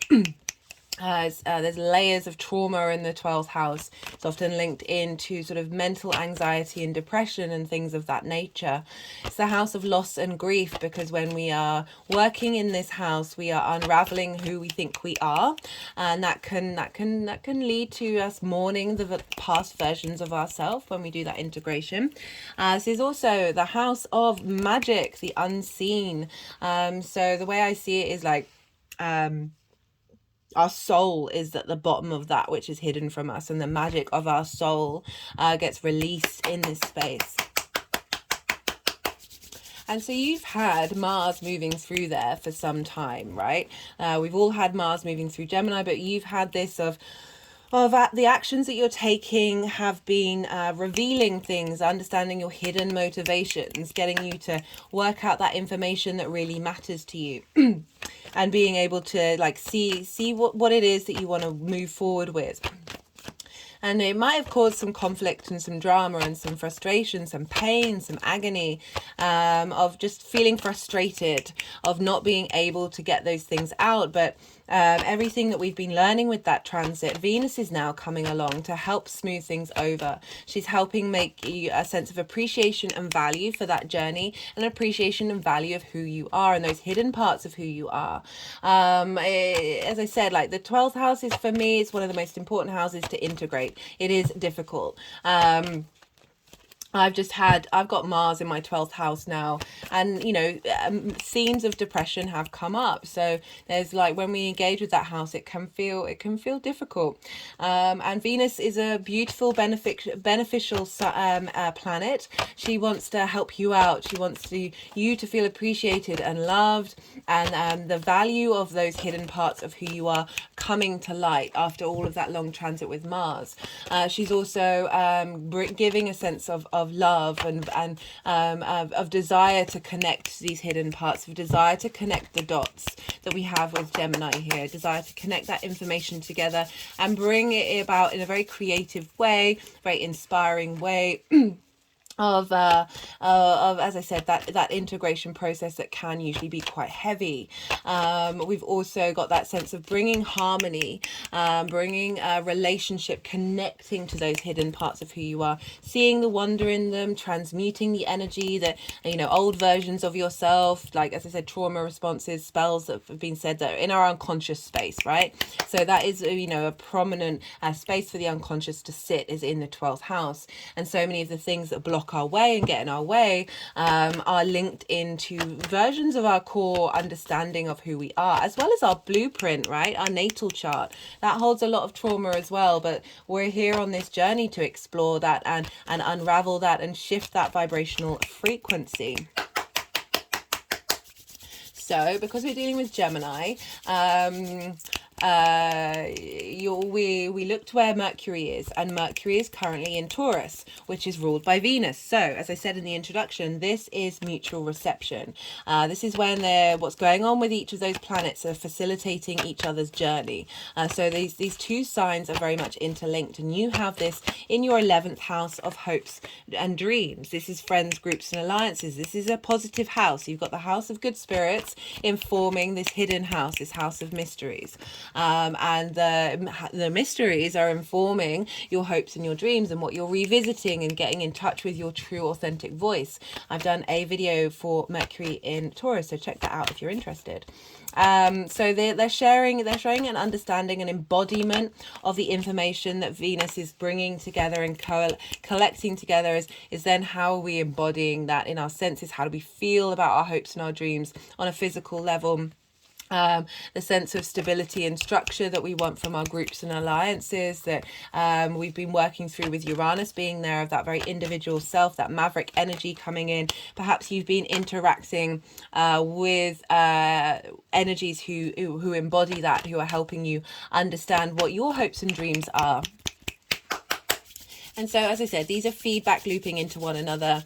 This sense of appreciation of your mysteries, appreciation of this is this, you know, Venus moving through the 12th can help you access that hidden part of who you are. So that Gemini, that playful energy of collecting information and wanting to share that information, of holding space for duality, a very mutable, very fast, quick, communicative sign that it might mean that you've been doing a lot of work on trying to, especially with Mars moving through there, of finding your ability to share that, to bring that connectivity of understanding, of observation.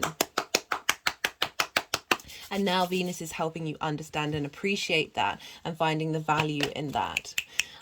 We also, because we're dealing with Venus, we look to the other sign that she rules. So I've talked about Taurus, and she also rules Libra. And for you, Cancer, you have this in your 4th house.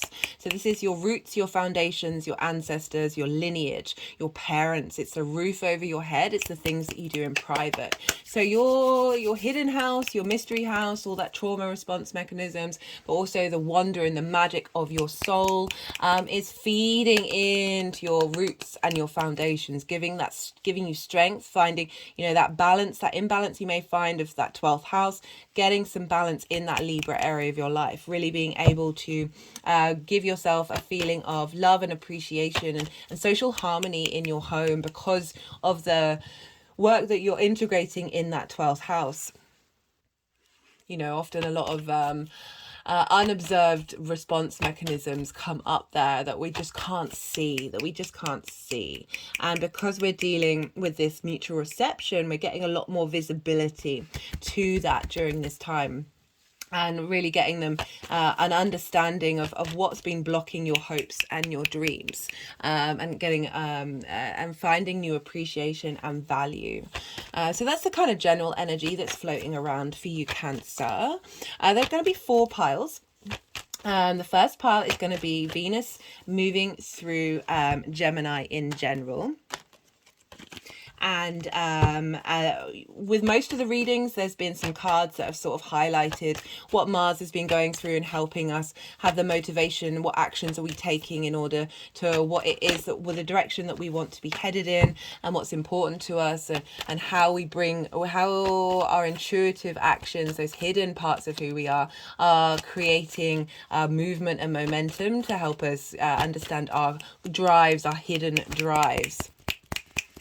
And so there's been cards come up that sort of shown that, and also shown what how Venus is going to bring that all together, and how she's the first personal planet to move through Gemini after that very long transit of Mars being there. We've had the moon there, but this is the moon is very, is a very short transit, whereas Venus is there for a little while. So really helping us understand how we want to bring information together, and what value we put in it. So that's the first pile. The second pile is the first of two aspects that I'm going to be talking about. And the first aspect is happening on the 25th or 26th of April, depending on where you live. You may be watching this after the event. It doesn't mean you're missing out on the energy or the messages don't resonate for you. So we'll feel this energy in the lead up. It will be exact on the 25th or the 26th, depending on where you live. And then we'll feel it afterwards, right? So this is a time of seeding. A lot of what may come up at this time are going to be clues of how this energy is going to cultivate and manifest moving forward, of things that you're clearing out in order to open that space, as well as just big things may be happening at this time. It all depends on you and your chart and where you're at and what's going on with you. And then, as I said, if you're watching this after the event, sometimes it's really useful to look back on this with hindsight and think, oh, what happened during those days in the lead up? What happened at that time? What happened afterwards?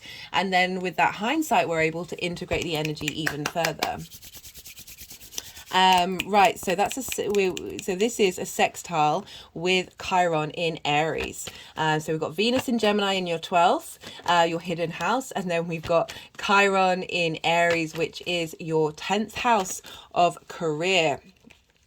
So this is cardinal energy with mutable energy. So cardinal likes to start and instigate things, and mutable energy likes to adapt and change.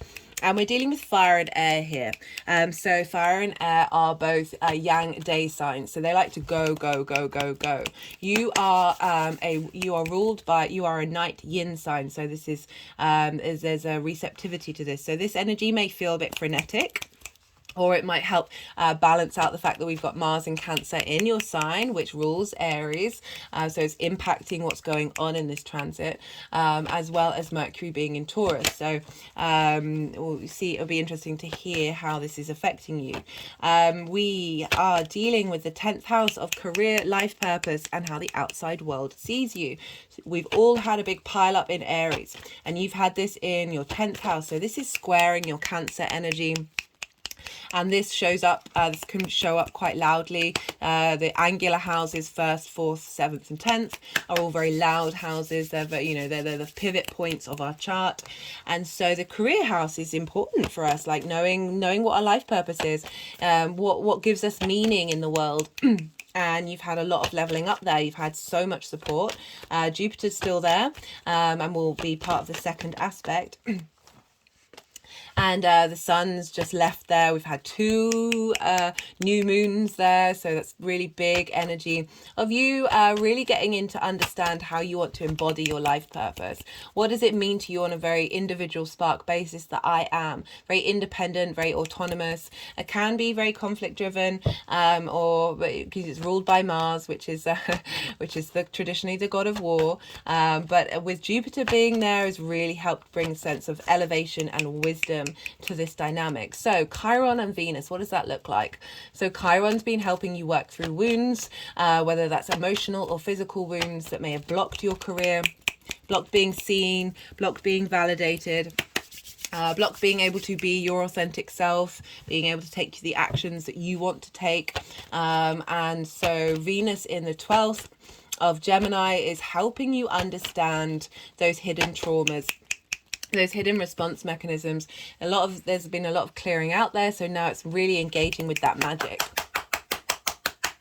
and feeding that magic into Chiron, and saying, I've been talking about Venus and Gemini, talking to Chiron and basically saying, hey, things are just information. We don't have to take it too seriously. Like those wounds that you feel, we can let go of that. We can mutably change that. We can evolve from that.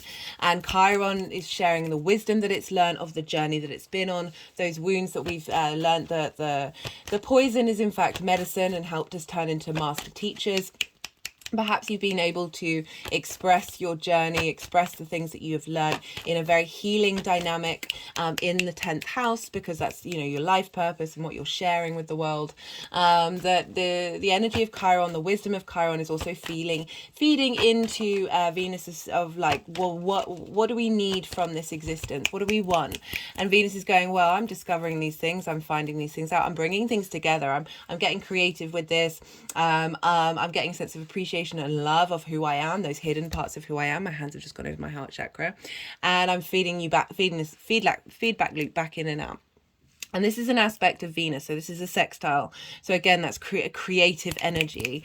This is a sense of appreciation, of desire, of pleasure, of connecting to things, relationships in terms of that connection, a sense of harmony coming in, a sense of value and love of this dynamic, of feeding in and out, and really helping soothe those wounds that have been getting a lot of support with this transit. Like we've really been helping ourselves get into our own power. And the energies have been helping us with it. I mean, we are those energies as well. We co-create. Right, so at the same time as this, Mars in Cancer will be conjunct the moon, and this is in your first house. So Mars rules Aries, and so Mars is wherever Mars is impacting Chiron. So it's in your first house of how you embody yourself, based on your sun or your moon, like the actions that you're taking, getting a lot of motivation to focus on what it is that you want to do. It's very much your house, a lot more confidence, a lot more, like Mars being in Cancer is very wanting to defend you, wanting to protect you. And conjunct the moon, like I've talked about, this Mars transit is really helping us understand our intuition on a very core basis. And this is feeding into Chiron, like going, these are what we want, this is how we want to do, this is what we want to defend. And this is what's important to us in the long term. Like, let's get rid of those wounds, or transmute the energy of those wounds that are limiting our ability to express ourselves in the actions that we're taking. Also, the sun will have moved into Taurus, and that is in your 11th house of hopes and dreams, friends, groups and alliances, the benefits that you've been reaping from your career house. And so this is, the sun brings illumination, brings clarity, brings focus into that area of your life. And the 11th house is a very positive house.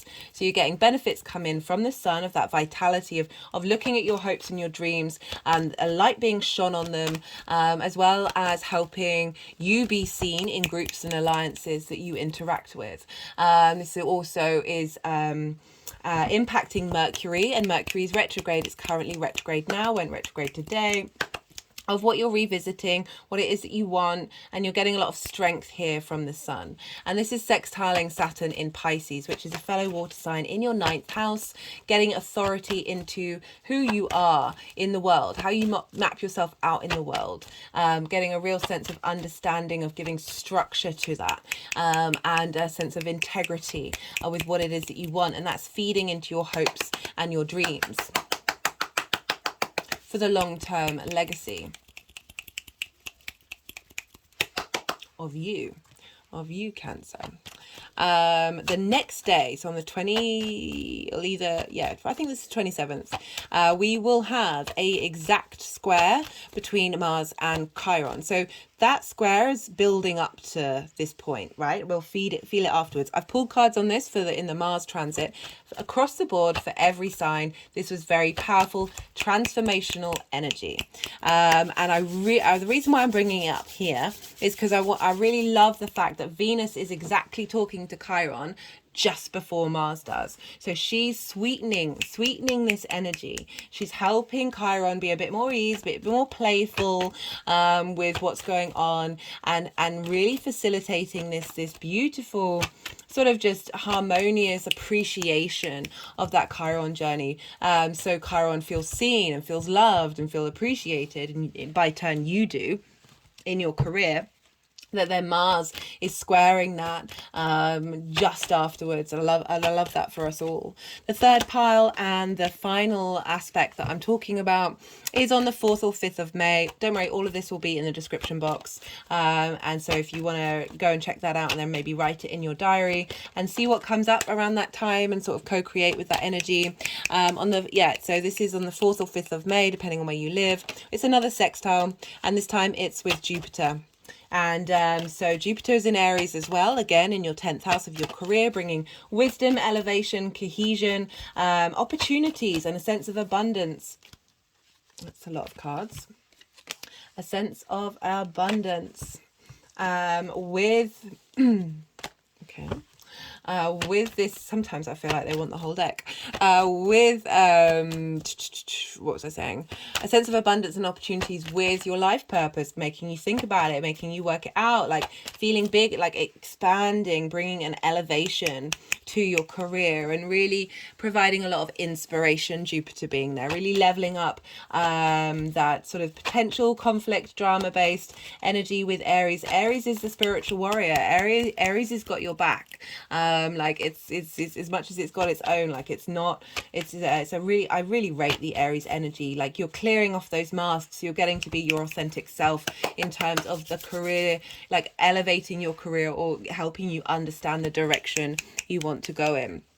So we've got a sextile with Jupiter again, so we've got another sextile, and we're dealing with Aries again, so that's air and fire, that go, and Jupiter is another benefic. So we've got the 2 benefic planets. These are the planets that really want to give you a cuddle, help you out. There's an ease, there's a flow here, and it's in a sextile, which is an aspect of Venus, which is the benefic aspect. So we've got a lot of creative energy coming through, a lot of sense of appreciation and value, a sense of bringing together, connectivity of Jupiter, that wisdom of your life path, the wisdom of what it is that you want, feeding into that 12th house of those hidden parts of who you are, the magic of who you are, helping bring a sense of understanding, a sense of, as I said, value, love, and appreciation. These are very powerful words that are coming between the 12th and the 10th house, that just getting a lot of support at this time. And I love it because we've also got a square to Neptune in Pisces. Again, this is in your 9th house, a fellow water sign. So this is also trining your Pisces energy, your Cancer energy. And so Neptune is, in modern astrology, is the higher octave of Venus. And so this is a sense of sort of universal love, very mystical, very idealistic. Neptune for me is our ability to tap into the quantum field, that sort of imaginative, creative energy. I've talked about a lot in that eclipse series about sometimes the way I look at manifestation is the universe is going to top trump me on whatever it is that I can imagine, right? It's just going to win. We are it, so like our higher selves already knows what's going on already, but like my cognitive human mind is powerful and wonderful, but also at the same time we've got a lot of limiting beliefs in our bodies and our minds and our emotional bodies that can sometimes block the way. And I find like dealing with Neptune, it's like really being open to the possibility, the boundless possibilities of what the universe can provide. And we've got this in your 9th house of how you see yourself in the world, your perspectives. So it's also about teaching and learning, that opening up this with this square to Venus is opening up the possibilities of understanding and learning from that 12th house experience, and really bringing out that magic of who you are, and having a sense of real, like Neptune's linked into the film industry, and this is because it's the ability to bring that fantasy, other realities into your own reality, which is very, very Neptunian. Like all the frequencies, all the dimensions, whether things exist or not, all the different time possibilities, linear, cyclical, or everything all at once. This is all tapping into that very magical part of who you are, your unconscious space, allowing your unconscious space to dream big, to think big, because we've also got that feedback loop between Venus and Mercury being in the 12th house with the sun now, of shining a light on your hopes and your dreams. and just really being able to expand, and know your place in the universe is one of magic, one of true magic. And this is all happening the day, well, not quite the day before. So 12 hours later, we have the exact conjunction with the sun opposite the moon in the final eclipse that we're having with the nodes still in Taurus and Scorpio. And this is a full moon lunar eclipse in Scorpio on the 5th of May. So this is a culmination. This is the Scorpio for you is in your 5th house of your creation energy. So you've been with the South Node there, you've been refining things, you've been purifying that, you've been going over that and working out what it is that you want. You may have been a bit more isolated in this past 18 months of contemplating that creation energy. It can be linked into children, it can be linked into amusement, fun, short-term dating, romance. But I focus on the creation energy because, you know, that everything else stems from that. So everything that you do, the things that bring you joy, are all the children that we burst out into the world, like that creative energy that comes out.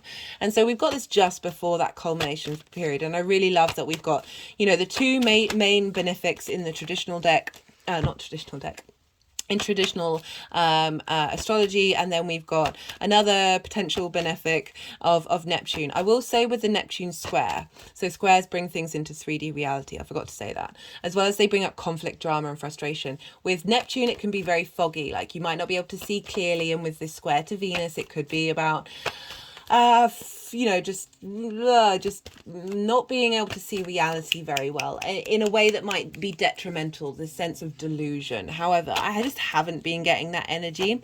It may come up, and if it does, be mindful of it and sit with it and understand what's underneath that, and what you can access that is actually facilitating for you long term, particularly because, you know, Saturn's there in Pisces. I feel it's giving some structure to our ability to see beyond that.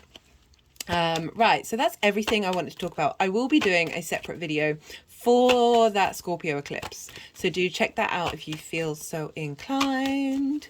The fourth and final pile are the energies of this transit, how they're integrating and how they're moving forward. So that's everything. I'm going to keep shuffling for a little bit to see what other cards the energies want to come out. That's so funny because that half came out as well. And I was like, should I say it? Because I'm making a point of saying those cards because so often they've been coming out, but I haven't been keeping up with that today. Just so you know, like just like I'm the biggest cynic as well as the biggest believer. So I find like hearing those things, you're like, oh, okay, that I even if you do resonate with it naturally, you're like, oh, there's that confirmation of, oh, that was meant to come through. So right, I'm going to shuffle, see what they want to do. They'll put the deck down and then we'll move the cards around, and this is when I am usually quite quiet, because I'm quietening my mind and allowing the channeling to happen. So do bear with me during these moments of stillness. I'm really starting to enjoy these moments. I used to be a bit like, oh, I'm supposed to be providing entertainment and information, and I appreciate people's busy time, that they might not necessarily appreciate the silence and they see it as a waste of time. But I'm now like I'm very air and fire energy, so it's like go go go go go. I struggle with stillness. That's why I struggle with meditation, but that's something I do work on. What am I trying to say? The stillness actually really helps integrate, and it helps us digest. You can often be a time when intuitive hits come through for you on a personal level, about what's being said, about, you know, the cards that you may have noticed that have come up, and yeah, just generally, I'm really leaning into it. It's taken me a little while. Anyway, so this is and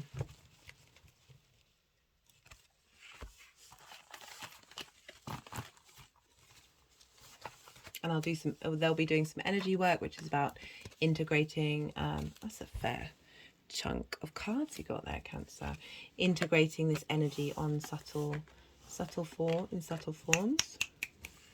Just had an energetic release.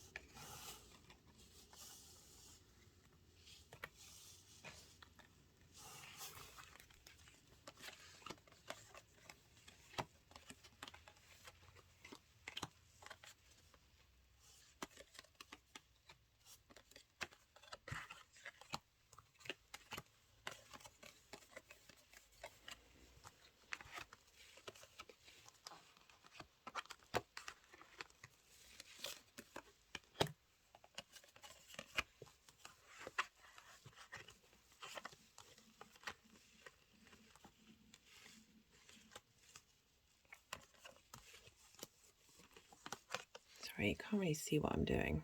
Well, what the energies are doing. No, not going to work. They're just moving cards around.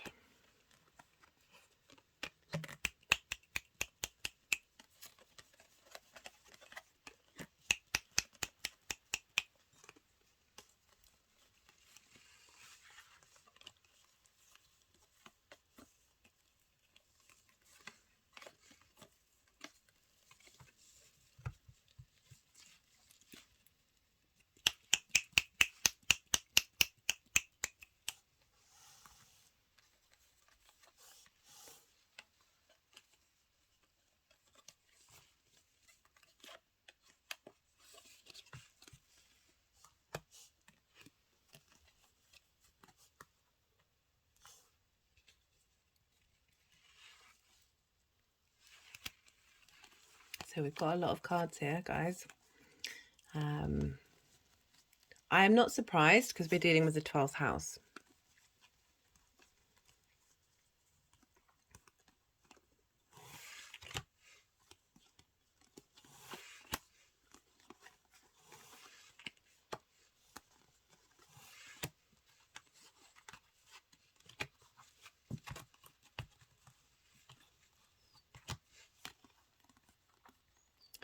So I'm feeling, well, I'm both feeling and from the way that they're doing the cards right now, that this is sort of the journey of Mars moving through Gemini.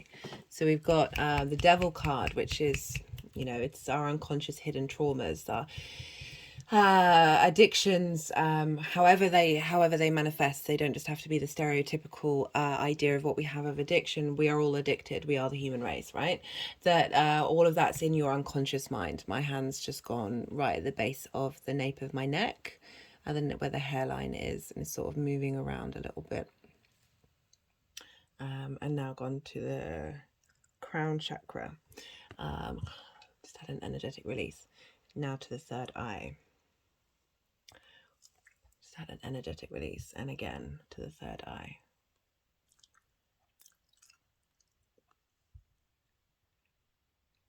That long transit has been helping you work through and understand those mechanisms. As I talked about Mars being in Cancer for me in my 12th house, I've certainly noticed like I've given up a lot of things over this last year that my desire for them has become present, whereas before I just wasn't even thinking about them. So the 12th house helps trigger those response mechanisms to not only help you understand them, but help you see how far you've grown and how you are. So the Devil card is Capricorn, very powerful energy, and can have a lot of power over us. The Mars moving through there is bringing those things up, and you've, with that retrograde and going back and forth, it's like you're stuck in the middle. You can't see it. Is the hidden house as well. So she's wearing a blindfold. This is about two opposing energies sort of like at loggerheads with one another. So like really like highlighting perhaps your need, you're wanting to move through it, and also the fact that these forces are being thrown at you. Even though there is not making a decision here, there's stillness in the water. There's the moon is being able to see that our unconscious needs and where they haven't been met. That there is in this stillness of you working through this, clarity is coming through. And we've also got the Four of Cups, which is comparison is the thief of joy. It's a stagnant energy. It's a time for contemplation. It's also a depression and energy of not seeing your own value, not seeing your own merit. And the Ace of Cups is coming in to help renew. But you with that 12th house, that hidden space of taking time to contemplate the different parts of who you are.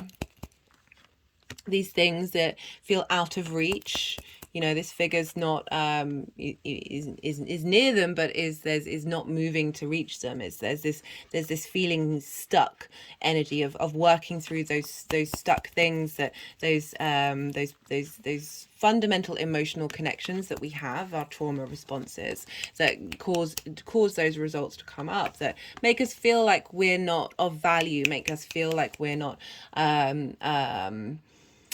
present in the world. You know, as I say, it's very stagnant energy, but the Ace of Cups come through, like that's the magic of you, that's the revitalization, that nourishment of your own needs, and be able to connect emotionally. So you're dealing with these opposing forces, as well as the Ten of Wands, right? So overburdened, overworked by all those different parts of who you are that may have been blocking you, like also the hard work that it takes to do that 12th house transit. And okay, so I keep meaning to say in the introduction, when they sort of take me to go stack these things, it's usually because the messages that they've wanted to say have come through, that you've been working through that burden and understanding of just the weight that we hold, that our unconscious weight that we hold, that we can't even see clearly. See, this figure is not able to look up, is feel hunched over. There's that weight, there's that things being hidden, the 3D realm, the enjoyment, the blue skies is being hidden. So this is kind of what I'm getting, like Venus coming, you know, Mars has helped you find a new perspective, looking back but moving forward, and Venus is coming along to facilitate this vision of clarity and understanding. It is Gemini, it is swords, of how you communicate. And then we've got the Two of Pentacles in reverse. So the Two of Pentacles for me upright is about survival mode, right? Juggling things. You're not even, again, you've got two twos here, so you've got duplicates of not being able to move forward, but in reverse, I feel like you're now in the space of being able to see, to be able to make decisions, to be able to see clearly and enact in it in the 3D realm. We've got the Eight of Cups. So this is about having gone on a journey, of leaving those comfortable habits. So with the Eight of Cups, this is about, you know, the cups are still upright, so these things still feel good, but those habits that we have, those trauma responses of that devil spot space, that addiction, or however that's like how you talk to yourself, the habits that you have that may feel comfortable but that aren't actually serving you, you've left that, you've gone on that journey, you've climbed that perspective, and now you're getting an understanding of it. Because right, Venus is coming along, she's clearing out this Nine of Wands of feeling like under attack and exhausted and not feeling seen and not feeling appreciated. This is in reverse, so this is being cleared out internally, this conflict energy. The Three of Swords, this is about heartache and heart pain, and thus in the reverse, these swords are falling out, like Venus is helping show some love and appreciation, which is doubly backed up by the fact we've got the Two of Cups and the High Priestess. So the Two of Cups, this is about union with you and your higher self, union with you and your soul, the hidden parts of who you are. You have compassion and love and empathy for the journeys that you have been on and the trauma responses that you have formed that have given you this ability to feel in a space of union and support.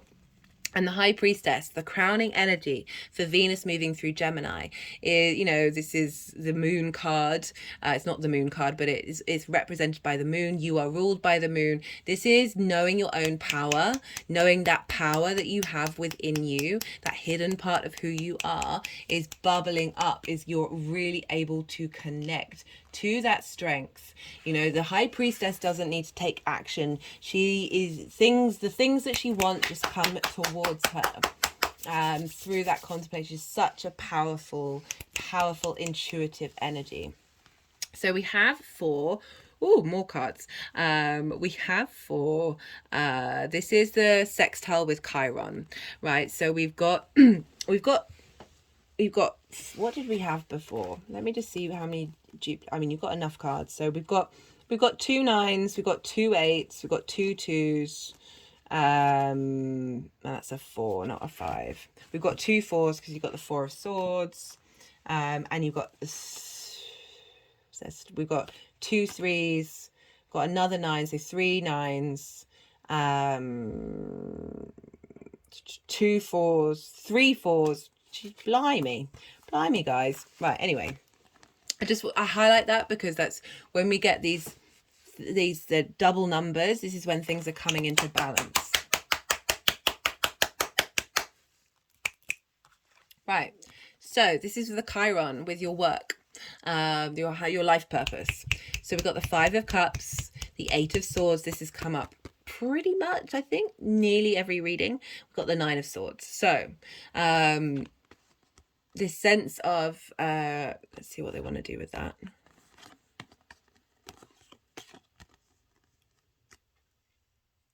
Just want to see when they finish doing. So with the 5 of Cups, this is grief. This is focusing on that which has been lost. So we've got the hidden house, the hidden parts of who you are, and you've got the wounds that you're feeling in your career or of not being seen.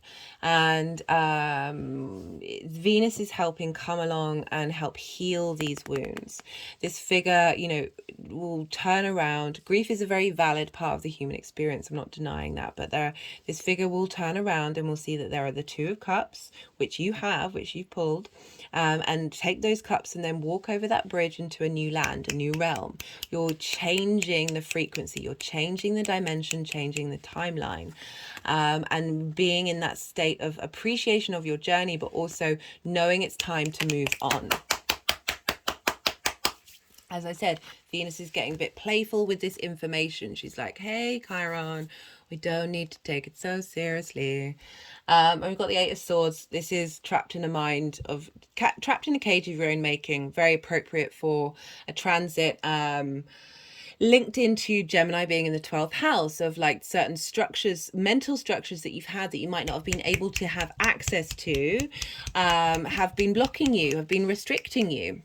Okay, so they want me to move on. We've got the 9 of Swords. This is anxiety. This is 12th of house energy as well, along with that depression. So it's anxiety and depression of losing sleep, having nightmares over things that you can't control.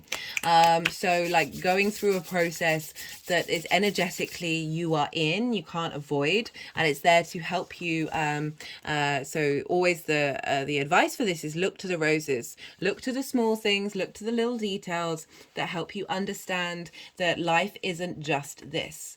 This is an energy we all fall into. We can get trapped in it, especially when we've got that, you know, Gemini hidden from us, that ability to find that play, find that movement. It's the fastest moving sign. Like it's both air and mutable. Like it's ruled by Mercury as well, which is the fastest moving planet.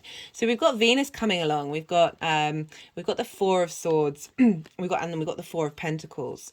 So the 4 of Swords is about taking rest.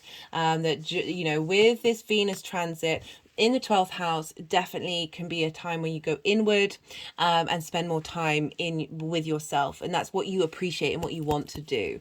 And the 4 of Swords is about knowing that you are held by something bigger than you. My hands have sort of done a little hug on me, that you are held by something bigger than you, your higher self, the universe, however you want to look at that you are safe to contemplate what's coming up. And we also have Justice, which is Libra, so another sort of Venus element. And I was getting, while I was looking at those cards, like Justice is coming along and sort of using that sword and bringing things into balance, but sort of cutting away that energy, cutting away those bonds that you have around you on the 8 of the 8 of Swords, of freeing that up. Like things are now coming into balance, rights are being wronged, those are misinformed concepts of who you are that we all have them, are being brought into balance. There's a sense of harmony coming in here with that Venus moving through, and we've got the 4 of Pentacles and the Ace of Cups. Love this. So this renewal, this sense of certainty and power and structure of who you are. So this, where you're headed and what you're doing, there's a real foundation. There's a real foundation coming in between that 12th house and the life purpose. There isn't that 4 of Cups, which is about comparing what other people have and thinking you don't have anything. There's this, I know what I have, and I know the value and the power of that. And we've got the Ace of Cups. This is renewal, this is replenishment, this is being able to there's the peace card of bringing peace to your mental state that then is opening up your career and your life purpose. You are a water sign as well. That is a water cups are water. So, really tapping into your innate, your ascendant is one of your rulers. So that water energy is very potent energy for you, Cancer. We have for less cards here. We have for the sextile with Jupiter. Love this, because this is in your 10th house of your life purpose, and we've got Pentacles coming through. Pentacles is about the physical reality. This is the commitment and loyalty. So we've got the Queen and the King. This is showing a balance coming in, a harmonizing of being able to nourish and also take action, of being very sure of who they are. The Queen of Pentacles, very good at giving advice, being able to take your own advice, being able to listen to yourself, knowing that the actions that you're taking are moving into a space of abundance and long-term stability, because that's we've got the very powerful benefic space of having command over your 12th house as well, and feeling very abundant in it, but very grounded in that space, which I really like after all those swords coming through of feeling like anxiety and but also there's the power of that Gemini energy of being able to flip that switch and change that and be very mutable. The words that you have and what you communicate are magic. And so we've got this ability to utilize that very fast energy in a very grounded way, a very committed. There's a weight to the Pentacles, like it's this stable energy. And we've got the Nine of Cups. For me, this is the wish fulfillment card. This is the genie card. But the way I look at the Nine of Cups is, imagine every area of your life, all those wishes that you have, whether you put them into detail or not, just the feeling that you have about them, every part of your life, you feel as if every wish has come true. Is that sense of gratitude and understanding of where you've been and where you're at, understanding that everything that's happening in your life at that moment is a blessing, is a wonder of this weird, crazy, utter nonsense that is existence in this universe. Like, genuinely, I'm so baffled that any of us exist, that any of this exists. It's completely mind-boggling, and I always focus on that and how the wonder of it, the poetry and motion of that, in order to bring that gratitude into the things that may feel difficult, and the tapping into that vibrational free switch that's happening from that Nine of Swords with that anxiety to the Nine of Cups of feeling gratitude, feeling good about your mental state, feeling good about that hidden part of you, who you are. And we've got for the energies moving forward, we have, where do they want to go? We have the Nine of Pentacles. This is very independent energy. I like when this comes up for the 12th house. Sorry, I just heard a noise that I thought was maybe someone at the door. It was a strange noise though. It's just making me wonder about the 12th house and the sort of the strangeness that it invokes, and it can be a bit disarming. It can be like disharmony. And I was talking about that Nine of Swords and how we've got the difference between the Nine of Swords, oh, goodness me, nine of Swords of not being able to get out of this space to being able to make decisions, independent decisions. You are free from this clutter. My fingers are sort of doing this around the back of my head. Okay, so it was a dog that was barking. Dark night of the soul, dog days, often linked into depression. A feeling on alarm, feeling in survival mode, feeling fearful, like that dog's barking because it's like, oh, what's going on in my surroundings, but it's actually barking at things that it can't control, right? This Nine of Pentacles, this is about independence. This is about making decisions based on your reality, getting rid of the connections to things that you can't control. I always talk about the snail here, is like it's taking its time. These things take time to bring into fruition. But the things that you're mindful of and the direction that you're mindful of, whether you're aware of it or not, this energy is coming in to say you are clearing the decks, especially for the 10th house as well. That integration of the 12th of, I like to see these with the 12th of these pentacles, of these are the different parts of who you are, and yet you and your higher self and your soul are combined together and co-creating to the actions that you're taking, the support that you're bringing to yourself is creating a sense of abundance. The things that you're going to be doing is bringing this abundant space in.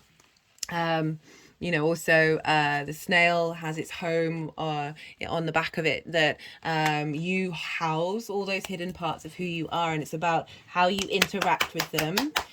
You know, the Nine of Pentacles is very individual. Like, she knows what she's doing. Like, she's not afraid to do the hard work as well. Like, there's a real strength with the Nine of Pentacles. We've also got the Four of Wands, and so different from the Four of Cups, where it's feeling like lack. This is a celebration card. This is celebration. Okay, I was going to talk about how like it's linked into the cycles, but they've moved me on quite quickly. We got the Judgment card. This is about okay, they're being funny. That's not even the message. The Judgment card is about resurrection, right? So this is for the 12th house. For me, it's like integrating all those hidden parts of who you are, raising those frequency vibrations, so you can essentially level up and get to this space of really being able to embody fully that you got the Nine of Cups and the Nine of Pentacles, and that nine, you got three nines, and I think you've got the Nine of Wands. Yeah, you've got all nines. Wow. Okay, it's heavy. It's great ending for this reading, actually. The final card is the Three of Pentacles. This is my favorite card in the deck. So this is mastery. This is knowing your value, and I like this combination with the 10th house that we have here, of knowing your value, knowing what you're good at, and being very confident in it. This is about collaboration as well. These people have different skills. You're working together to create something beautiful and long lasting. With the 12th house though, I see this is working in collaboration with your 12th house, with the unseen, whether that's the magic or those your unconscious. Magic takes all forms. It's not just you know, I talk about how I got activated with when I was going through a 12th house perfection year, and Mars entered my 12th house, and that's when all these energies started really kicking off. Like, that's, you know, very out here looking at magic. Like, that's just we all have it within us. Like, it's going to manifest in very different forms, and I honestly can't wait, because I feel like it's brewing because the human being is phenomenal. Anyway, my point is, like, that being at peace rather than being in that heartache, which you've been clearing out, that heartache and that sort of feeling overburdened and not being able to make decisions. That this is knowing who you are, knowing what you want, and being able to create with it. That, as I said, something that is beautiful and long lasting. Right, I'm going to pull, that's a lovely message. I'm going to pull some clarification cards for you, Cancer. This is either going to confirm messages that come through, add nuances to the messages that are already here, or bring in new messages that may have been missed in the tarot. Oh wait, I already said that. Sometimes just repeating the messages that have come through. Manifestation. The more we get our unconscious in line, the more that we're able to, okay, so that's gone with that Chiron aspect. The more that we are able to get our unconscious in healed and integrated and understood, the more that we are able to, so a lot of the reason why people like who do The Secret and stuff like that, they're like, I've done the things that you've told me to do, but nothing's happening, is because basically most of our actions, I think it's like 80% of our actions, are based on our unconscious, and so if we haven't cleared out that energy, we're going to keep coming up with those trauma responses. We're going to keep coming up with those roadblocks, and you know, having such a long transit in your 12th house. I've got positive surroundings, but having such a long transit in your 12th house, Powerful, powerful, powerful stuff, Cancer. And so like Venus moving through there and bringing that harmony, bringing that, hey, we got this, we're cool, we understand the situation, and we're going to send some love everybody's way. She's like really hard, you know, bringing all of that into harmony, positive, you know, those positive surroundings. This is very much an energy that is surrounded by abundance, surrounded by those positive surroundings. I love this. I love this. And with Mars moving through Cancer, love this for you. Right. This is the First Light Tarot. I put all the decks in the description box if any of them take your fancy. You've got the Hierophant. This is Taurus. Trainer, wisdom, understanding, mentoring. So understanding. They're really wanting to highlight that you have got to a space where you are either consciously or unconsciously, you are integrating. You are integrating. Right, I don't know why I said it like that. But yeah, that's Taurus, so that's where Mercury is. So everything that's going on with this 12th house is facilitating Mercury's journey to facilitate your hopes and your dreams and help you revisit and go over these things and really inform with the wisdom and the strength that Venus is bringing through. We've got the Change card. You know, this is kind of, you know, highlighting that you have gone on that journey. You are changing your perspective. You are understanding what's going on. Right, let's do, what are they wanting to do? This one. Let's pull.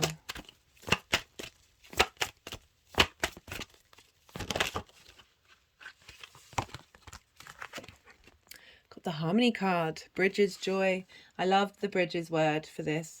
Especially with the 12th house, 12th and 4th actually, and 12th, 4th, 8th, is that you're creating harmonious bridges between you and your unconscious. Love, love, love, love. And the Wheel of Fortune popped out, but they wanted to put that back, so, right. Let's do the Oracle of the Rising Sun. Let's see what messages. Well, one to come out for Cancer. Influence. Yeah, our unconscious has a massive influence on who we are. It's had an energetic release. And it's a beautiful, wonderful thing. It's just, you know, between the ages 0 to 7, we're in programming mode. Like we're able to be hypnotized, and we're also in subconscious mode. So everything is very subjective. We think everything is about us. So tiny little things that could have happened to us when we were that young would have had an impact on our core foundational fundaments of who we are. And we've now completely forgotten them. We've got no way of connecting to that. Interestingly, they just went over that pendulum, like hypnosis can be a really powerful tool to help bring those things up. But yeah, it's making me think about the havening technique. So this is a technique that when you feel a certain way and you feel like you can, we've got discrimination, being able to discriminate between those unconscious response mechanisms and the ones that are actually facilitating and supporting you. Love this, like being able to see clearly, being able to understand that information and how it all works together. Right, final message.